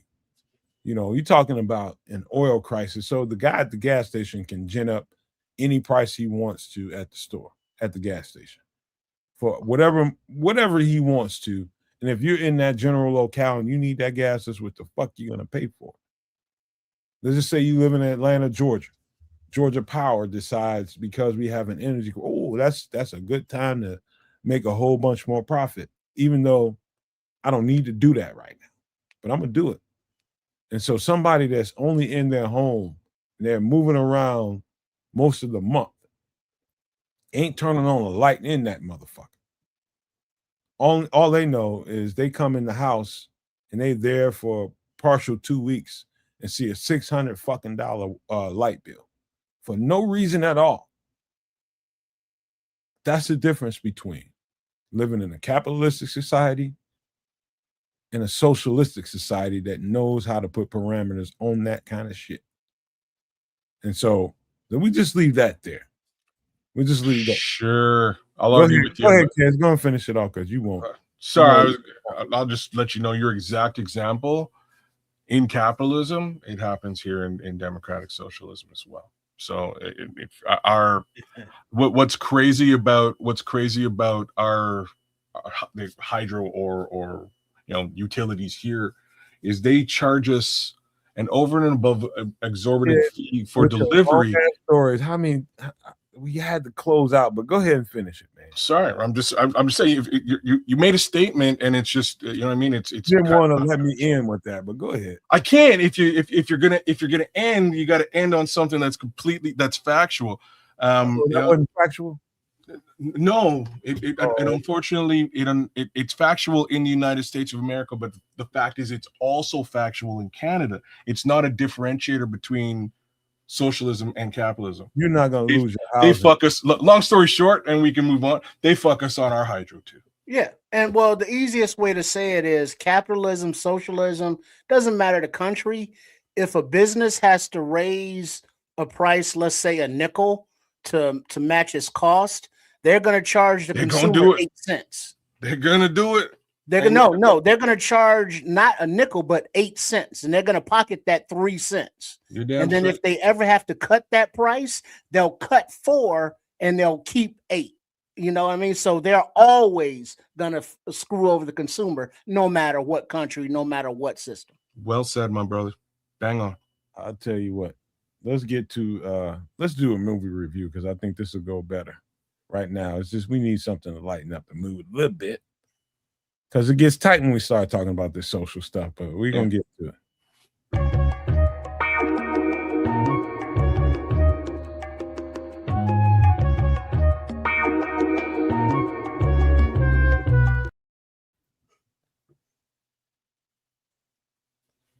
What did y'all think about this? Yeah, Predator, Arnold Schwarzenegger, classic. Military contractors out in the jungle, doing some government, dirty black ops work. Come across unknown entity, that's wiped out the squad before them and is now picking them apart. All-star cast. Jungle. Jesse Ventura, fucking Carl Weathers, Arnold, Bill Duke. So it was a action, movie, not anything Oscar worthy. It was very basic premise. And they built on that premise, and it was Jojo cool. Loco's watched this movie 1,000 times. I'm probably right there with you, Jojo Loco. Like I was a big Schwarzenegger fan when I was a youth. Like when I was a little kid, I starting with Commando.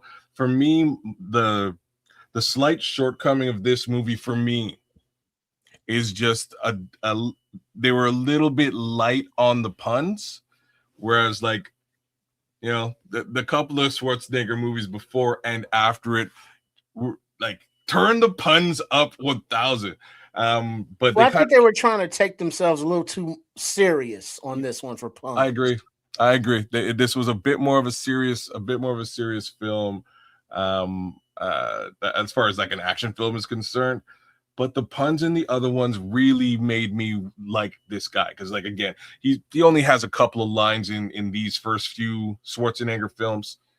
Lines. No speaky English. That's what I'm saying. So, like, when they give him a line, it's gotta hit. You know what I mean? It's gotta hit. It's gotta be some sort of I don't have time to bleed. Well done, Jojo. No, that was The Body. Jesse the body. Oh, that was Gangster said Jesse? that Oh, one. you're right. You're I right. ain't got It was time Jesse. to bleed. You're right. It was Jesse. Like Jesse's got some good. Like he's great in this movie, and he's great in The Running Man, which is my personal favorite Schwarzenegger film. But this is a great you know, this is a great little film, man. It all the way around, well put together. Everybody gets picked off. Schwarzenegger survives and goes one-on-one against the Predator. Yeah, big guns. And then the scene though, when it was like a little strip tease, when the Predator took off his helmet because it wanted to go one-on-one, you know, with Schwarzenegger because he deemed him worthy because of the size of his skull. You know, no Diddy. But yeah, that was a cool scene. I gotta say, man, every freaking time, and I'm talking about in the last couple of months here, every freaking time that I want to get into an alien conversation, and about that, we and our big mouths just carry on so far that we get lined up right here. And the funny thing about it is they're fighting aliens in here. And so I remember one of the conversations Trip and I were having about this whole thing, and he was just being a fool about it. He was just like, imagine, you know, aliens that want to come here and harvest us as food. You know, this and I'm thinking about it right now. I had to believe this had some kind of role to play in that conversation that he had because he saw this movie. No, the Predator was here to harvest anything. No, the Predator wasn't harvesting. The Predator he wasn't harvesting anything. He was there. He was eating. No, he didn't eat any of the humans. He was there to prove that he was the superior predator. Right. Oh, because remember in Predator 2, his favorite food was beef. Because that's what he was eating in. I never saw Predator 2. Predator 2 is a great movie too. Shout out, with Danny Glover. That was a good one. But it explained a lot about Predator, and you learn more about the actual creatures. Yeah. In part 2. Yeah. Okay. But in part 1, they left it a little bit ambiguous. Like they right. But he was out hunting, and his trophies were the skulls of his opponents. And, the bigger, the more impressive, he cleaned them and they put them in a little display case and shit. Yep. And then Predator 2, you got to see more of that display case and the different species from different planets. So it goes into that more. But yeah, at the time, that was pretty cool premise. I can't help but to think some of these movie franchises are based around a certain actor, the lead actor, and his body at that time. Like Arnold Schwarzenegger and his body at that time, and the whole script was designed around him and his body, and for him to flourish, just like The Rock right now. The Rock right now, you can put him in any kind of movie construct, and his body's going to take over the whole thing. Yeah, right? Same with that Hawaiian dude. Momoa. Yeah, same kind of thing. That's kind of what I'm thinking. It's not very much thought. It's a whole lot of let's build this thing around this guy and how he looks. It's kind of punk to me, man. It's kind of, I don't like it. You know what I mean? It's like why are we focus so much on what this dude looked like? But that's the people that's designing this movie, not me. So I think there's a lot of fluff and not enough stuff, in my opinion. I wish I could sit here and say that you're wrong. You're not. Like, this movie is pretty much about a muscular guy in the jungle fighting an alien assailant. Like, that's, plus he's got a team of muscular guys rolling with him. Soldiers. You know what I'm saying? Mercs. They're soldiers, they're mercs, they're out there doing the darn thing. And that's what it is. Like, and then all the gadgetry they had with them, from miniguns to to explosives, and they was out there just blowing shit up. It's really just feeding a certain demographic. Well, yeah. Well, the violence and stuff, but then you got the the big swollen muscles for the ladies and stuff. For the ladies and some other motherfuckers too. Hey, there's not, they're out there. They do the thing. Same token. There's anything wrong with that. It's just an action film. Don't Yeah. Don't put. You gotta have some sweating muscles. You know what I'm saying? Don't put too much genius thought into don't overthink this. You know what I'm saying? It's just guns, saying, bang, man. bang. I'm just saying. I thought anyway, man. I'm gonna give you my take on the movie. I think the movie in its concept, the concept of it was great. Dialogue was really, really meat-headed, man. Oh, It's for really sure. Oh, Homeboy could barely speak English. It was get just to that chopper. That's the only thing that bothered me in this. I think it's a good movie, and somebody said it's a great series, and I didn't watch it past this. To be honest, No, have you watched the more recent one? no. Oh, Alien versus Predator? No, there's actually two more. There's another one very recent with what's her name? Mid Thunder. She's a Native American actress. And, with the lips. Well, she has lips. Yes, I don't remember what's up with I think the she's lips. Australian though. No, the girl I'm talking about straight up she's from like a Native American tribe here in North America, and she kind of goes against Badlands. I think that's the one. She goes up against a predator. Long story short, she goes up against a predator. It's kind of cool. So Or there's Predator, unaliver of unalivers. I don't think it's that one. No, don't start looking now. Hold on. Her name is Amber Mid Thunder. Is the name of the girl. We're gonna cut it off anyway, man. Don't worry about it. Don't even worry about it. This is some meathead shit, man. Yep. It is for the meatheads, and I'm not one of them, man. It's entertaining up to a point for me, But I felt nostalgic, and I'll show you how much more nostalgic I felt because this is one of those movies too. Not a Karate Kid. Daniel San, sweep the leg, wax on, wax off. Classic. Not up and coming, but youth finding his way. Different lands, different people. Finding his sensei, mentor, guide, if you will, to how to be a kid who can defend himself and all that good stuff. It was a cool flick, and it led to a couple of sequels and series. Trips, I think the music and the music scenes wrote me into this because I wouldn't have been into it outside of like when he was, when he got his ass kicked and he went to this is Peter Cetera? No. I think this is the second one. I probably put up the wrong effing movie. The second No. The second one is it this one or he goes to Okinawa in the second? No, that's the second. That's the second one. That's what I'm saying. Like Peter Cetera, Cetera learn how to first, and that's in California. Peter Cetera is the second one. You're thinking. Second one. Yeah, I put up. I am a man who will fight that one. for your honor. The music got me in that one, and the pretty girl in there, the pretty scenery around it, the whole thing, the story. We got the wrong effort. Fuck this up. Yeah. Oh, that was when Miyagi went back to the crib. Yeah. It's like you had to work out, some old family issues and all that stuff. Much better concept there. This one was good, but the second one was better to me. I could take it or leave it either way. I'll be straight up on this one. This was a good movie. Just a story of a kid getting bullied who decided to kung fu up and beat the bullies. See, Cobra Kai never does, and I was kind of waiting for it in the chat. Thank Robert. So I don't know if either one of you have watched any of the Cobra Kai stuff, but it's kind of spun out of this. Or have you either one of you watched How I Met Your Mother? So no, cool. So there's an episode of How I Met Your Mother that is, the main character Barney is like, I love this movie. I love the Karate Kid. And he has like a bandana. It is the whole thing.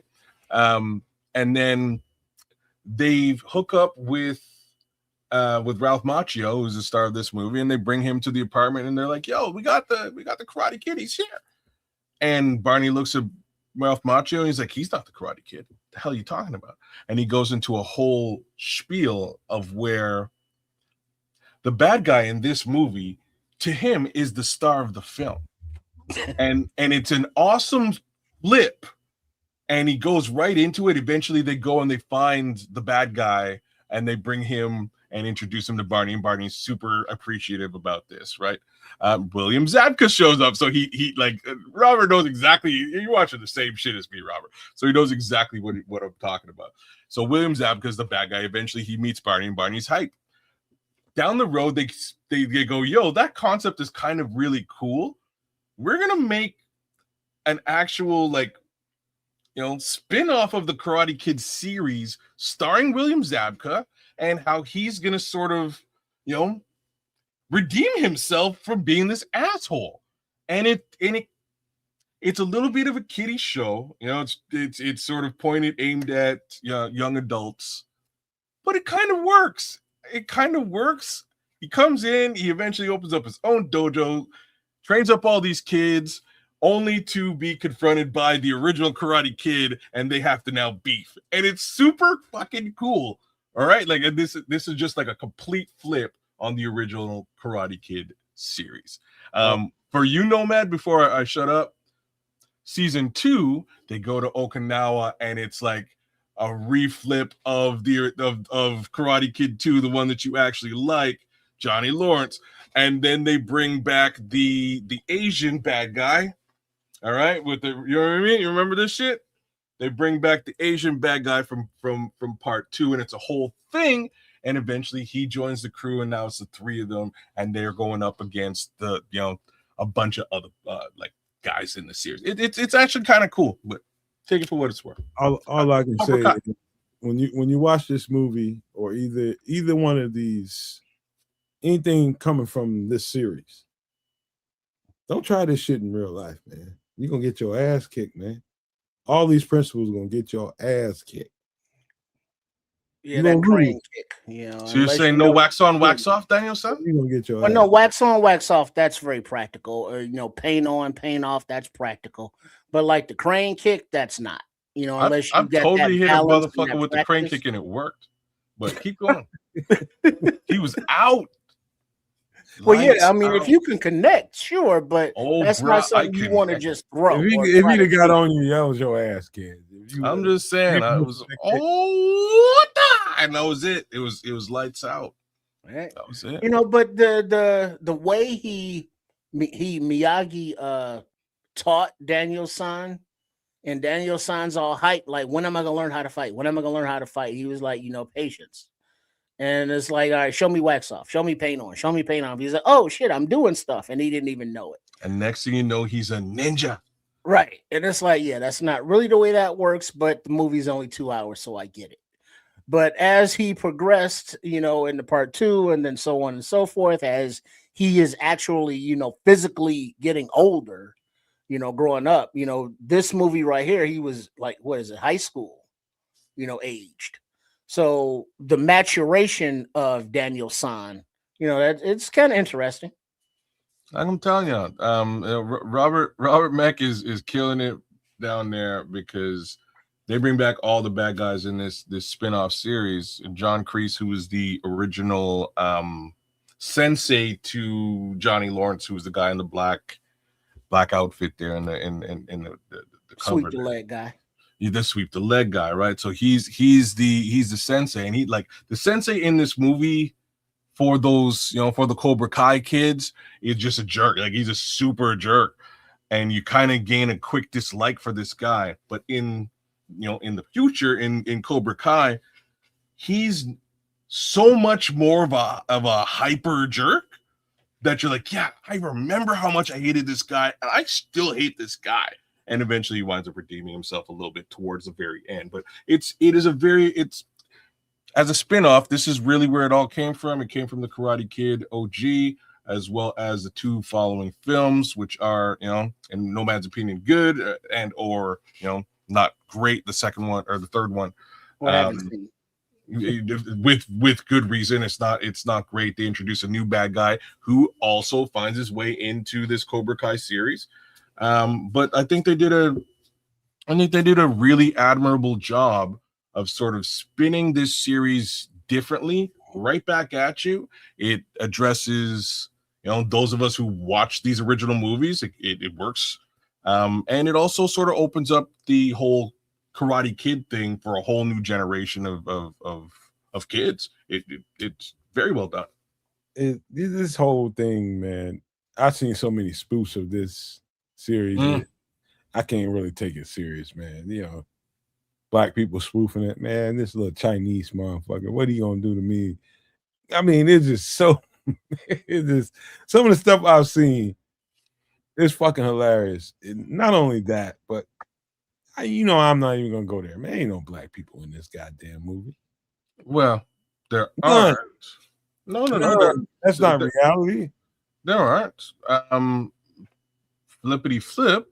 They redid this movie obviously a few years back with Jaden Smith and Jackie Chan. It's a spin-off of this general concept. There's still no black people. I don't no straight black people. Sorry. In any event, it's Will Smith's kid. He's doing his things. Very very similar to what we have here. And again, anything with Jackie Chan is generally pretty damn good. But yeah, Cobra Kai was True Pilgrim saying Cobra Kai was fire. I liked it. I thought it was actually somebody else told me it was really good. It's okay. It's okay. It's not it ain't no Game of Thrones. You know what I mean? It ain't Game of Thrones, but it's okay, man. I think if you like the genre, from the people that I know that really like the genre, I mean, I'm talking about black people that I know that like the genre, they think Cobra Kai was off the chain. It was good. Like I say, it was one of those things that I had a nice plate of food. I sat down, put something on Netflix, and this is what it was. And within about an episode, I was like, okay, like this is kind of a cool little concept. It reminds me of this episode of How I Met Your Mother, and they just ran with it for like 5 or 6 seasons, and it really works, man. It really works because these two kids hate each other. These two dudes as adults hate each other, and they had to sort of find some level of common ground. Most importantly, and this is where you might actually like it, Nomad, it's like these guys are just mentoring kids. That's really what it's all about. I'm not gonna get into it, man. Okay, don't. But it's cool. It's pretty cool. And Daniel's son, Ralph Macchio, if it wasn't for the Karate Kid franchise, we wouldn't even know who he is. Nope, he's done just about nothing besides Cobra Kai outside of that situation. So there's that for Ralph. The man's name is Ralph. Oh, he also did. The man's name is Ralph, but he will walk around the rest of the face of the planet being called Daniel's son, and he will accept it. Daniel's son. You're damn straight. I'm sure he was paid handsomely. You know what I mean? He was paid I know he want to slap everybody across the world. All of those Cobra Kai dudes, that were in the original movie. It's like, what else you been in? Oh boy was gonna be Miyagi. My local theater, Death of a Salesman. There was nothing else. That man, I forget his name, is Daniel Morita or some shit like that. Mr. Miyagi. He was gonna be Miyagi wherever he go. Whoa! Pat Morita's done tons of stuff.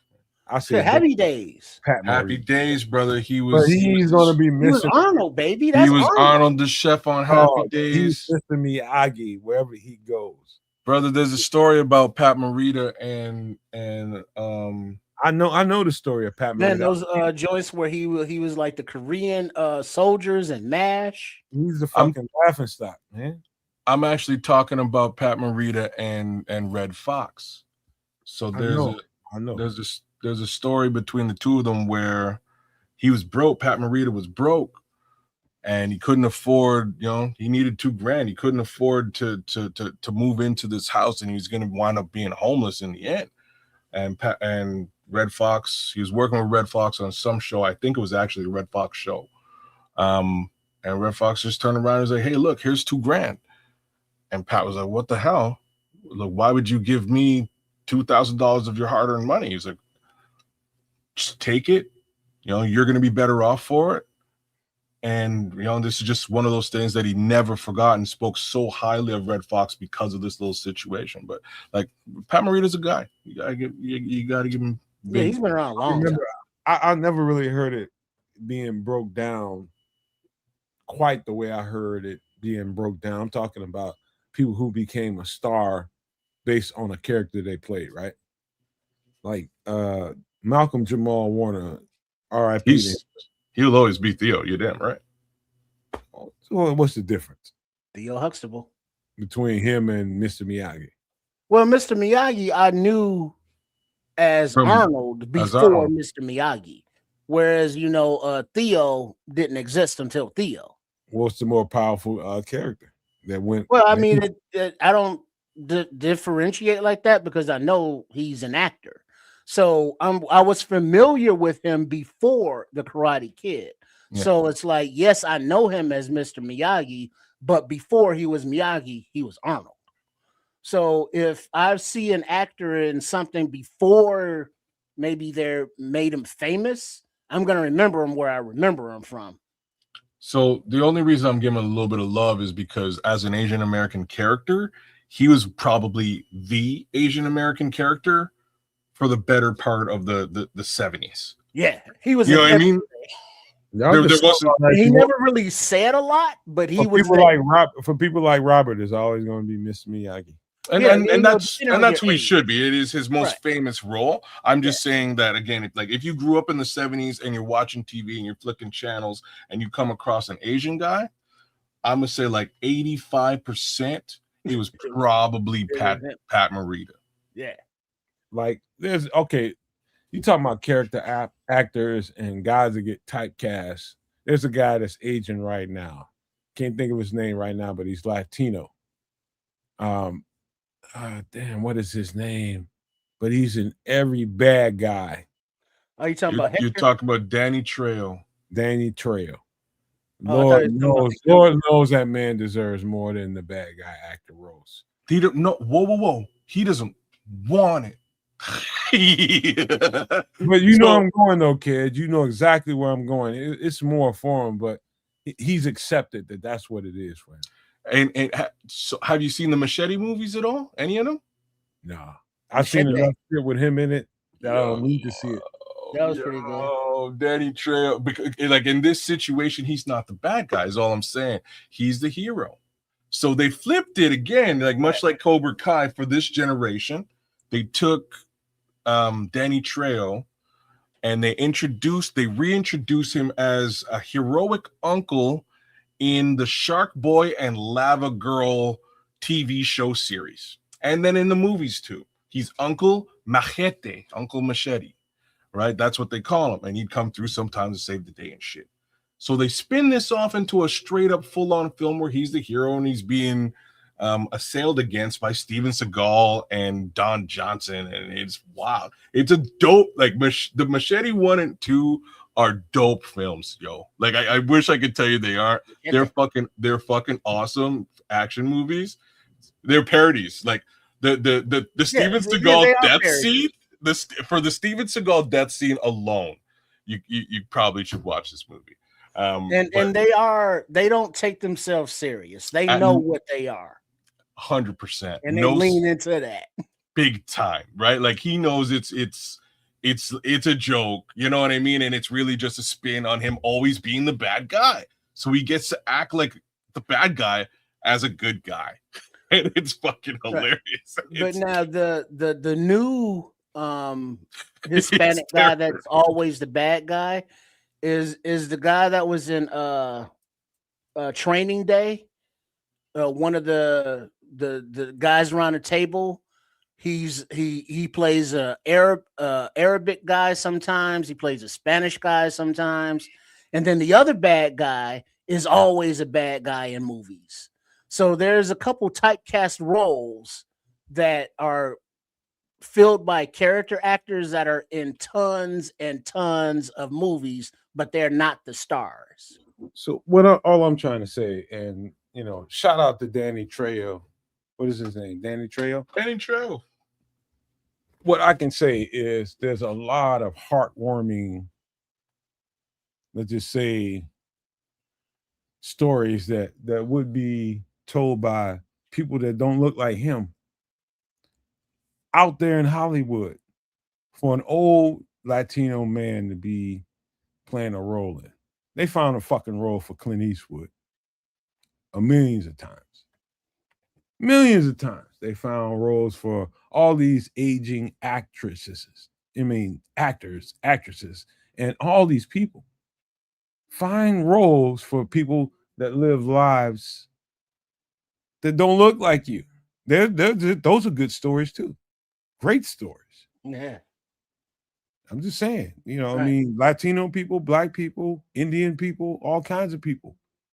Can't just be aging white people in all these great roles as they age as actors or actresses. Can't be. So, right, since you now, brought I it got back to Indian people, the 3 movie's names. called Go ahead. Prey. All right.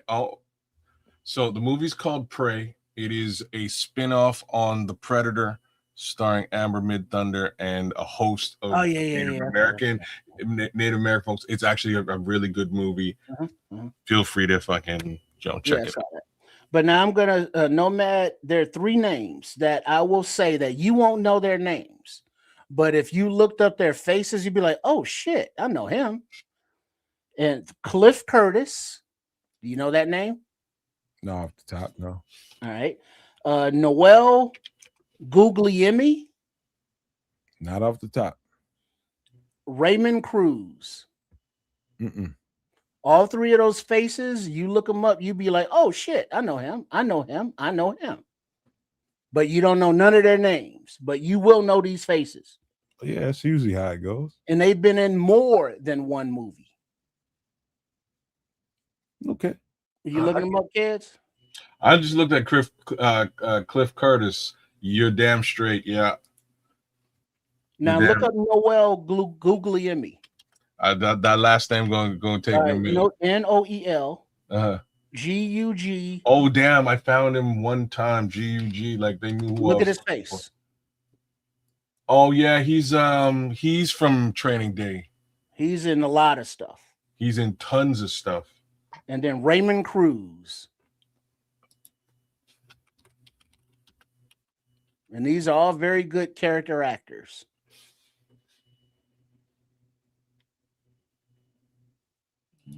I'm gonna assume it's this guy. Let me see this guy. I'm less familiar with this guy. Okay. What's he in? But yeah, there's a Karate Kid, launched a lot of careers, and a lot of those actors are employed still by the franchise, so to speak. Well, like I'm saying, they did a really good job of bringing everybody back, giving everybody a new paycheck, and reintroducing this whole story to a new generation. So, starting with the Karate Kid being again that, bullied kid fighting his way to win the big tournament in the San Francisco Bay Area, Fresno. Anyhow, that's really what this is all about. But the whole story gets flipped on its ear and spun back in a really interesting way in the follow-up being Cobra Kai. I'm gonna give everybody a little heads up, and remember that I told you this. Next week, if you haven't watched the Ozarks, watch it. Watch it. The Ozarks. Ozarks. You haven't done Ozarks, Trip? No. Okay. Yeah, you need Trip. Like he's not playing around. Well, no, but it's like I'm thinking on like the second and third season. He doesn't want to watch. It's over. It's over. It's done. It's done. Oh, okay, maybe I'll start then. This is perfect for you. I know you like to see these things when they're finished and through and just power through. Yeah. There's a quick 2 cents. Did you watch Breaking Bad and did you enjoy it? Yeah, I like Breaking Bad. Then you're going to like this show for sure. Fair enough, Rob Robertson. He didn't like the ending. I can see why you didn't like the ending, but the series from beginning to maybe last 2 episodes, fantastic. Bro, let me tell you, I'm aware of what I say, everybody, and I know we was talking about black, white, Latino and brown and all that kind of stuff. We made a point to talk about that. But let me tell you something. You talking about a badass white girl acting in this movie? I mean, in this series, the lead actress. Let me just say, and I'm gonna leave it there for you, Trips. Laura Linney. I don't know her name. I don't. Oh shit, Jason Bateman's in this. I love him. Jason Bateman is the lead actor. The lead actress in this motherfucking tour. I love him. She just tore this shit up. I'm just telling you. And there's a little bit of Chicago love in there too. I'll give you that. But don't. Wait, is this the one where they're in the kitchen or something? Or no, that's the bear. No, yeah, no, it's not. Nothing like that. You didn't even need to say that. Sorry, it's not a big deal. You're gonna love it. No, it's not. Why? Why do you think it is? Because you shouldn't have said it. He ain't seen none of it. Well, I didn't hear what he said, so I perfect. There you go. You made like it didn't happen. You're gonna this one's a really good one. You're gonna really like this show. Okay, 4 seasons. Okay. Yeah, you can power right through. No way you're gonna be able to. You ain't gonna be able to get through that in a week. No. Yeah, she was Robert. She was great. She's great in this show. Oh, okay, I see what it's about now. Okay, I get you. She's great. Believe, wait a minute. We've talked about this a couple times, and you ain't never seen this yet, Trip? I don't think we've talked about this one. Yes, we have a few times. Well, if you have, I didn't talk about it because I haven't seen it. It's dope. You'll like it. No questions. And you're gonna have to spend the rest of this week. You just gonna have to take a sabbatical if you want to talk. Well, I'm not gonna watch it all because next up on my list to watch is the movie Furious. Which is martial arts kind of thingy. Oh, that movie? That movie looked crazy though. You gotta tell me. Watch that shit. I'm watching. You gotta tell me what's up with. You tell me what's up with that one because I seen the damn trailer. Yeah, the trailer's wild. I haven't seen it yet though. I just want to know: is there any horror heads in here like me that like vampire movies or werewolves and all that kind of stuff like me? Yeah. Horror heads. I found a movie, and we're gonna talk a little bit here, just so I'm gonna let y'all know it's gonna be an abrupt close to the show. But Boys of Hell County, I found a vampire movie. It's made in probably the UK. Man, I know I'm gonna enjoy it. It looks like kind of the way my uncle told me about Underworld when he first saw that movie, werewolf movie, vampire movie, that nobody was really talking about, and then boom, it hit there, and people were just like, "Oh shit!" And that became a cult classic. Underworld was the truth if you like this kind of genre. But man, dude, the Lost Boys. There you go, JoJo. That's a dope one. I like the Underworld series for 2 reasons. Kate Beckinsale's gorgeous, and they get kind of deep into like vampire werewolf lore. It's actually pretty well done. But outside of that, you know me, I'm not a horror guy. Back to Ozarks. Trip, you're gonna love it. Tell me about Furious and whether you like that one too, because that trailer is off the chain. Hold on, Robert. My man in the Lord. It took me until a few days ago to even be able to watch. Raiders of Lost. I couldn't even watch from because my girlfriend. We like to. Isn't Lost J.J. Abrams though? Is this J.J. Abrams stuff from? Lost is come on, man. ABC. But anyway, man, we 2 episodes away. And we thought we had the whole entire series to finish, and we didn't realize that we were 2 episodes off. Now we got to wait a few weeks. I was so disgusted. I was ready to finish it. There you go, Robert. JJ's Law. Yep. Yeah, it's okay. JJ Abrams. So JJ Abrams is Lost. So did he do From as well, or is he maybe in production for From? Dog, y'all are missing the entire plot of life. When you start talking about interdimensional quantum physics and space-time reality kind of thing, and to make you think, the entire series is going to make you think, it's going to make you react, it's going to make you feel a certain kind of way. It's got every emotion that you need, and you're going to be wrapped into every character there. If you ain't watched From, you just fucking tripping. Did you do Lost?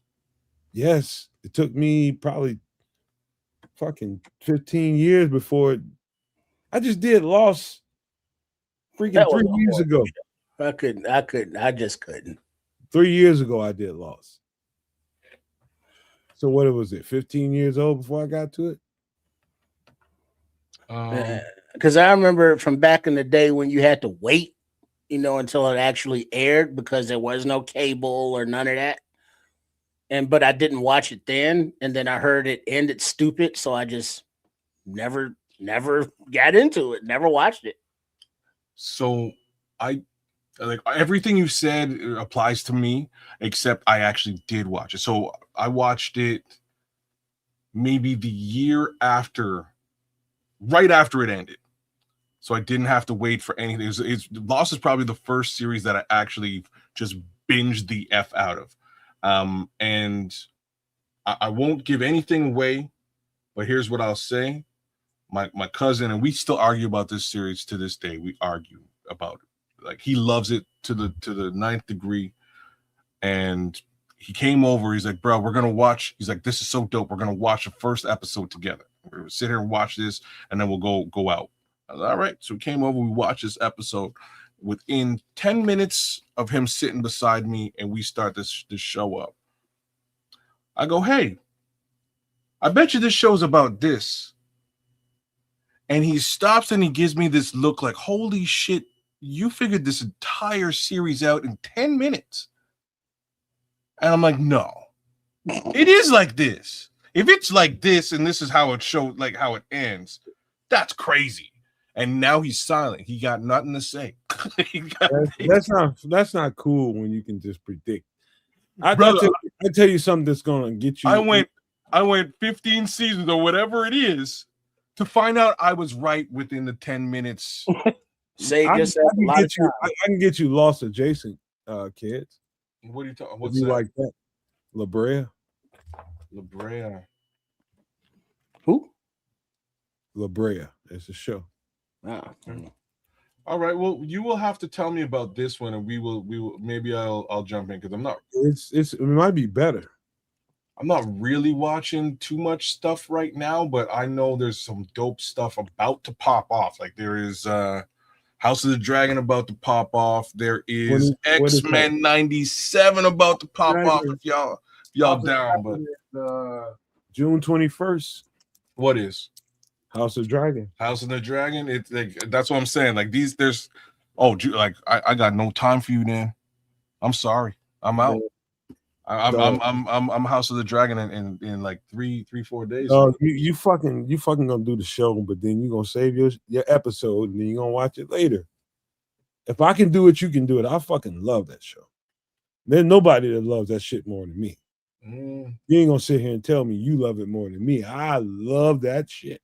I'm not gonna say I love anything more than you, man. But at the end of the day, you know what I love Game of Thrones in a major way, and I really like what they've been doing with this new series, so I'm definitely in.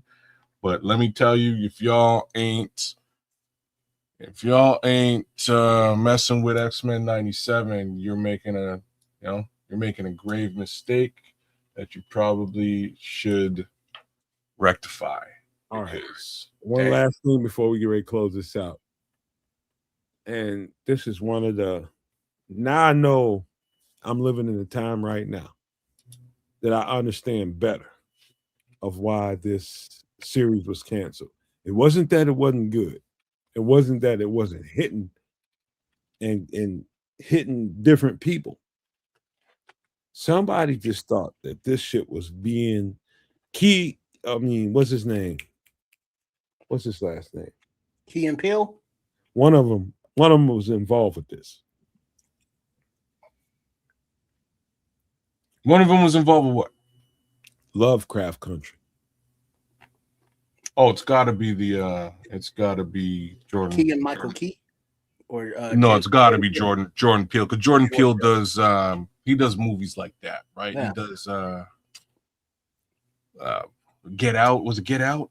You got Get Out. Him. Yeah, he does stuff like that. So like you're probably right. It's excellent. I mean, you want to talk about refreshing. You want to talk about give me something that I haven't seen before and make it very, very entertaining and interesting and keep me thinking. That fucking series to this day, I think that thing ended in 2021 or something like that. It's been years since it's been on the air.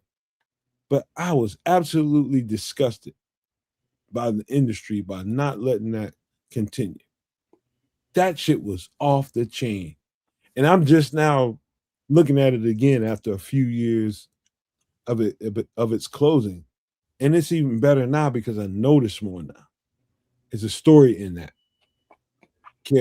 Trips, watch Lovecraft Country. So well, you see I don't like Supernatural. I don't do Supernatural. It's a little bit more than supernatural, man. Yeah.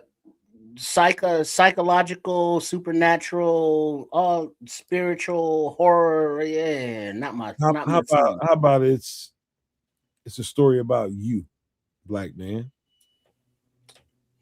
Yeah, I already know my story. Lived it. Okay.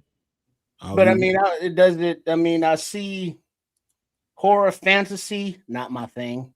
Supernatural elements, not my thing. You just want to see karate and heads getting busted and shit. No, I like what I want to see what I like. I'm not into supernatural or none of that shit because it's one of those things where it's like aliens or some shit. It's like, ooh, imagine it could be, it possibly is. Yeah, I don't know. But guess what? Those karate movies, it shows you how to break an arm. And you can do that shit. Look at Dante Lewis. Shout out to Dante Lewis. I don't know if I've ever seen you here, There's but some real black history in that show. Hey, hit that subscribe button, Dante. That's exactly the point. It's real black history going on right here. And funny, that we have to go to those lengths to explain black history. We got to put only one season in 2020 movies. This is dope. It's some of the dopest content you're gonna ever see in your life. Oh, only one season? No, that sucks. Watch it. But we got to get ready to get out of here, man. We got to get out of here. And we ain't gonna do a whole lot of pleasantries. I'm gonna do it before we get out of here. Thank everybody that subscribed to Kedz Canuck, Sports Chicago Style, and the Nomad Network. Keep the love coming. Always show up here on Wednesday night, Sunday night, both at 8 p.m. Central. We love you all. We support you all. Keep supporting us. Give us all the love in the world, man, because, man, this is the off season. This is the off season for the Bears, and it's particularly difficult to give you guys content. And guess what? We're going to find ways to do it over here because that's what we do. We show up, we show out, and we fill that space for you guys that can't wait for the Bears season to start like we cannot. But there's ways to entertain ourselves and you all too, man. So that's what we were trying to do tonight, man. I hope, some of the trivia questions were right to the point and you guys got to think about it a little bit. But it was a good time, man. But we got to leave this thing on the right note and say this. Love, peace, and hair grease, y'all.